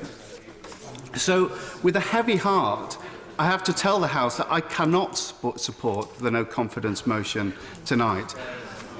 And some of my friends mutter disgrace. I hear some of them tutting. I have to say that many of them have privately said, thank God that you have got the freedom to actually not support this, because they are wrestling with their consciences of wanting desperately a Labour government, but knowing that the leader of their party is as unfit to lead the country as he was when they voted against him in the no-confidence motion of the party those years ago. Now, the Prime Minister... Yes, I'll give way. You've had yours, gentlemen, for giving way. And I can understand his dilemma. What does he think the effect would be in his area if we were to abandon the nuclear programme that this country has pursued for decades? Thank the honourable gentleman for that question. The economy of Bowen-Furness, we are a shipyard town. It is woven into our history. There are more than 9,000 people employed directly in my constituency now, many, many more dependent on this, and it is a chance that, unfortunately, they cannot afford to take with the Leader of the Opposition. The Prime Minister has to reach out, more than she has done in the chamber today. She has to unshackle herself from the hardline Brexiteers who have led her down the wrong path. But I will commit every day to give my constituents, to try to give them the chance of better leadership for this country. And while we are in this impasse, I will do my very best to deliver for them. I've been pleased to work with the government to unlock the Marina project, which is absolutely vital to the future of our local economy. I'm working with them constructively on the submarine programme, which is bringing great prosperity into the area. Much more is needed, but I will go on doing that, Mr. Speaker. Thank you, Mr. Speaker. It is an enormous honour to follow a speech as brave as the one that has just been given by the honourable gentleman.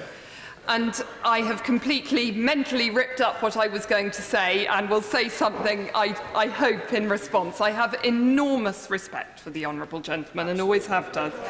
And I would like to say that members across this House as a whole work extremely hard to represent their constituencies as they see fit. I have been very impressed since I got here by the hard work and dedication of Labour members. I have enjoyed the cross-party working in which I've been involved, most particularly in the justice sphere, where the Justice Select Committee has made real change to people's lives, and also in the area of early pregnancy loss and baby loss. We've worked cross-party and made real differences. And I hope that my remarks this afternoon will be taken in that context. I'm not going to speak up for the deal, and I'm not going to speak up for the PM, though I do strongly support both. I am, unusually for me, going to talk about personalities, as the honourable gentleman did. The Right Honourable Member for Islington North has been an anti-war and anti-nuclear campaigner all his life, as far as I know. He'd prefer to live in a republic. He supports Hamas and the IRA and various other unfashionable organisations around the world. He has voted against his whip more often than any other Labour member. He has been monitored by MI5 for 30 years and by Special Branch for 20 years. For decades, because they are worried that he will undermine parliamentary democracy. He describes Karl Marx as a great economist, and the Prime Minister, who is never one to attack personally, mentioned his remarks following the Skripals attack in her own speech. I think what we do need to focus on is his position on Europe. He opposed joining the European Community in 1975. He opposed Maastricht and Lisbon. He wants to be free of EU rules on state aid and industry. The honourable gentleman for Hayes and Harlington, who supports him in this place, the chap who threw the little red book on the table in the first budget for which I was an MP, the gentleman who thinks that the honourable member for Tatton should be lynched and he wanted to assassinate Mrs Thatcher, he says that he would only back a second referendum if the option to remain were not present. Oh. This is not acceptable, Mr Speaker. We need some clarity from the opposition at this important national point. We need to know what the policy is.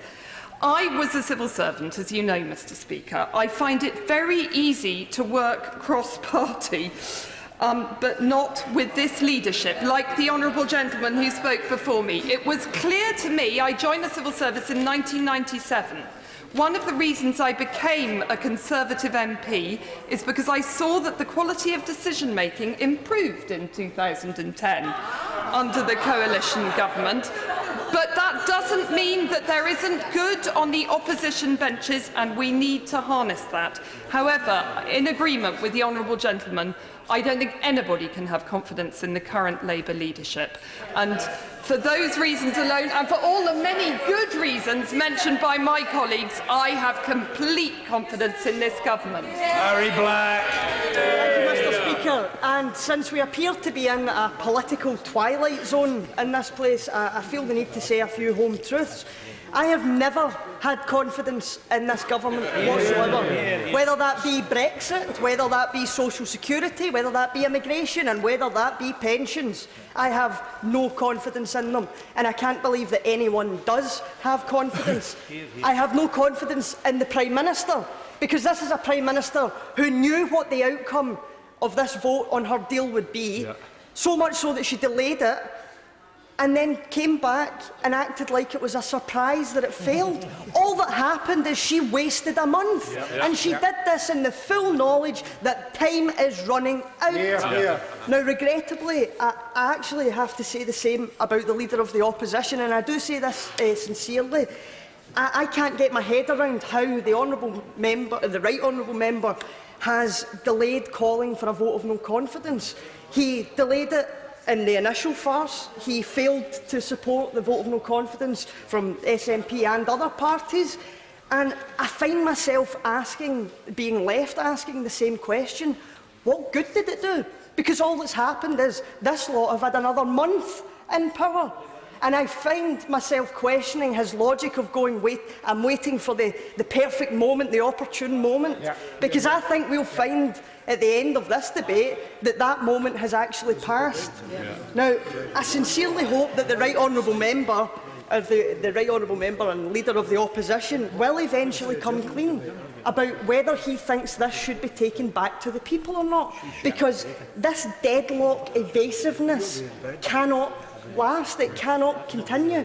People deserve better. And to be honest, we all deserve a better opposition. The only thing that I have any confidence in, quite frankly, Mr. Speaker, is the people of Scotland. The wealth of talent, the wealth of intellect, the wealth of compassion that we have to offer the world.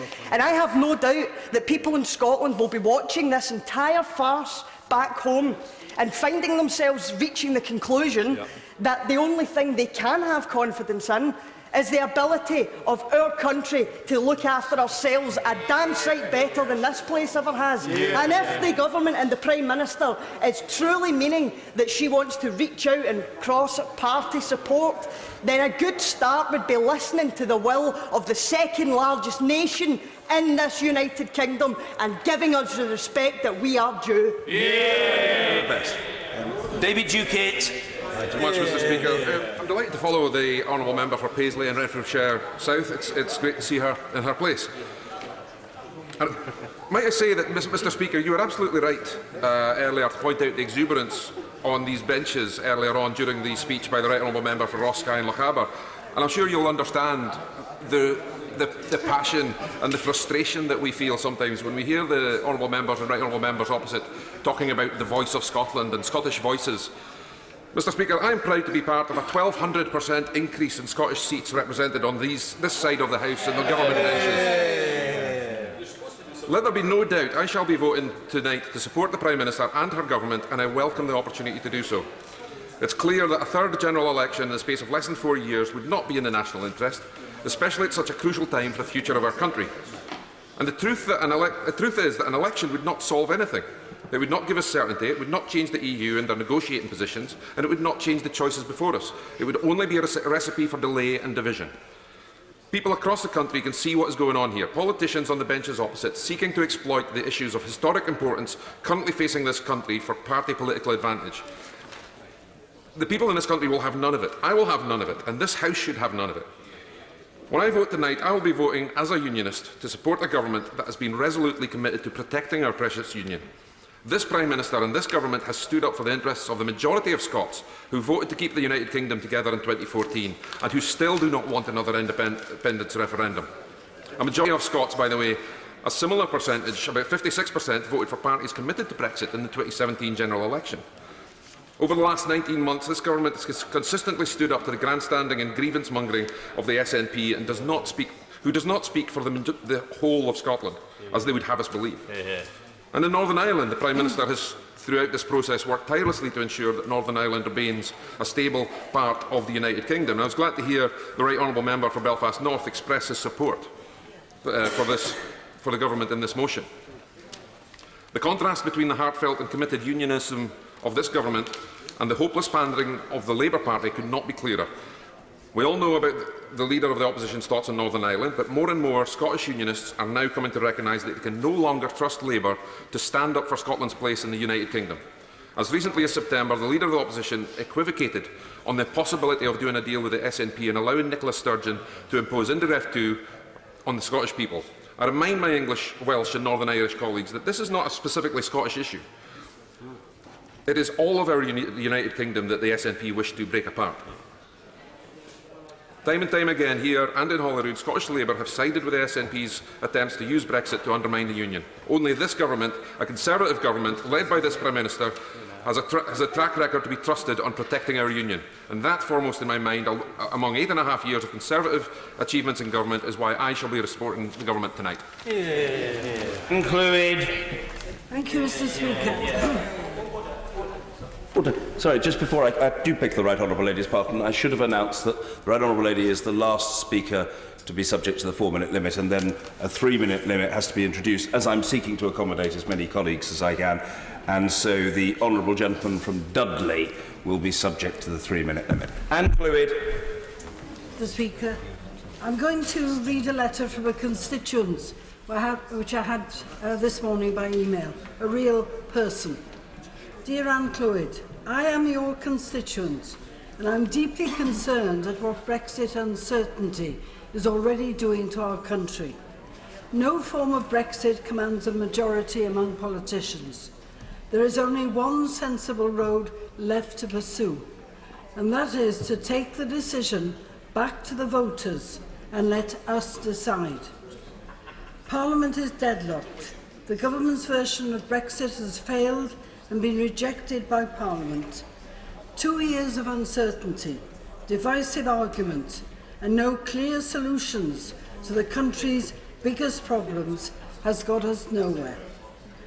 Best for Britain's new research, carried out in partnership with Hope Not Hate, proves 60% of people now want the final say on Brexit.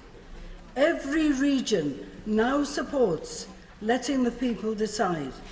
I have included the regional results below. I would appreciate it if you would reply to this message to tell me, do you support giving the people the final say on the Brexit deal, with the option to stay in the EU? Please understand the strength of my feeling on this issue. There is no majority in Parliament for any form of Brexit. While Parliament is in deadlock, the country is uniting around a referendum to resolve it. Please give us the final say. And he lists the support for a public vote on Brexit by region and country. East of England, 56%. East Midlands, 56.8%. London, 67.6%. North East, 59.8%. North West, 61.2%. South East, 57.8%. South West, 55.1%. West Midlands, 57.9%. Yorkshire and Humber, 58.9%. Scotland, 67.7%. Wales, 60.30%. Yours sincerely, David Matthews, Kilfynydd, Wales. My answer to him is, I support a referendum and I want to stay in the European Union. Mike Wood.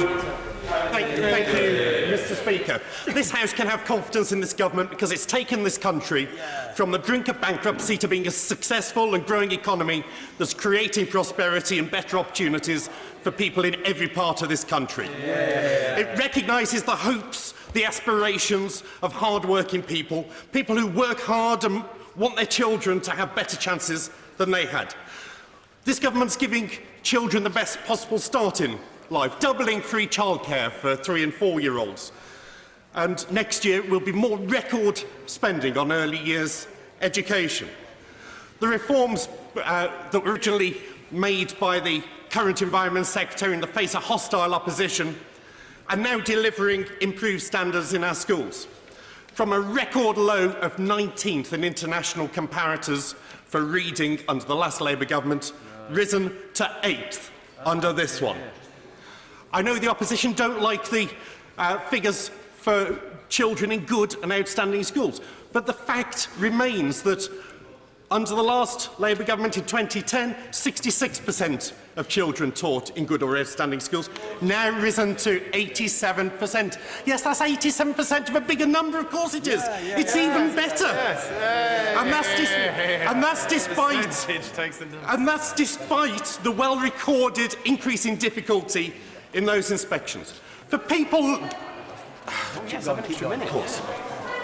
much. I do appreciate it. I know we are short of time. But would you agree that there are more children in good and outstanding schools because there are more children? And do his figures include the poorest children?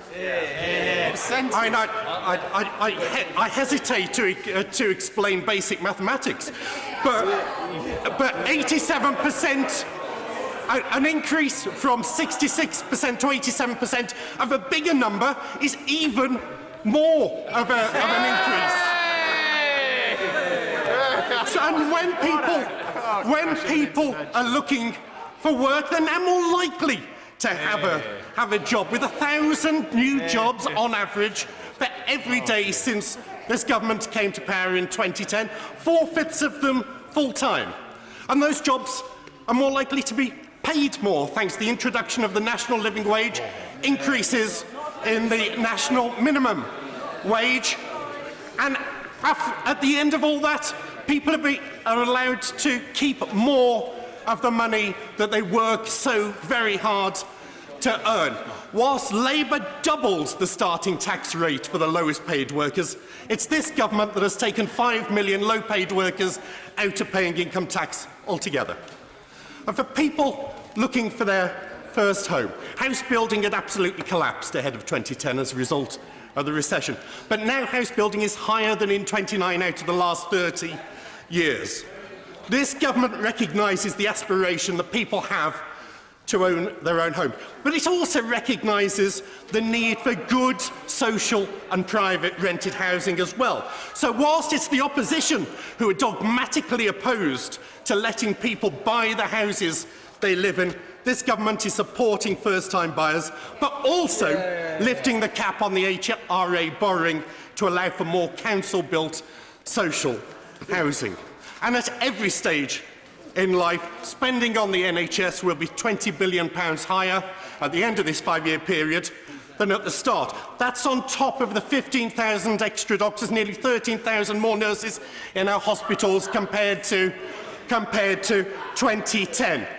Hard-working families deserve better than the paleo-Marxist Citizen Smith Tribute Act that's offered by the opposition frontbench.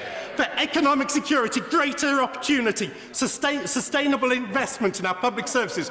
These and many other reasons. Point of order, George Howth. If you could help me, is the term pillar considered unparliamentary? I don't think that word was used. I think the word was paleo. I think the word was paleo, if I understood correctly. That is rather unfair that the point of order came when it did, and the honourable gentleman should certainly have 10 seconds to finish his speech. Economic security, greater opportunity and sustainable investment in our public services. These and many other reasons are why Dudley South and this House can have confidence in Her Majesty's government this evening. Jonathan Reynolds, paleo. To say I have no confidence in Her Majesty's government, and in doing so, I'm not going to address the domestic record of this government. I wish I had time, because this has been a government of hunger and homelessness, and that's a record that needs revealing. But clearly in 3 minutes that isn't possible. But what I do want to say is this. The reason the government genuinely deserved to lose this vote today is because there's only one reason for this government's existence. There's only one reason why the Prime Minister is the Prime Minister, and that's Brexit. The job of this government was to deliver Brexit. After the referendum, the majority of MPs accepted the result and wanted to work pragmatically on a deal to secure the best terms of our new relationship. We didn't do so lightly. Don't forget the referendum was only called to try and unsolve some internal problems in the Conservative Party. David Cameron expected another hung parliament. He thought the Liberals would be in coalition with him again and he could drop the idea entirely, and he got it wrong. And as a result, we all got the most divisive politics this country has had in the modern era. We all got the denigration of expertise, of reason, becoming the new normal. All of us saw our friend murdered in that campaign. And yet, despite that, there was no doubt that this House had, and still does have, a cross-party majority for a Brexit deal. But how did the Prime Minister respond to that? Did she reach out across party lines? No. Did she seek to unite Leavers and Remainers? No. Did she provide leadership on the big questions? Absolutely not. Instead, we had it played from the beginning for narrow party advantage. Reasonable concerns about how customs would work, how the banking system would function, the rights of EU citizens, even what queue and passport control EU citizens would use, were first dismissed and then quite cynically and falsely were presented as opposition to Brexit itself. And when an election was called, despite the Prime Minister giving her word, Downing Street briefed it as a chance to crush the saboteurs. Well, how ironic that the biggest saboteur of all to the deal has turned out to be the Prime Minister herself. And it is her deal which has been crushed. But on that point on leadership of the big issues, now we all appreciate the Conservative Party is irrevocably split on this issue, and a decision on the final destination risks losing one half entirely. We appreciate that. But the answer to that is to reach out. It is to go for a conversation with all of the House of Commons. Instead of that, we got the member for Uxbridge appointed Foreign Secretary, travelling around Europe insulting our friends. We got the nationalistic rhetoric of the Citizens of Nowhere speech. We got the idea at Conservative Conference, let's list foreign workers as if we're living in 1930s Germany. We had the Chancellor threatening our friends and allies with economic warfare like the UK was some overgrown school bully, all of which has squandered centuries and centuries of goodwill and landed us where we were. It is this Prime Minister, this government, these red lines, this strategy that are to blame for bringing this country to the abyss. They have nothing left to offer, and in the national interest they should go. Antoinette Sandbach. Thank you, Mr. Speaker. Well, it was a pleasure to follow the member for Staley, Bridge and Hyde, although I couldn't disagree more with him, with his characterisation of him. I remember a Labour Prime Minister that promised this country a referendum on the Lisbon Treaty, and virtually his last act in government was to sign it and renege on that promise to the British people. And I feel that the resentment after years of broken Labour promises in relation to referendums has been a large bears a large part of the blame in the outcome of the referendum vote, not to mention the absolutely miserable way in which the Leader of the Opposition failed to campaign or make a proper case for remaining in the EU during the referendum debate. So I will take no lectures from the party opposite. And when he talks about reaching out, there is no explanation as to why, how the Labour policy will get over the line in terms of state aid. Because they say that they want a customs union, but they don't want to accept rules on state aid. They say they want a customs union and can negotiate a better deal, but don't want to accept the rules on free movement. And the reality of the Labour Party position is that it would fail its own 6 tests. Now, I am someone who, in this House, has shown a willingness to work across party to get a decent and sensible Brexit result, despite the fact that I personally believe that the best deal that we have is remaining in the EU. I made a promise to try and implement the referendum result, but I do not see that there have been any constructive proposals from the front bench on the other side. And the reason why I have confidence in this government, and I do, is because although the press is taken over by Brexit, we have been getting on with the job in this country. We have been delivering in so many other ways. 39,000 people, workers in my constituency, have been taken out of tax because of this government's proposals. And I remember Gordon Brown introducing a 10p tax rate on those earning just over £4,500. £4,500, and they had the lowest paid had to pay tax. Exactly. Now, a low-paid worker in my constituency will not pay tax until they are earning at least £12,500. That is one of many achievements that this government has made. Look at the new benefit that we have introduced in terms of paid parental leave. It is one of the first new benefits that we've introduced for many years. 2 weeks paid parental leave for parents. That is a significant achievement. We are seeing very good environmental policies coming out of DEFRA. There is a good record to be proud of. Thank you. Emma Hardy. Thank you, Mr. Speaker, and it's a pleasure to follow the member for Edinburgh. The unsettled mood that we feel here in the chamber today, and in fact the unsettled mood that we feel across the whole of Parliament, is reflected across the whole of our society. There is a feeling when you go out there into the communities and a desire for change, a desire for something else. Now, this feeling and desire for change manifests itself in different ways, but we would be wrong to ignore it and to underestimate the significance of it. It manifests itself in the anger that is felt in our communities, including the increased hate that all of us across the House are receiving, and it manifests itself in the despair and the disassociation of democracy and the lack of faith in anybody probably standing here in Parliament today. So this moment is a pivotal moment, and it is more than I will say about whether you think we should have a Labour government or Conservative government, though of course the answer is Labour. It's more about how do we give back our trust and faith to ordinary people, because this feeling and this mood for change is not going to go away, because people are exhausted. They're exhausted by austerity. I don't think anybody in this House appreciates quite how draining poverty is, how the daily grind can get you down. And if nothing else, I would like every member here to reflect just on this statistic, even if you ignore every other word I say, that across Yorkshire there has been a 30% increase in the number of suicides. My constituency covers the Humber Bridge, and I've mentioned this before, that the Humber Bridge has become a hotspot for suicides, people driving from around the country to come there and take their own lives. What greater damning indictment of this government can there be, that they have left people in such a state of despair, a feeling that they have no future whatsoever? And what answers are they being offered? But nothing. More arguments opposite, more people tearing into each other opposite, where the people in our community continue to suffer.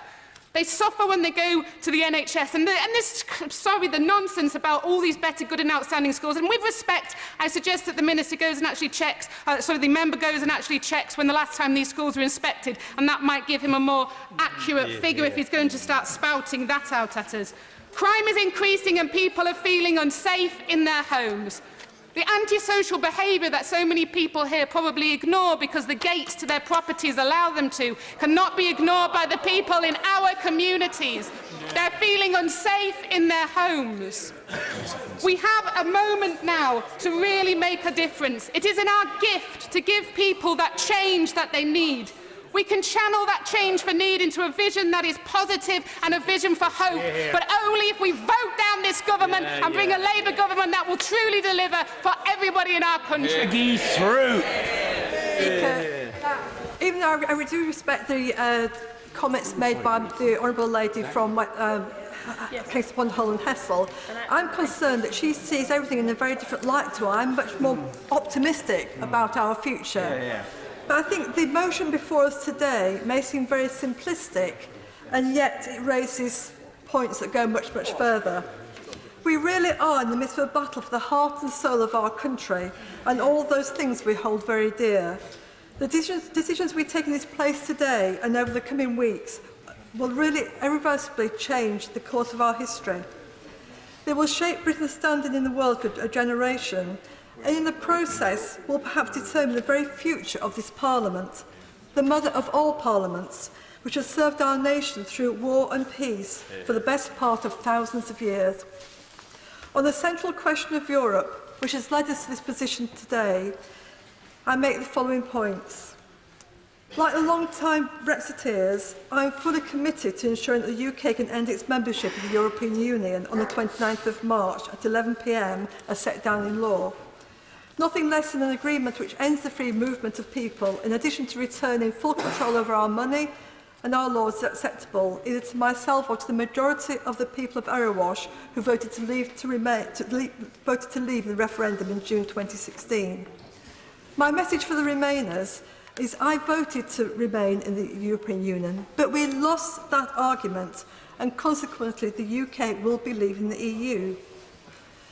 Europe may have brought us to this point, but that does not detract from the fact that the single biggest threat to the safety, security and prosperity of our country is sat on the benches opposite. The choice before us today is very clear. A socialist government who, within hours of being returned to office, would cause a run on the pound, and those aren't my words, they're the words of the Shadow Chancellor. That's true. A socialist government that would drive investment out of Britain through its ideological pursuit of nationalisation.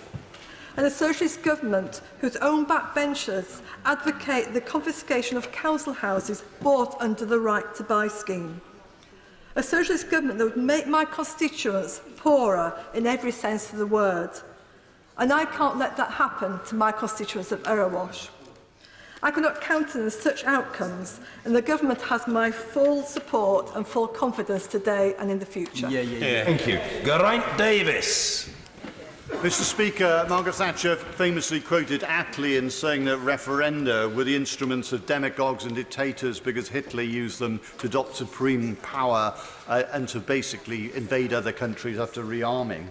So my view for no confidence of the Prime Minister isn't simply because she's doubled the debt, created poverty and social injustice, but basically that she thinks the advisory referendum is an unconditional mandate to Brexit under any costs and any circumstances without consulting with the people on whether this represents their reasonable expectations. The people were offered more money, more trade, control over their laws, control over migration. But in fact, they haven't got any of those things. We'll have to pay £39 billion. There'll be a squeezing of the economy. There'll be less jobs. There'll be less trade. We won't be with Team EU in terms of negotiating with big players like China. Northern Ireland will be an open border for immigration via Dublin. We won't control our immigration. And in any case, if we did, we'd just switch a cultural neighbour to more distant immigration in any case. There's no evidence that the people of Britain support the deal. It's a betrayal of conservatism because we move away from the most established market in the world and break up the union, a betrayal of socialism because we basically have a smaller cake to divide more equally. It's bad for our economy, our security, our environment and our common values. So it's my view that I have no confidence in the Prime Minister because she has no confidence in the people to make a judgment on the deal she's delivered. If they want it, let's go ahead. But otherwise, unless we don't have that vote, we'll just wait another 2 years in the transition period when we could, in fact, have a vote on this, decide on reflection it's better for all of us to remain, and we can have 2 years sorting out this country rather than having this situation where we're just talking about Brexit and Britain is burning around us. Yes, there will be some anger if we have a people's vote, but I put this to you, that there will be absolute rage if we don't and Brexit goes forward. People voted to leave. They didn't vote to leave their jobs. And Brexit, which is now being seen warts and all, and we're also seeing the fact that Europe is a much more virtuous place than before. There was a massive defeat last night. Yes, the Prime Minister needs to look cross-party at all the options. If we can't agree any deal, let's put the deal we've got to the people and they can decide whether to continue. In the meantime, I'm calling for a general election, but if we don't get a general election, we should have a people's vote. The Labour Party should stand up for Remain, and when we win that, there should be an election, because we'll have a government which was elected on strong, stable Brexit, will be weak, unstable, and Remain, and then we will deliver a Labour government and a better Britain in the future. Spurghardt. Obviously, I'm not terribly delighted that we're having a vote of confidence in the Conservative government, but I suppose I might thank the opposition for bringing my party back together today. Because whilst we were heavily divided last night, I can be confident that we are all going to go through the same lobby together, and it will be a bonding experience. So thank you very much for doing that for us. It's quite right, of course, that we are having a vote of no confidence. We find ourselves in a peculiar hung parliament in which, as the Leader of the Opposition said, the government suffered a major defeat last night, suffered a defeat on a money bill. It's quite right that the confidence of the House is tested. But we are all quite aware of what is going to happen. The government is going to win this vote this evening, and then we are going to have to move on. And the most interesting question is not about this vote, which is a foregone conclusion. It's about what is going to happen after that. We know what the Prime Minister is going to do. She has offered to reach out and speak to other corners of the Commons and look for some consensus, but what we still don't know is what the opposition is asking for.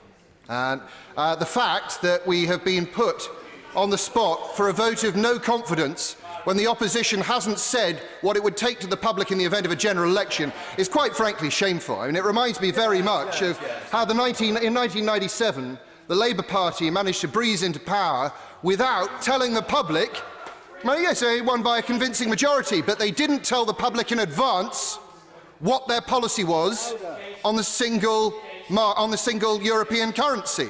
It had to be wrung out of them when they were already in power. So the Labour Party has track record on this. If the Labour Party wants to go to the country, as it does, then it at least should have the courtesy to tell the public what it is going to take into that vote. But let's imagine that it did go through tonight. Let's imagine record debt is what we would have. £1,000 billion of extra debt, £35,000 extra for everyone who lives in this country. That is what the Honourable Lady's Party is offering this country. That is what the Honourable Lady's Party is offering my voters out there and my tax-paying constituents. Very happy to give way and take the time. The honourable gentleman, perhaps because he is rather younger than me, seems to have forgotten that when the Labour Party took office, waiting lists in the NHS were 18 months for some specialities. Died of cancer. Under the Labour government, there were practically no waiting lists in some specialities, and that is a record we are all proud of. And when the Honourable Lady's Party left power, we had record debt, a crashed economy, a loss of confidence in our foreign policy after a disastrous Iraq war. That party ran this country into the ground, and 8 years later we have record employment, we have rising wages, we have everything that a sensible, evenly minded, well-balanced economy has brought mature...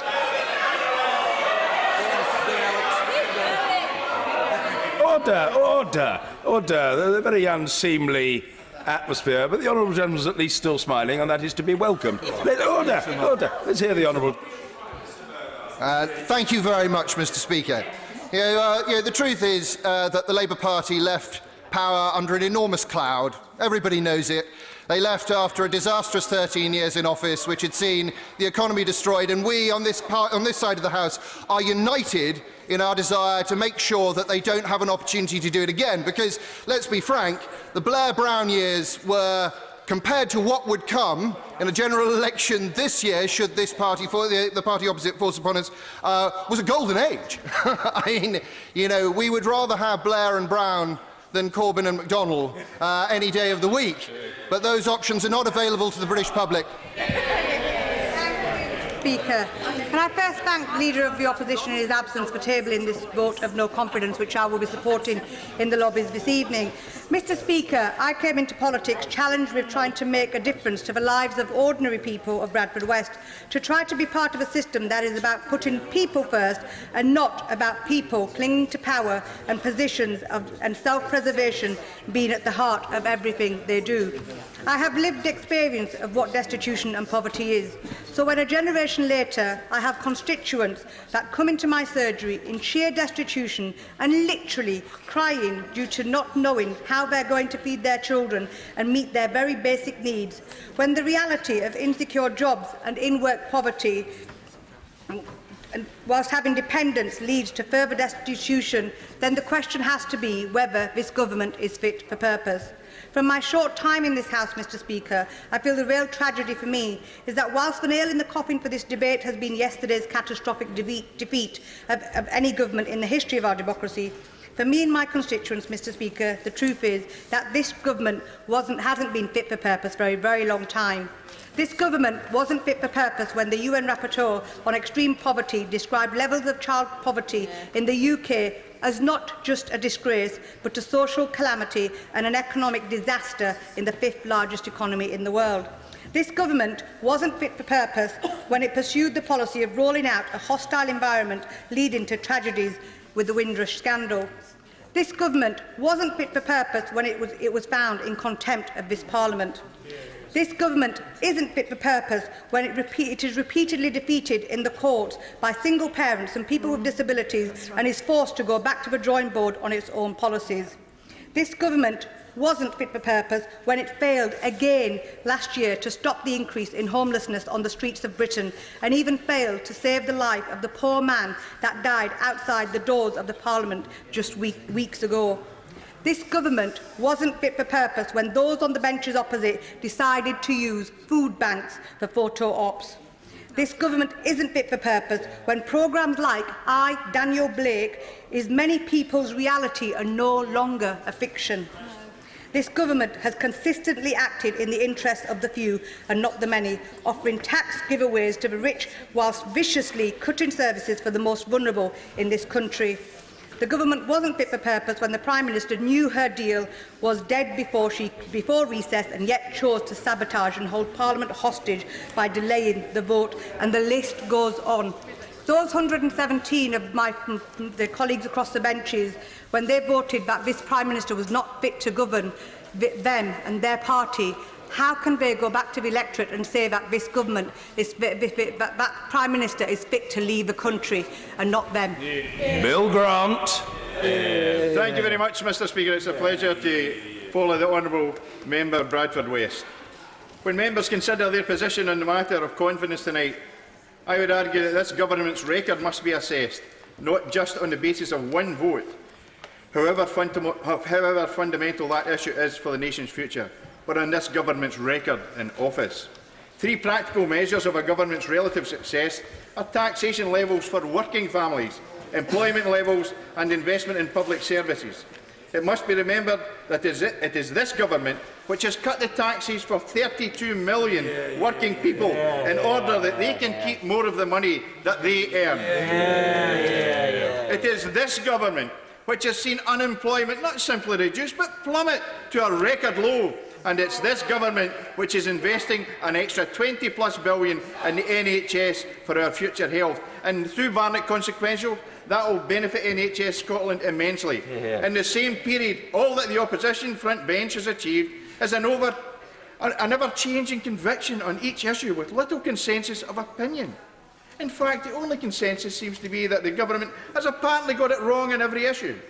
This is clearly not the case, and the facts do not support the opposition's somewhat gloomy assessment. This government is pressing ahead with ongoing investment in research and development, with growth deals throughout the country, such as the one emerging in Ayrshire. It recognises the importance of the environment with the 25-year environmental plan, never been done before in the United Kingdom. It has secured a stable economy from a very weak and unstable inheritance, and it listens when things need to change, particularly in relation to universal credit. That is not a government in crisis, as members opposite allege. They are simply doing this to secure an election, but this is a government which is getting on with the business of governing. The Prime Minister has worked incredibly hard on these and other issues over the last 2 years, and I would earnestly encourage honourable members to support the government tonight. With everything else that is going on, with this party being the only party with a clear desire to honour the referendum, this is not the time to be holding an unnecessary and unwanted general election. It is time to get on with what we have been asked to do before our constituents lose faith in every parliamentarian in this House. In closing, Mr Speaker, I have every confidence in Her Majesty's Conservative and Unionist government, and I will be voting for it tonight. Caroline Lucas. Thank you very much, Mr Speaker. Mr Speaker, last night's defeat was an extraordinary humiliation for the Prime Minister. And if ever there was a situation to be described as chickens coming home to roost, it was this. For this is a national calamity of the Prime Minister's own making. It was this Prime Minister who failed to reach out across the House to find consensus on a way forward from the narrow win for Leave in the 2016 referendum. It was the Prime Minister who painted herself into a corner with a series of bright red lines designed only to appease the most extreme Brexiteers in her party. And it was the Prime Minister who triggered Article 50 far too prematurely. But crucially, though, it was the Prime Minister who has also resolutely failed to tackle any of the underlying injustices that drove the 2016 referendum result. Many people voted Leave because they believe that the status quo in this country is intolerable. And they are right. It is. We are a country of grotesque inequalities, not just between classes, but geographically between regions, especially between North and South, and between thriving cities and failing towns within the same region. Last year, the Commission on Social Mobility identified the 30 worst places for social mobility, and every single one of them voted to leave. Now, I don't think that that was a coincidence. So the Prime Minister's mantra about bringing the country back together rings very hollow when you look at the evidence. Welfare cuts since 2010 have cost lone parent households an average of over £5,000, increasing child poverty rates in those households from 37% to 62%. The NHS has endured the longest period of austerity in its history. The evidence goes on. So today has to be the day when we start to change the conversation about Brexit and about the future of Britain. Not by slavishly repeating that Brexit is the will of the people, but by really and genuinely hearing the voices of those who have been economically and politically excluded for decades. The millions of people who rightly chose to give the establishment an almighty kicking in June 2016 deserve their concerns to be addressed and properly resolved. Now, Mr. Speaker, I believe that a people's vote, if it learns the lessons from the failed Remain campaign of 2016, can be the vehicle that we need to have that honest debate in this country. It will be the chance to be able to move on from the divisive and dangerous place that we're in by committing to Project Hope rather than Project Fear. And, Mr. Speaker, whoever is in number 10 must be someone who is going to be able to put that issue back to the people. Because a general election that is fought by two of the biggest parties who both have a commitment to Brexit does not take us forward on this issue. So while, of course, I want to get rid of that toxic government opposite, I also want to make sure that we resolve this most pressing issue and get this question back to the people, because Parliament has shown itself incapable of resolving. It needs to go back to the people. Thank you. Julian Knight. Mr. Speaker, as ever, it is a huge pleasure to follow the Honourable Lady from Brighton Pavilion. Polls. We've heard a lot about polls today. I'll give you a couple. First of all, 52-48. We all know those numbers. And I believe it is intrinsic, it is absolutely beholden on this House to respect that referendum result. The other poll is 34%. That is the current Labour Party polling. Quite incredibly, at this particular time, 34%. And the reasons for that were encapsulated, I think, Mr. Speaker, by the Honourable Member for Barrow and Furness, who said quite simply that the Shadow Chancellor and the Leader of the Opposition are unfit for high office. And I think as people get closer to the potential of a buying decision, they would see that very starkly indeed. And the other reason for the 34% is these 6 tests, the magic unicorn tests, designed to fail. And the public aren't foolish. They aren't going to be hoodwinked by this. They know intrinsically that this is sophistry of the very most politically contemptible sort. And I am going to say now to members opposite, at some point later today, tomorrow, the grown-ups are going to have a conversation about what the party opposite actually want out of this. Will my honourable friend give way? I will give way. Does my honourable friend agree with me that what people tell me and my constituency in Basingstoke and businesses in Basingstoke is they want certainty? Absolutely. How can they get certainty when they have challenges in the government and also rejecting the government's plans yesterday? Absolutely. And certainty is all. And as JLR, who I'll be speaking about in the adjournment debate, they want certainty as well. And I really do think it's a little bit rich when people talk about the rights of EU citizens and UK citizens, and then they reject a deal that protect those rights. Now, I would say that a second referendum is itself a stain on this Parliament. The division would be enormous, and as I say, we have been entrusted. I also would say that no deal makes no sense to me in the dislocation that this could cause to our economy.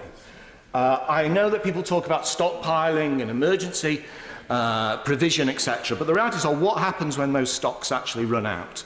And what happens as well if we do end up with dislocation? What happens if we then have to go to the EU to negotiate certain terms at that particular point? We would be in a very weak position.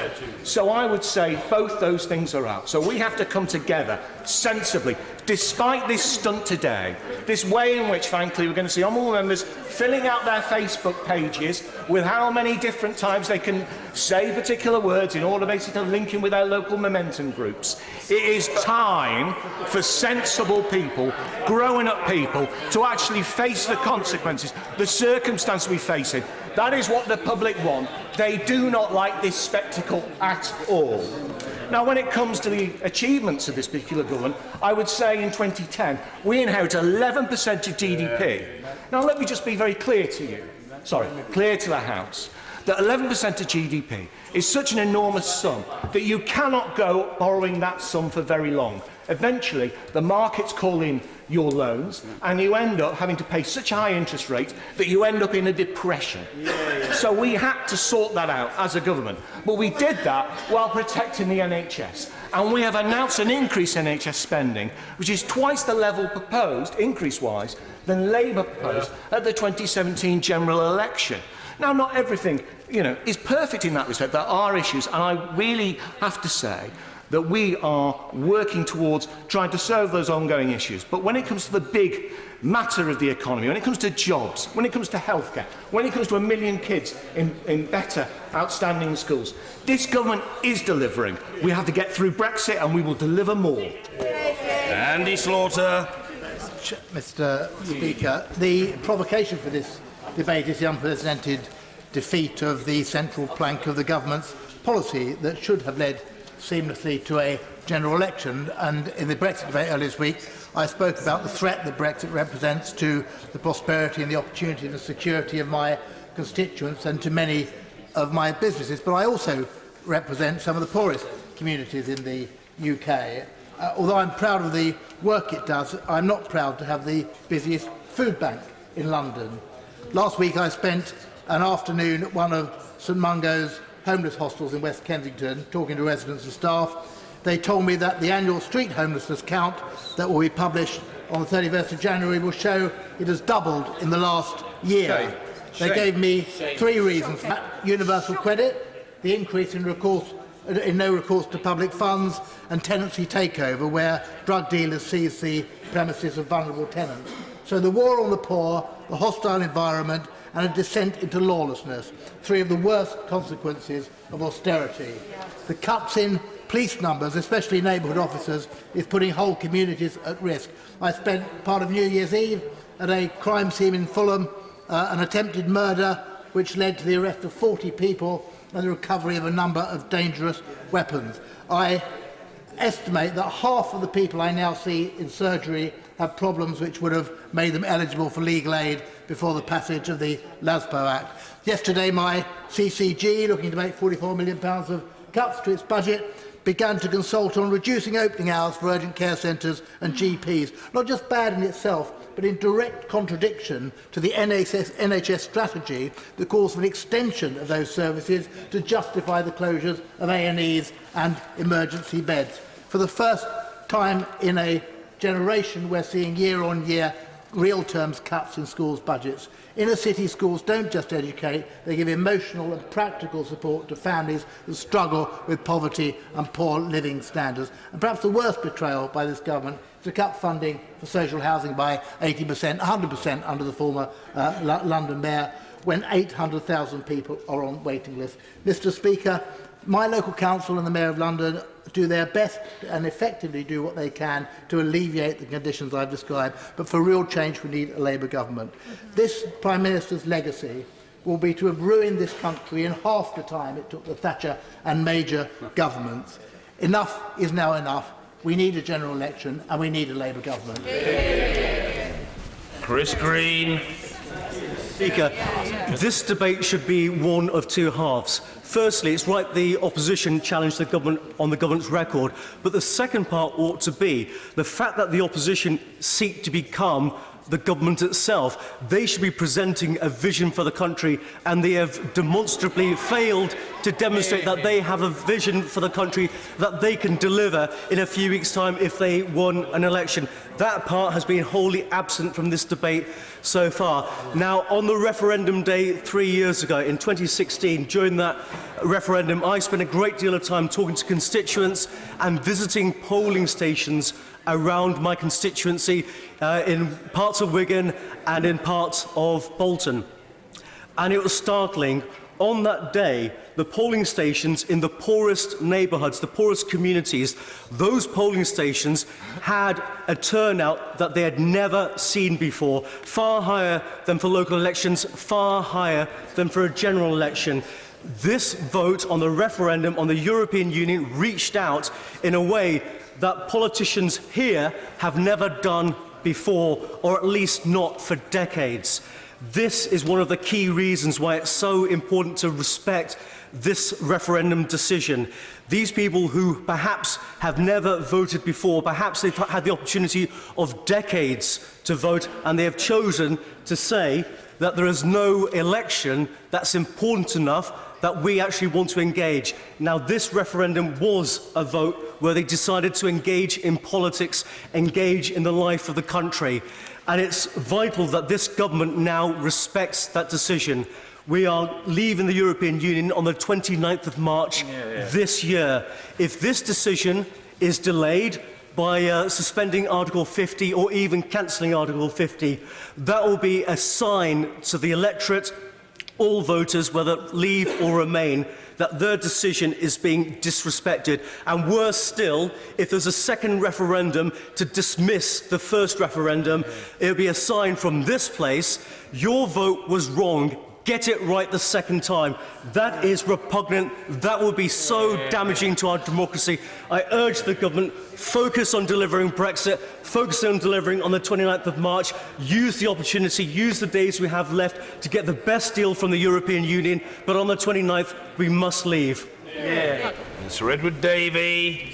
I'll be voting for this motion tonight, not just because of the failure of the government on Brexit, because of their failure on so many issues, rising crime, the railways, the social care disaster, the schools budget and so on. I think the speech earlier in this debate from the honourable member from Warrington North actually encapsulated the best. But on Brexit, which is obviously on everyone's mind, one has to ask, why is this government unable to deliver on Brexit? And it's fundamentally because the Conservative Party is split. It is absolutely divided. We saw that in the lobbies last night, but we've actually seen it, Mr. Speaker, in the record number of resignations from this Prime Minister's government. In just 3 years, we've seen 32 people resign from her government. Another dreadful record. This shows that this government is incapable. Is incapable of. I'll take them. Well, no, the honourable has a number of shadow front benchers that have resigned since the current leader came to power. Well, thank you, Mr. Speaker. I was going to actually talk about a speech by the member for Brentford and Ongar, who said this motion tonight might unite the Conservatives. It probably will, because a rafter of turkeys ain't going to vote for Christmas. But the ultimate division is still there, and that should worry people across our country, because this government and this party is incapable of delivering Brexit. It has shown that over the last 2.5 years. And that's why the Right Honourable Lady, the member for Putney, was right. The government now have to reach across the aisles. They have to talk to all parties, have to get Parliament to deliver this policy area. But if they're going to do that and do it successfully, they've got to do 3 things. Article 50 has to be extended. No deal has to be taken off the table. And the government has to show that when there is a deal agreed, that will be put to the British people with the option of remaining in the EU. That, I think, can get consensus. That could be delivered. That could bring the House together. At the moment, we're just hearing the Conservative Party blaming everyone else but themselves. They blame the Remainers. They blame the opposition. They blame the Governor of the Bank of England. Sometimes I think they're going to blame sunshine, moonlight, good times and boogie, Mr. Speaker. There's only one group to blame. It's the Conservative Party. Thank you. Alex Chalk. Mr. Speaker. A lot of people ask me, and I dare say every honourable member in this House, why on earth would you go into politics? And they ask it particularly at a time like this. But I know the answer, and I know the answer as a Conservative. It's because I believe to my bones in social mobility. Now, I want to make crystal clear, I expect there are people across this House who believe in that. But the issue that divides us is how you come up with solutions, how you go about achieving it, how you unlock potential and seek out the treasure that's in the heart of every man and woman. And I know it's as a Conservative Member of Parliament that it's been possible to provide opportunities in my community in Cheltenham that has allowed people to fulfil that potential. Because my community, although people don't realise it, they say, Cheltenham, for goodness sake, it must be the most affluent place in the country. Not a bit of it. We have some of the most deprived communities anywhere in our country, where people live in generational entrenched poverty. And what has this Conservative Party done for my community?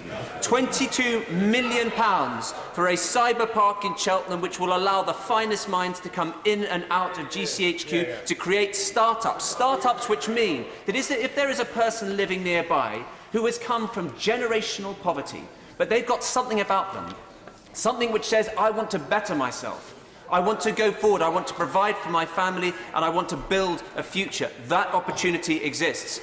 Money that has come in the form of over 400 million for a road project. Now, you might say, oh, a road project, who cares about that? Road projects are what allow a local community to thrive. It's what allows opportunities to be generated and futures to be created. But it's not just about infrastructure projects. Recognising the issue of homelessness, it's this government that provided £1.3 million for social impact bonds. What does that mean?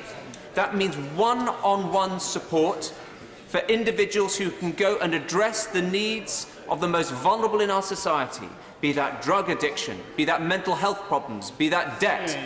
And that has served to make a huge difference in my community, so that it's not just a stronger community economically, but a fairer one too. What's more, £3 million to help deliver social housing in Cheltenham, in Portland Place. So, of course, there is always room for improvement. Of course, there is always more to do. But on that issue of social mobility, which is the party that isn't just talking the talk, but walking the walk, it is this government that is achieving it, this government which is making a difference in my community, and that is why I will vote against this motion tonight. Gregory Campbell. Thank you, Mr. Speaker. I want to commence by saying, since I came into the House in 2001, I've seen a significant increase in the number of people in the chamber right across the divide who have come to speak and vote in favour and in defence of this United Kingdom, compared to what was the case some 17 years ago, and for that I and the people at home are eternally grateful for that, and I'm sure that is shared across the divide. I want to say, Mr. Speaker, that I will be voting against the motion tonight because I retain confidence in this government on the terms and conditions contained in the confidence and supply motion that we entered into some time ago. But I want to, at this stage, offer a piece of critical advice to my right honourable friend, the Prime Minister. And it is this. In the past year and a half, I believe that her negotiations have not best served this United Kingdom. And I believe last night's defeat, the scale of the defeat, can offer her and us an opportunity for a revised position by her. And I believe that that should be a condition that she goes back to the EU and makes it very, very clear, just as she hasn't done up to now, that whenever they say a deal is only doable if it contains the backstop that we have arranged and agreed with you, that she goes back to them and says, agree is doable, an agreement is doable, but not on the terms and conditions of that backstop, because that backstop creates a division, a cleavage, a divorce within our United Kingdom, and we are not prepared to enter into any agreement that is based on that backstop. And it is only when she gets to that stage that we get Mr. Juncker last night, as he said, after he realised the scale of the defeat, after the possibility of what may emerge beyond last night's defeat could emerge in subsequent weeks, when he made the statement, which I think has not been commented upon, it is that we, the EU, are determined to get a deal. He wasn't saying that 6 months ago. He wasn't saying that 6 weeks ago. But he is saying it now, and the reason he's saying it now is because the appearance of no deal on the horizon has now suddenly galvanised the EU nation-states, and our Prime Minister has got to take advantage of that now and has got to say to the EU, we are prepared to get a deal, but we are prepared to get a good deal and a reasonable deal. Not a one-way deal like the deal that fell last night, but a deal that delivers both for the UK and for the EU. It is on that basis that I will be voting against the motion tonight, Mr. Speaker. Thank you. Rebecca Powell. And I rise to speak because I believe that this government is the right government to carry on with its serious work that it has begun, not just on Brexit, but on so many other important issues affecting our daily lives. And because I believe that a chain of events that might lead to a general election will in no way be good for the country. And because I am genuinely fearful of what might happen if this great country, but especially our businesses, should get into the hands of the member for Islington North. Should he ever get his hands on the tiller, this country will not be in safe hands. An election will certainly not solve the impending business at hand, which is delivering on our relationship with the EU.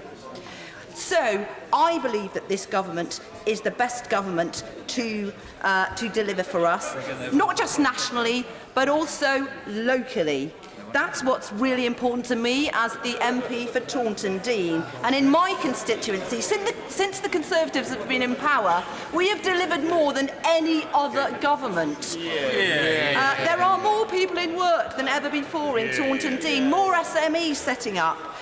There is more funding coming our way thanks to a strong economy. That's why my calls for 79 million for the new theatres in the hospital were agreed to and accepted, and that's why we got an additional 11 million for more health services locally. We've had more funding for infrastructure, 28 million.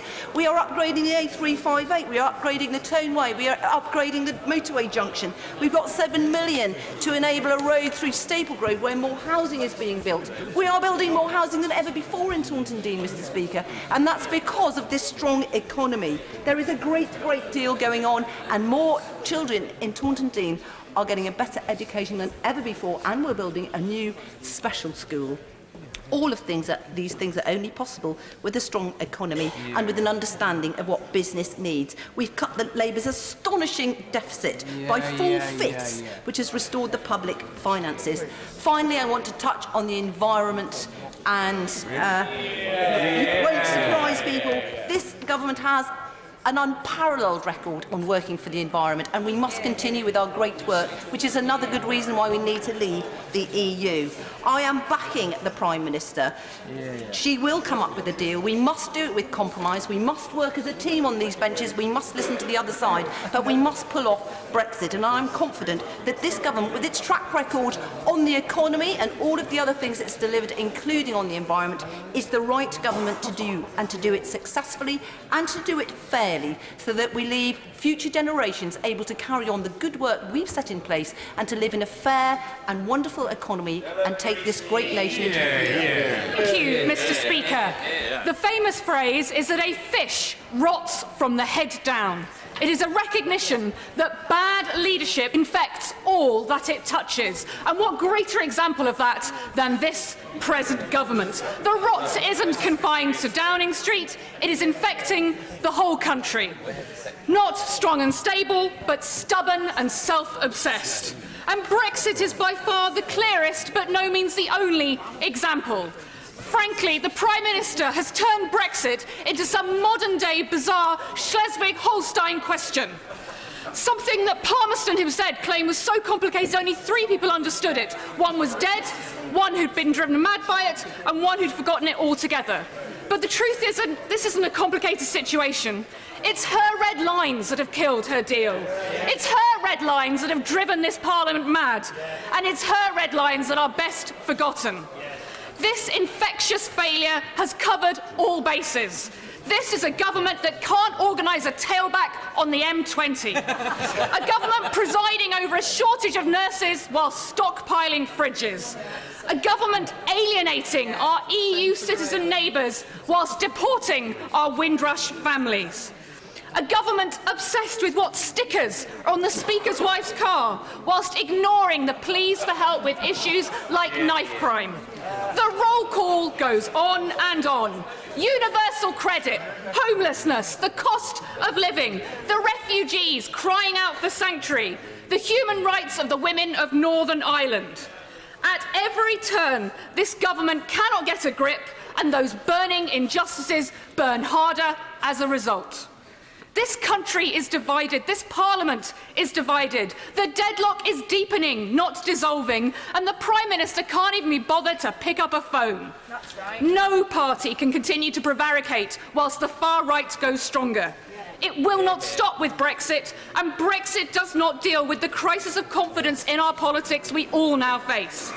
We are not the only country facing difficult choices or challenges, but we are the only country that thinks because it's the mother of all democracies, there's nothing wrong with how we approach things. Change has got to come for all our stakes, but for that to happen, it has to start at the top, and we have to stop the rot. You merriman. Thank you, Mr. Speaker. I rise to speak not just on behalf of Brenda from Bristol, but all of the Brendas in Bexhill and Battle, who are probably feeling right now that the last thing we all want is a general election. But what we do want is our Parliament and all of our MPs to work better together and fix the issues of our day. And I've enjoyed this afternoon because I've had the opportunity to listen to many feelings, hopes, aspirations. But it depresses me that we still are in a position where people would rather shout at each other in this chamber as opposed to reaching out to each other, working out where we can identify issues that are common to us all and try and fix them.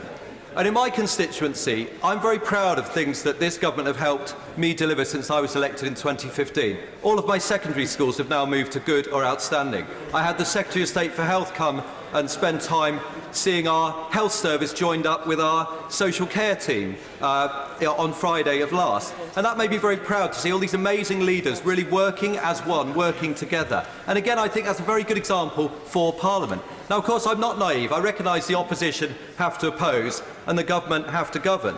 I'm also not so naive that there are not big challenges in my constituency. That's why I'll be having a task force on homelessness, because I've noticed the streets in Bexhill getting worse. I've also noticed more casework from my constituents because there are not this levels of services available that there once were. So, of course, many points made by opposition members are correct.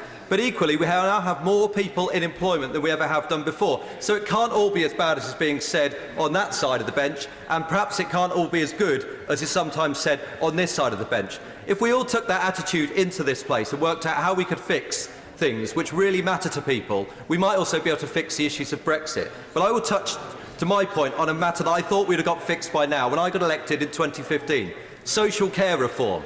It's within us in this House to fix things for the most vulnerable and often the most elderly people in our communities. We agree on so much. A wealth tax set on this side, opposite of the House. On our side, in our manifesto, we talked a lot more about the fact that people should pay more. We're almost there, yet our hatred sometimes of each other just stops us reaching out.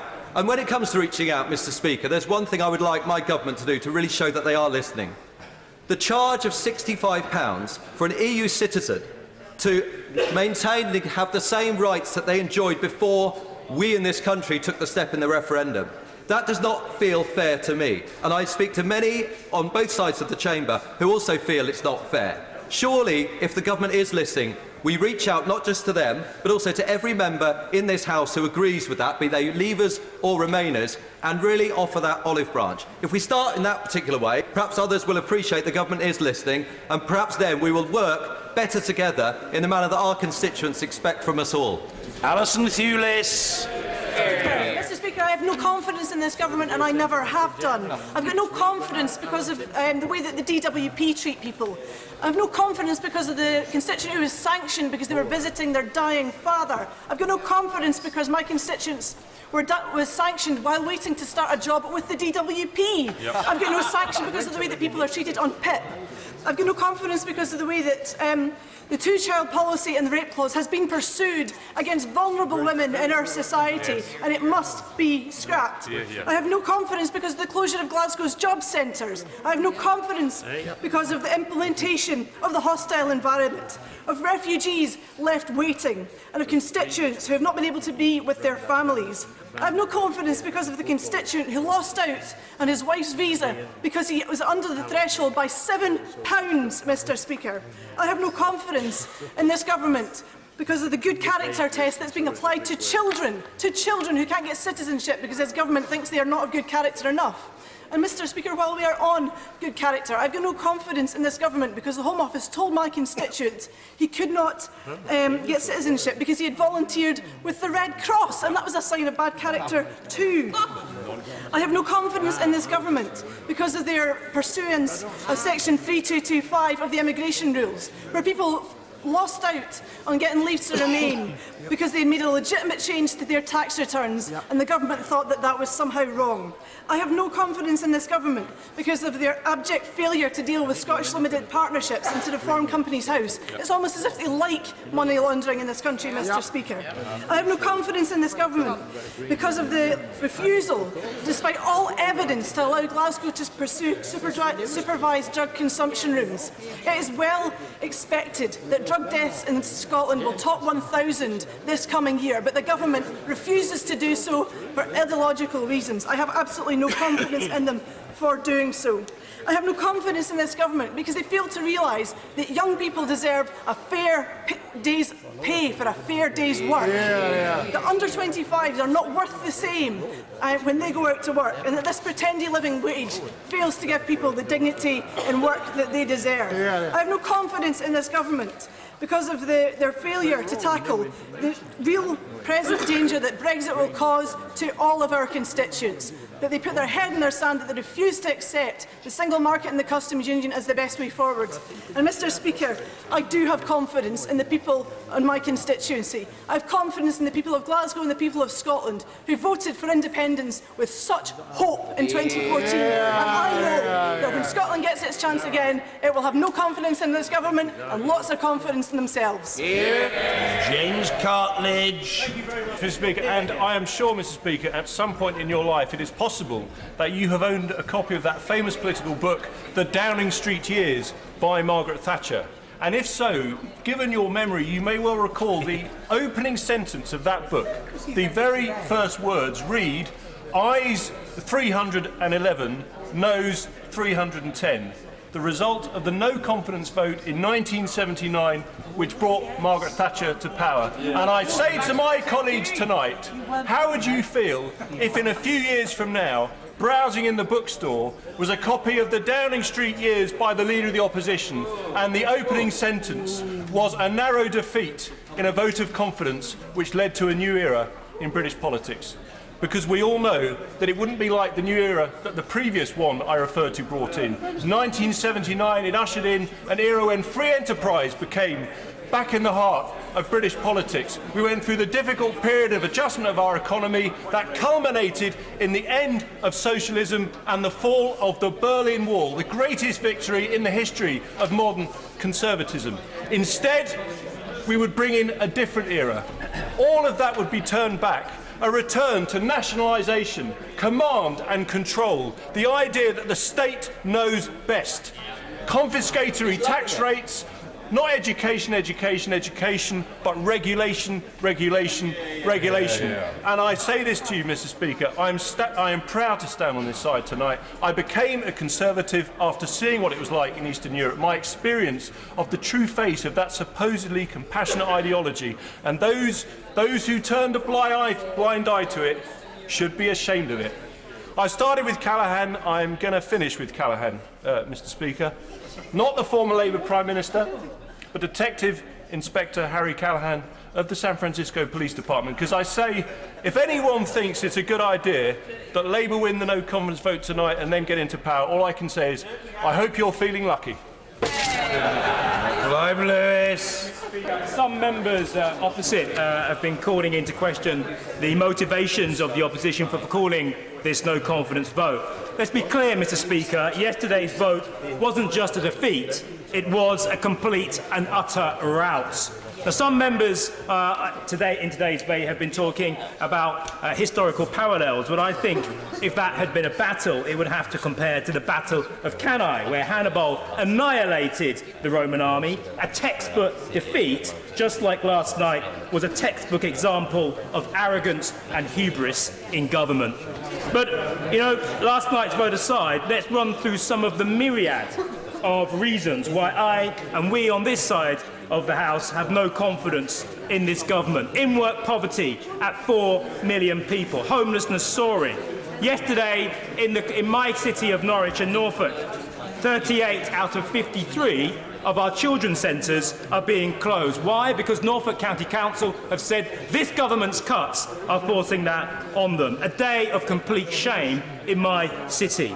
And without a hint of irony, this government, whilst closing down our children's centres, has declared Norwich an opportunity area as it attempts to improve failing social mobility. Mr. Speaker, it's a policy akin to attempting to fit up a bath with no plug. In education, schools face real terms funding cuts. In The Guardian today, Norfolk County Council again in the media, under fire from the local government ombudsman for failing to address and to look after the concerns of children with special education needs. On mental health, after the PM personally promised to improve this Cinderella service, Norfolk and Suffolk Mental Health Foundation Trust has been put into special measures again, 3 times in 4 years. The first of any trust in the country that has happened to. Real terms funding at this day and age now down 13%, demand up by 50%. But I also want to turn to an issue that I believe this House and particularly this government have failed to adequately address, and that's the impending climate catastrophe and biodiversity loss.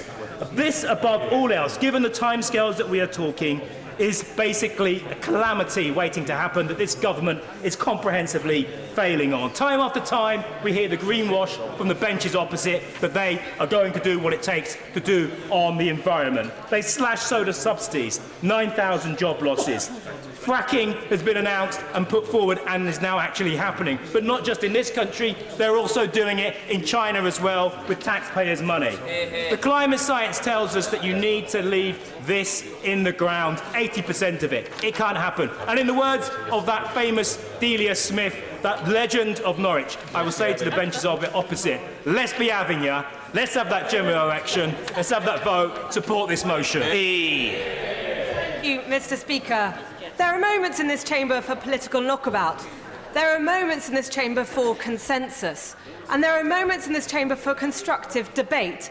And I am very, very disappointed that at this point in time, when we have such an important, momentous decision to make about how we take forwards our exit from the European Union, we are having this debate today. But I appreciate that yesterday's vote is the reason why it's been called. But what would make this maybe slightly better would be if it wasn't the fact the Leader of the Opposition hasn't just called this debate now, but all he said for weeks and weeks and months, whenever he's been asked his position on Brexit, he's been unable to give a clear answer. All he's been able to do is say he wants a general election. And he continues.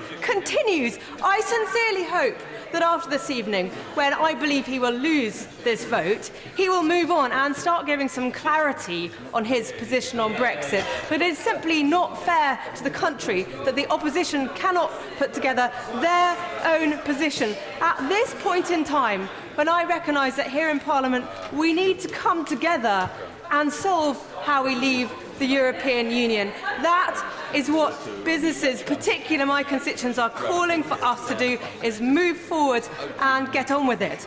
But also what I hear from businesses more often than not is not that their concern is so much about the uncertainty of Brexit, it's what would happen if the Leader of the Opposition were to become Prime Minister, and if his party and his hard-left version of Labour were to take charge of our economy and our country, because that would be the worst possible thing for our country. I would have no confidence on behalf of my constituents of what he and his government would do for our economy, our security, or even for our public services. He may claim to be a champion of our public services. Not only would they be completely unsustainable, unfundable under his economic model, but also have no confidence that he'd be able to improve their performance as we have in government, whether it's in schools, where children are now learning to read, which is the fundamentals for them having a better opportunity in life, whether it's in the National Health Service, where, as we heard last week, we now have a long-term plan for a sustainable National Health Service and funded sustainably. So I look forward to for us to continue delivering on these commitments in government. But first, we need to move on and deliver Brexit. These are difficult times, not just in the UK, but for countries across the Western world. We need to come together, we need to move forward, we need to deliver on Brexit, continue making Britain a better place to live, and build our place in the world outside the European Union. Walker. Thank you, Mr. Speaker. I rise in support of the Leader of the Opposition's motion. As a teacher and head teacher throughout my career, trust has always been very important to me. The trust children had in me as their teacher, and the trust that teachers had in me as their head teacher, to understand their needs and make the right decisions on their behalf. Trust in relationships and in the workplace is crucial. Today, this debate isn't about whether the Prime Minister has the ability to make decisions on our behalf. It's about whether we trust her to understand the mood of the country, the zeitgeist and the needs of every region and demographic, and make the right decisions.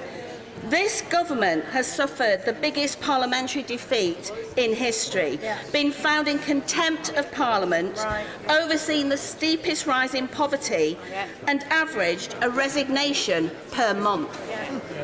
I trust the Leader of our opposition and the shadow front bench as people who understand the struggles that many in our country are facing.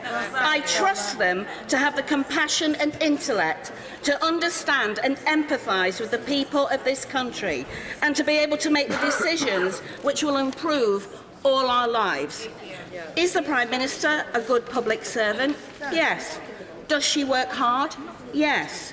Do I respect her? Yes. I respect anyone who devotes their life to public service.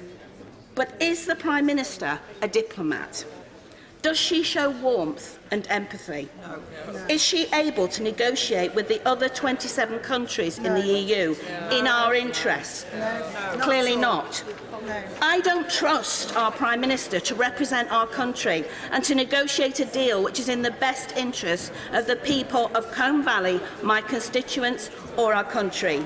For me, this is not just about whether we are in the EU or not.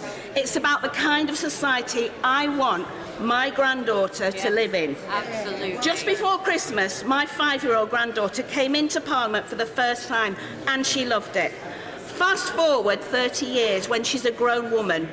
Do I want her to inherit the world determined by this government? No, I don't. I wonder how she will judge this government's handling of Brexit when she's a grown woman. I see it as a full-blown display of incompetence focused purely on party interests and failing to take strong action to protect jobs and the economy, workers' rights and environmental protections and national security. I don't trust this government with my constituents' future, my granddaughter's future or our country's future. I have therefore no confidence in this government. I do trust a person like the opposition leader to understand diplomacy. Thank you. Jack Brereton. Speaker. When I was elected, my constituents in Stoke-on-Trent South were quite clear. They voted overwhelmingly for Brexit, and they were overwhelmingly in rejection of what this Labour Party has become and what it now stands for. The Momentum-led Labour Party does not represent predominantly working-class communities like mine in the Midlands and the North. Years of Labour has done nothing to improve my city in Stoke-on-Trent, quite the reverse, decimating our local industries with our local communities taking the brunt and being left behind. Since Conservatives came to power, Stoke-on-Trent's industries have started to blossom again, with record numbers of people working and the best places to start a new business now being Stoke-on-Trent. This success is thanks to, yes, the hard work of our businesses and our communities, but most significantly, the policies of Conservatives.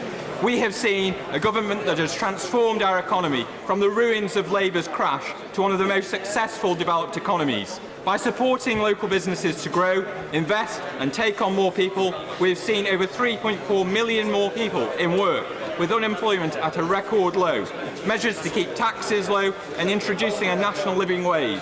A basic rate taxpayer is now over £1,200 better off than they were in 2010. Stop. Order.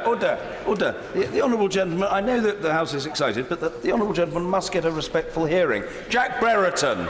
Mr. Speaker. We must continue to pursue measures which will help address the cost of living and focus on growing aspirations, creating better opportunities and job prospects for our communities. This would be threatened by a Labour government led by the Leader of the Opposition. Their unfunded plans of £1 trillion of extra spending would see us racking up huge debts and mean massive tax rises for people in constituencies like mine who can least afford. And for what? Ideologically motivated white elephants, nationalisations of our industries, raiding the public purse to pursue policies which have been tried and failed time and again, threatening jobs in our industries and our economic prosperity. Every time we've had a Labour government, they have left our country with more people out of work than they've started. And as I've said many times before, my constituency in Stoke-on-Trent South voted overwhelmingly to leave. At every opportunity, I have voted in this House to enact Brexit and deliver for the wishes of my constituents. For this House to go against that and the British public, and most of my constituents voted for, would be a total betrayal of democracy. But this is what the significant proportion of MPs on the benches opposite want. They have repeatedly voted for measures to thwart Brexit, frustrating and trying to prevent and delay us from leaving on the 29th of March. This motion today shows the Labour leadership would rather play party politics than put the national interest in our country first. The Labour leader has been clear. They want a general election, going against the majority who are fed up with politicians and want us to get on with delivering for our country. Paul Sweeney! When I think of the confidence I have in this government, I think about how it's treated the most vulnerable people in our country. When I think of my constituents, I think of a 10-year-old boy who was orphaned when his mother died, and this government, instead of nurturing him and trying to care for him and provide him with security, threatened to deport him.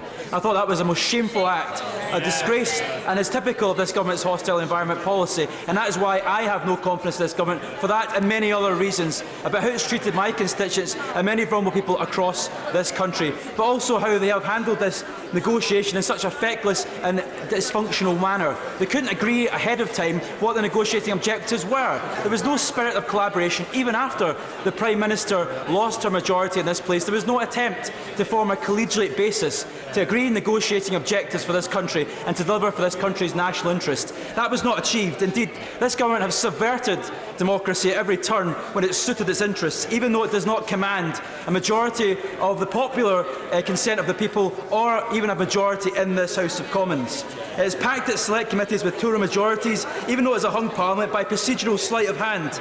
It repeatedly seeks to circumvent or abuse the SEAL conventions in its dealings with the devolved administrations. And indeed, this government became the first administration in parliamentary history to be held in contempt of Parliament. I have to give way to my honourable friend. Does my honourable friend agree that in Scotland people will be watching this thinking it's an absolute shambles been absolutely roughshod over, and we have no trust, no faith at all in this government. We need a general election now. We absolutely need a general election because there is no way to clear this impasse. There is a clear lack of faith in the government. There's a clear lack of will from the government to engage productively in reaching out to build a national consensus to achieve the way forward. It's now the job of Parliament to take control, and the only way to do that is to reset the clock, have a general election, allow a new mandate to be formed in the interest of delivering for the people of this country. That is the only way to do it, and that's why I'll be supporting the motion of the Leader of the Opposition tonight to bring down this failing government and deliver a mandate that will act in the national interest of this country. Yes, 1 minute. 2 minutes. Luke Graham. Thank you very much, Mr. Speaker. I'll try and keep this very short. I rise tonight in support of this government motion, mainly because I hear the frustrations of the people in this country from my constituents, and we hear it here in this House. There is confusion whether it is on our split party position. We're criticised for red lines, but all we hear from Labour are their blurred lines, their lack of clear direction, their inability to come with a constructive alternative to what the government is being put forward. Mr. Speaker, parties of all colours failed to make a constructive case for the United Kingdom's position in the European Union. And many contributions we've heard in this chamber this afternoon have lamented that fact. Many of them have been driven by anger, and that's fine. Anger is an easy emotion, and it's one that many of our constituents feel. But when party politics fail and policies fall down, it is when MPs need to step up. And that's what we need to do in the coming weeks. What's come from the defeat last night is a clear determination from my right honourable friend, the Prime Minister, to reach out across this chamber, to come back with different proposals, to listen to people from across the political spectrum, and not those who stand up in this chamber and say they work in the national interest, but they only work in the nationalist interest. But actually those MPs who are here to genuinely serve their constituents and protect and preserve our United Kingdom. Mr. Speaker, it is incredibly easy to criticise, but we cannot abdicate our responsibilities as members of Parliament for what we were elected to do. Our constituents don't want another general election, they want us to get on with our jobs. Tom Watson. Mr. Speaker, this has been a very passionately argued debate with over, as my count, 59 members giving speeches where they were not holding back. And the scene was set by the honourable member for Christchurch, who said at the start that the Prime Minister must accept the verdict of the House last night.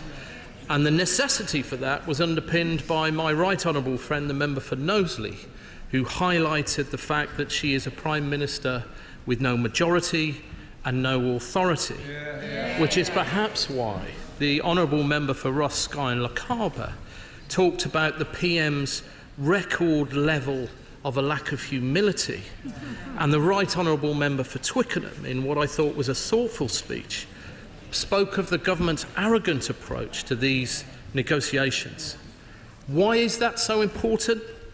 Because, as my honourable friend, the member for Wallasey, said, the UK is more divided and fearful for the future than ever before.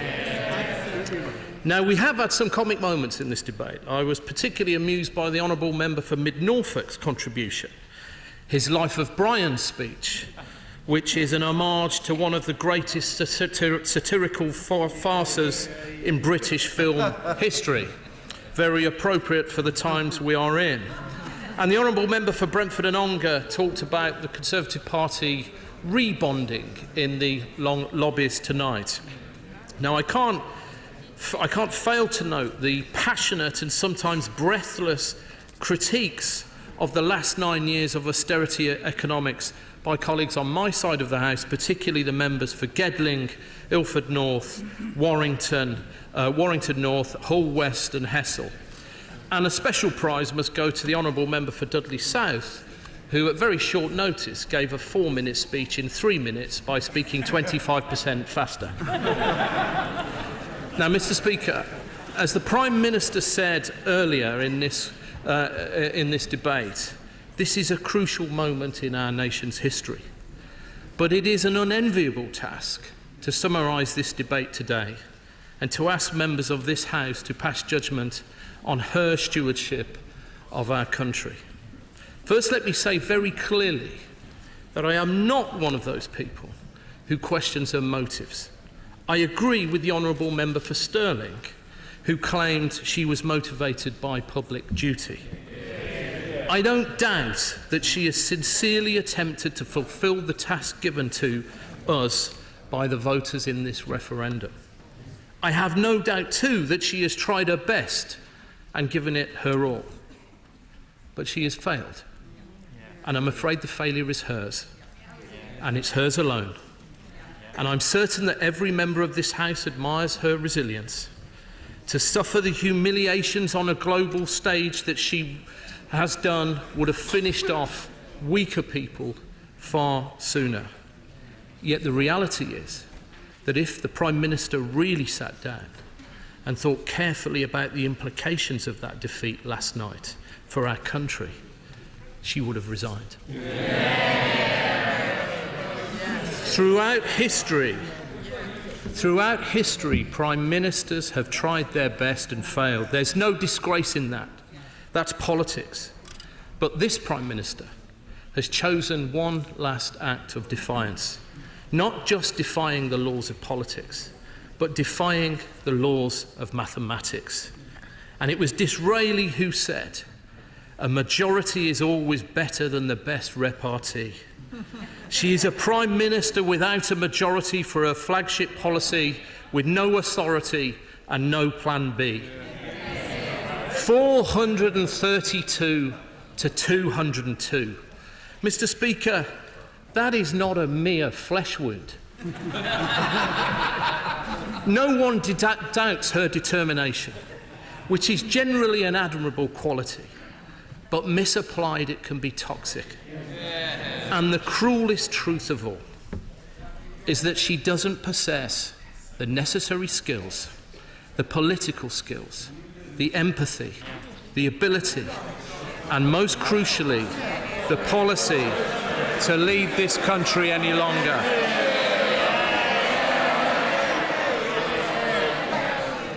Now, I know there are many good people in the government. They will be examining their consciences as the clock runs down on these Brexit negotiations. Because she has refused to resign, we now face a choice between a general election to sort out this mess or continued paralysis under her leadership. But now the ante has been raised. The government has been defeated on a Brexit plan that has been its sole reason for existing for the past 2.5 years. It has not just been defeated on the most crucial issue facing our country, it has suffered the worst defeat of any British government in history. And the clock is ticking. MPs have shown that they're ready to take back control over what has been, from start to finish, a failed Brexit process. But the question facing the House tonight is whether it is worth giving this failed Prime Minister another chance to go back pleading to Brussels, another opportunity to humiliate the United Kingdom, another few weeks to waste precious time. Our answer tonight must be a resounding no. And let me remind you why. It was this Prime Minister who chose to lay down red lines that never commanded the support of Parliament. It was this Prime Minister who refused to guarantee the rights of EU nationals who've made their lives and their homes in this country. It was this Prime Minister who time and again tried to shut Parliament out, refusing to give us a meaningful vote, refusing to release the legal advice to the deal. She's treated this place and its members on all sides with utter disdain. Mr. Speaker, it was the member for Gainsborough who said the road to tyranny is paved with executives ignoring Parliament. Yet that is what she has done. And so Parliament is having to assert its rightful authority. And at every turn, she has chosen division over unity.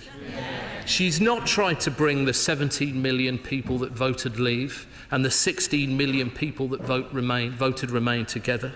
She should have tried to assure those who voted Remain. Instead, she chose to placate the most extreme of her colleagues on the Leave side of the debate. That has left the nation more divided than it was in June 2016. Out on the streets, in homes, in schools, in hospitals, people are struggling and take no hope and no strength from this ailing government. What happened to those burning injustices she said it was her mission to fight when she came into office? Racism, classism, homelessness, insecure jobs. They've all grown and burned brighter than ever before. And for so much of this, she is responsible. If the House declares its no confidence in the government tonight, it will open the possibility of a general election and a decisive change in direction for our country on Brexit, a decisive change in direction for workers, for young people and for our vital services. Mr. Speaker, the Right Honourable Lady will forever be known as the nothing has changed Prime Minister. But something must change. So our only choice left is to change her and her government in a general election. We know she's worked hard, but the truth is she's too set in her ways, too aloof to lead.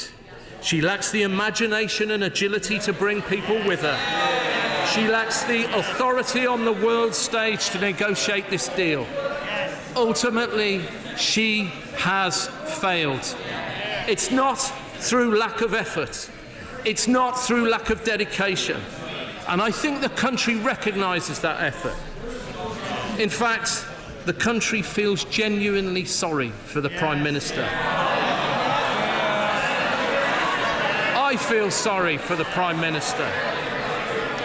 But she cannot confuse pity for political legitimacy, sympathy for sustainable support. The evidence is clear. And I know that out of loyalty to party, members opposite will want to support the Prime Minister in the vote this evening. But everyone in this chamber, no matter which lobby they go through tonight, know in their hearts that this Prime Minister is not capable of getting a deal through. The members on the opposite benches know it. They know, we know that they know it. The country knows it, which is why we must act. That is why we need something new. That is why we need a general election. I commend this motion to the House.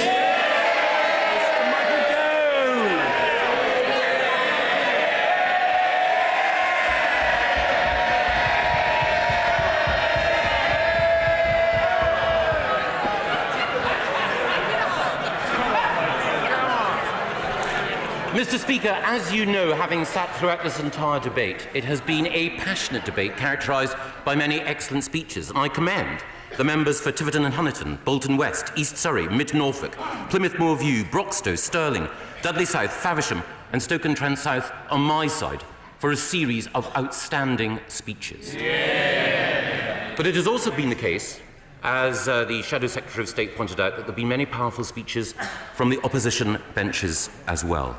And I too, like him, want to pay particular tribute to the members for Warrington North, Gedling, Ilford North and Birmingham Hodge Hill for moving and passionate speeches. Their constituencies are lucky to have them as advocates for their concerns and their needs. But perhaps the bravest and the finest speech that came from the opposition benches was given by the member for Barrow in Furness.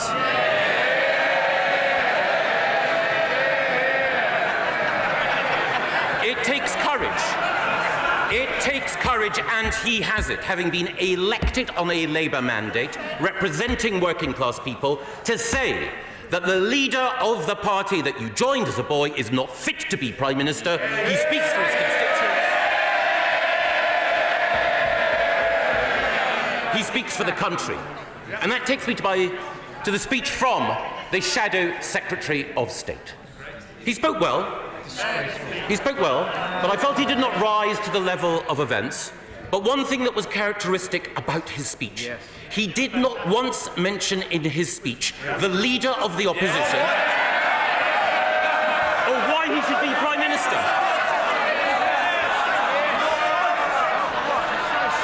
Now, he doesn't want him to be Prime Minister. I have a lot of time for the honourable member.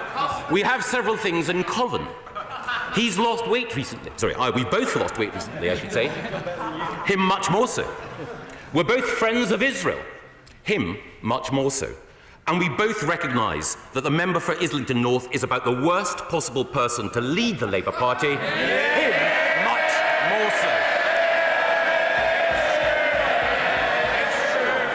Now, as well as great speeches from the backbenches, we also had some interesting speeches from the front benches.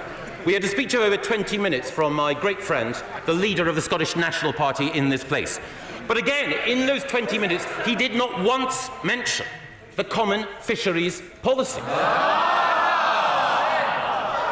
I think everyone in Scotland who recognises the potential to free ourselves from the common fisheries policy which Brexit provides will note that in 20 minutes of precious parliamentary time, the SNP didn't mention them, aren't interested in them, and as far as the fishing people of Scotland are concerned, the SNP have literally nothing to say.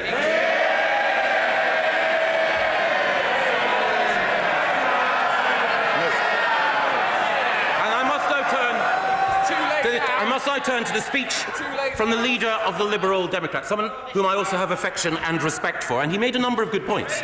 But he also said that he regretted the referendum. This from the party that was the first in this House to say that we should have a referendum on EU membership. And because he doesn't like the result of the last referendum, he now wants another referendum. The Liberal Democrat policy on referendums is not the policy of Gladstone or Lloyd George, it's the policy of Vicky Pollard. No, but yeah, but no, but yeah.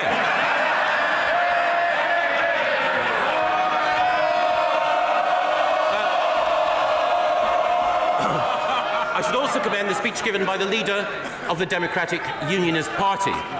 He explained that he had been inundated with text messages today from people who were saying, please, please, please, people in this House, please, please, please back the government tonight.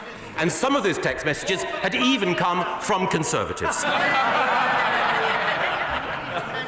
I think, critically, when we think about confidence in this country and in this government, there is a daily vote of confidence which is being executed by the individuals investing in this country, creating jobs and opportunity for all our citizens. Under this government, this country remains the most successful country for foreign direct investment of any country in Europe, with more than £1.3 billion being invested in the last year. That is why Forbes magazine says that this country is the best destination for new jobs in the world. It's why the independent organisation JLL say the best place for the future of services in the world is here in the United Kingdom. It's why, once again, London has been recorded by independent inspectors as the best place in the world for tech investment. And we see that when Spanish rail firms like Talgo shortlist 6 destinations for investment for new rolling stock, all 6 in the United Kingdom. When Boeing opened a new factory in Sheffield to create jobs for British workers.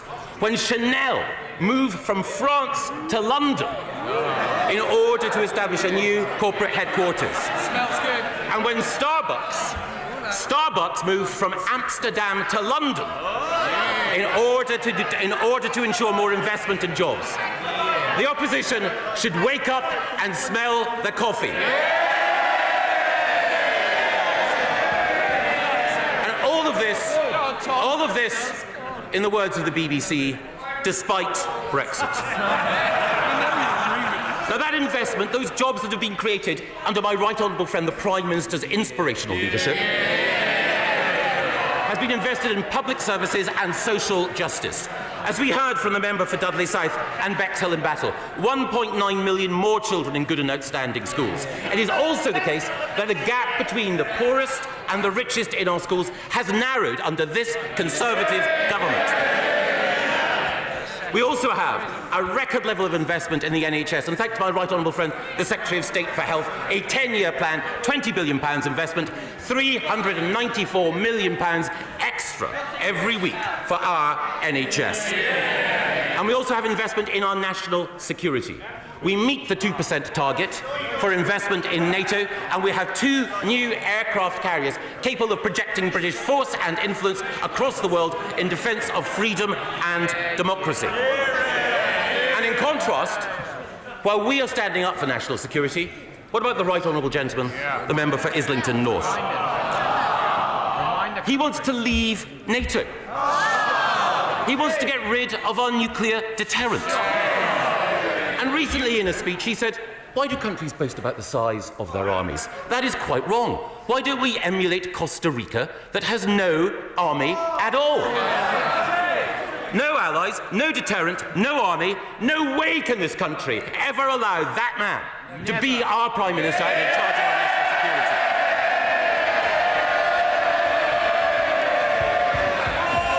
But if he can't support our fighting men and women, no. Who does he support? Who does he stand beside? Well, it was fascinating to discover that the Right Honourable Gentleman, the Leader of the Opposition, was there when a wreath was laid. A wreath was laid to commemorate those who were involved in the massacre at the Munich Olympics of Israeli athletes. Now, he says he was present but not involved. Present but not involved sums him up when it comes to national security. When this House voted to bomb the fascists of ISIS after an inspirational speech by the member for Leeds Central, in which 66 people, including the Shadow Secretary of State, voted with this government in order to defeat fascism, I'm afraid that the Honourable Gentleman, the Leader of the Opposition, was not with us. In fighting fascism, he was present but not involved. And similarly, when this House voted to take the action necessary, when Vladimir Putin executed an act of terrorism on our soil, there were many Labour members, many good Labour members, who stood up to support what we were doing, but not the Right Honourable Gentleman when we were fighting Order! Point of order, Daniel Rennie. If it is a genuine point of order.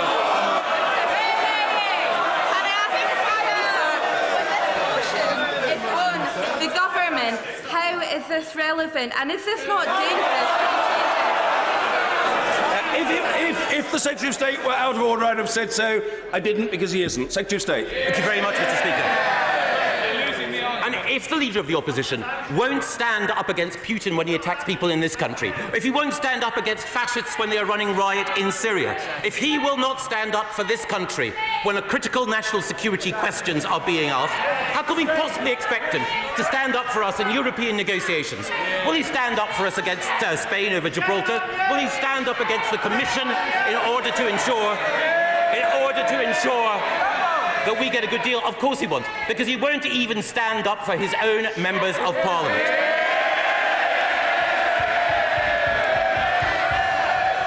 Why is it that a Labour member of Parliament needs armed protection at her own party conference? Why is it that nearly half of female Labour MPs wrote to the Leader of the Opposition to say that he was not standing up against the vilification and the abuse that they received online, which was being carried out in his name?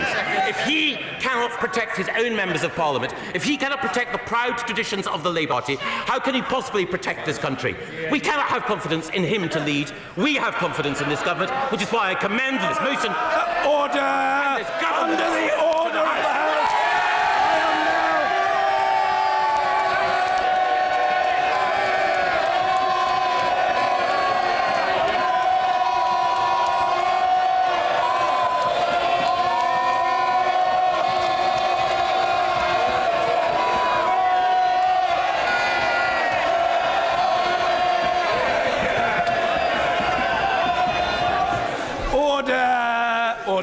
Under the order of the House of today, I am now required to put the question. The question is that this House has no confidence in Her Majesty's government. As many as are of that opinion, say aye. Aye.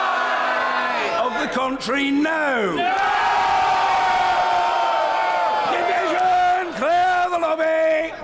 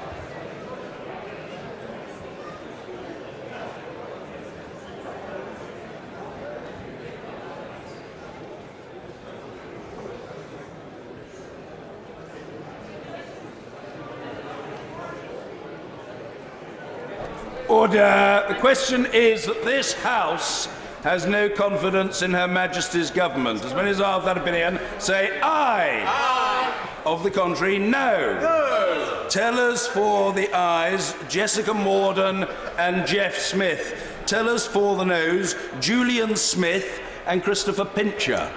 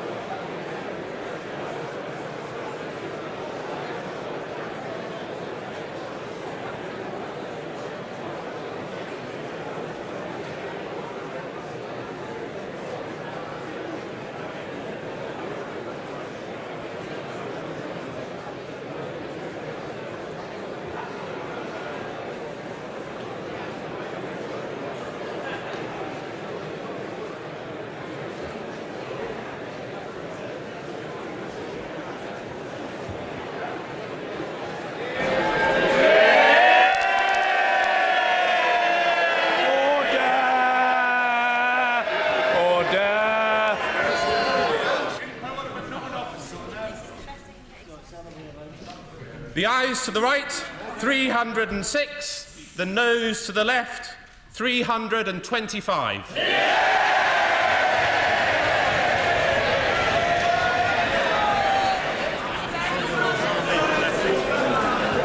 The ayes to the right, 306. The noes to the left, 325. So the noes have it. The noes have it. Unlock.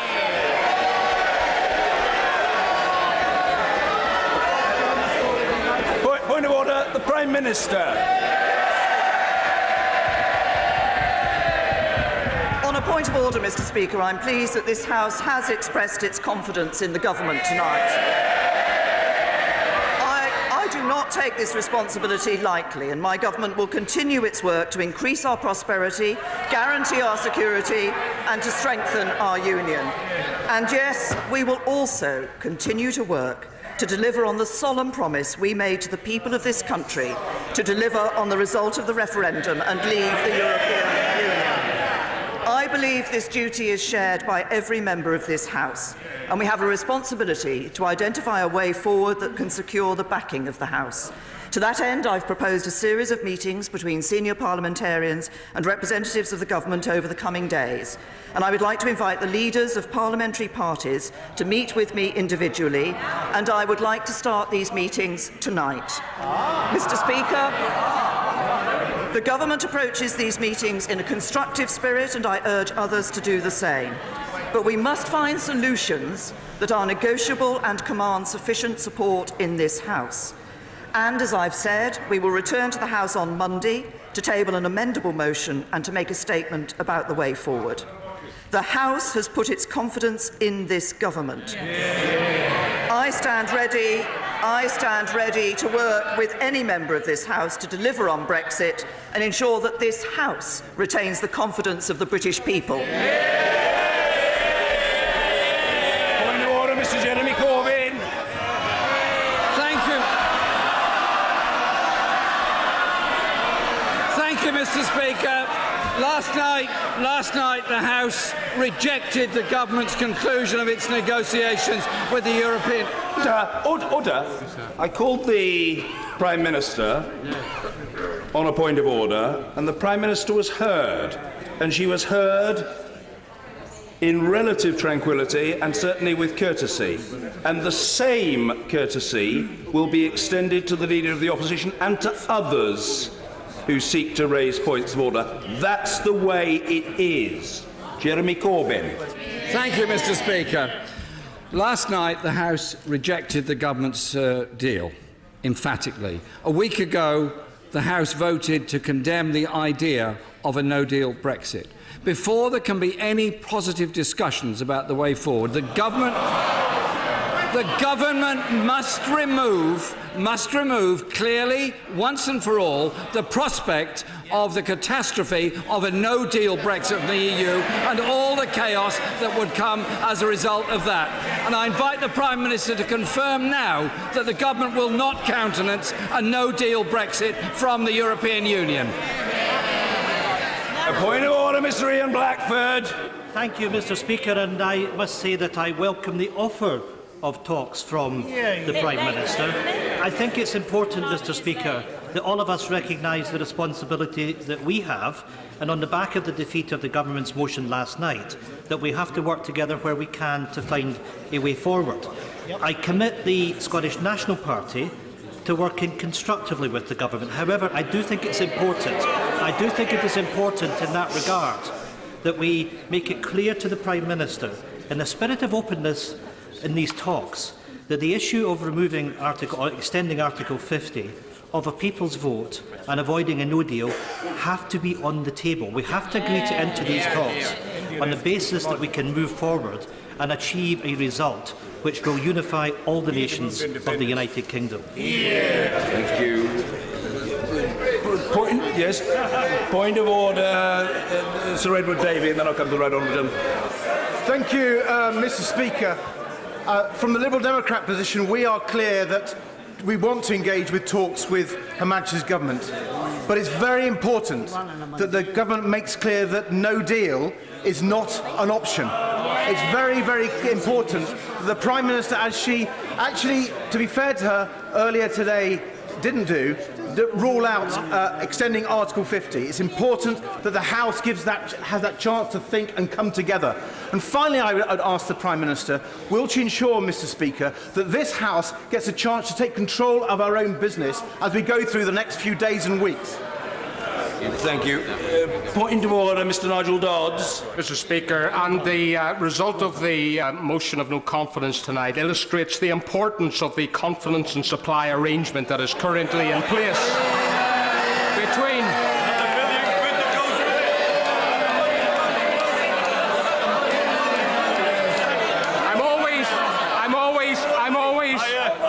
I'm always delighted when our opponents illustrate the strength of that relationship that we have and what it's delivering for Northern Ireland. And when the people of Northern Ireland see that investment in education and health and infrastructure, they will thank this Parliament and they will thank this party and this government for that extra investment. But can I say this? Can I say this? Order, Mr. Stone. Normally, order. Very unseemly behaviour. Normally you behave with great dignity in this place. Calm yourself, man. Get a grip. Nigel Dodds. Mr. Speaker, thank you. Can I say, however, that the confidence and supply arrangement, of course, is built upon delivering Brexit on the basis of our shared priorities. And for us, that is the Union. And we want to deliver Brexit, taking back control of our laws, our border and our money, and we leave the European Union as one country. Let us work in the coming days to achieve that objective.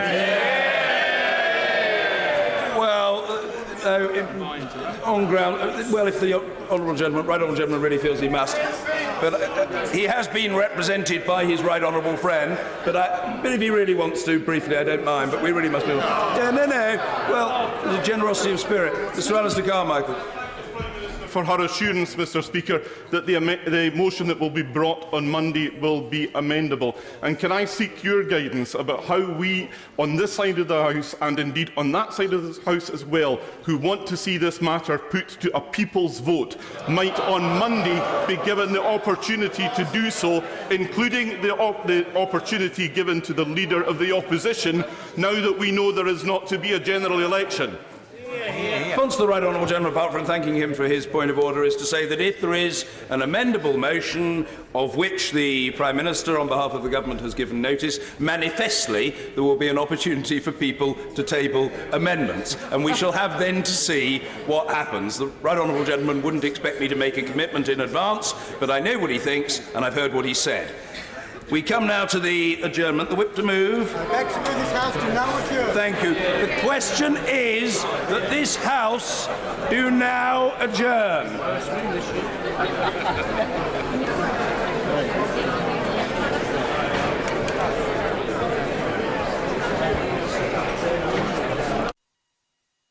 Honourable members do not wish to hear the honourable gentleman, the member for Solihull, dilate on the matter of car production in Solihull, which seems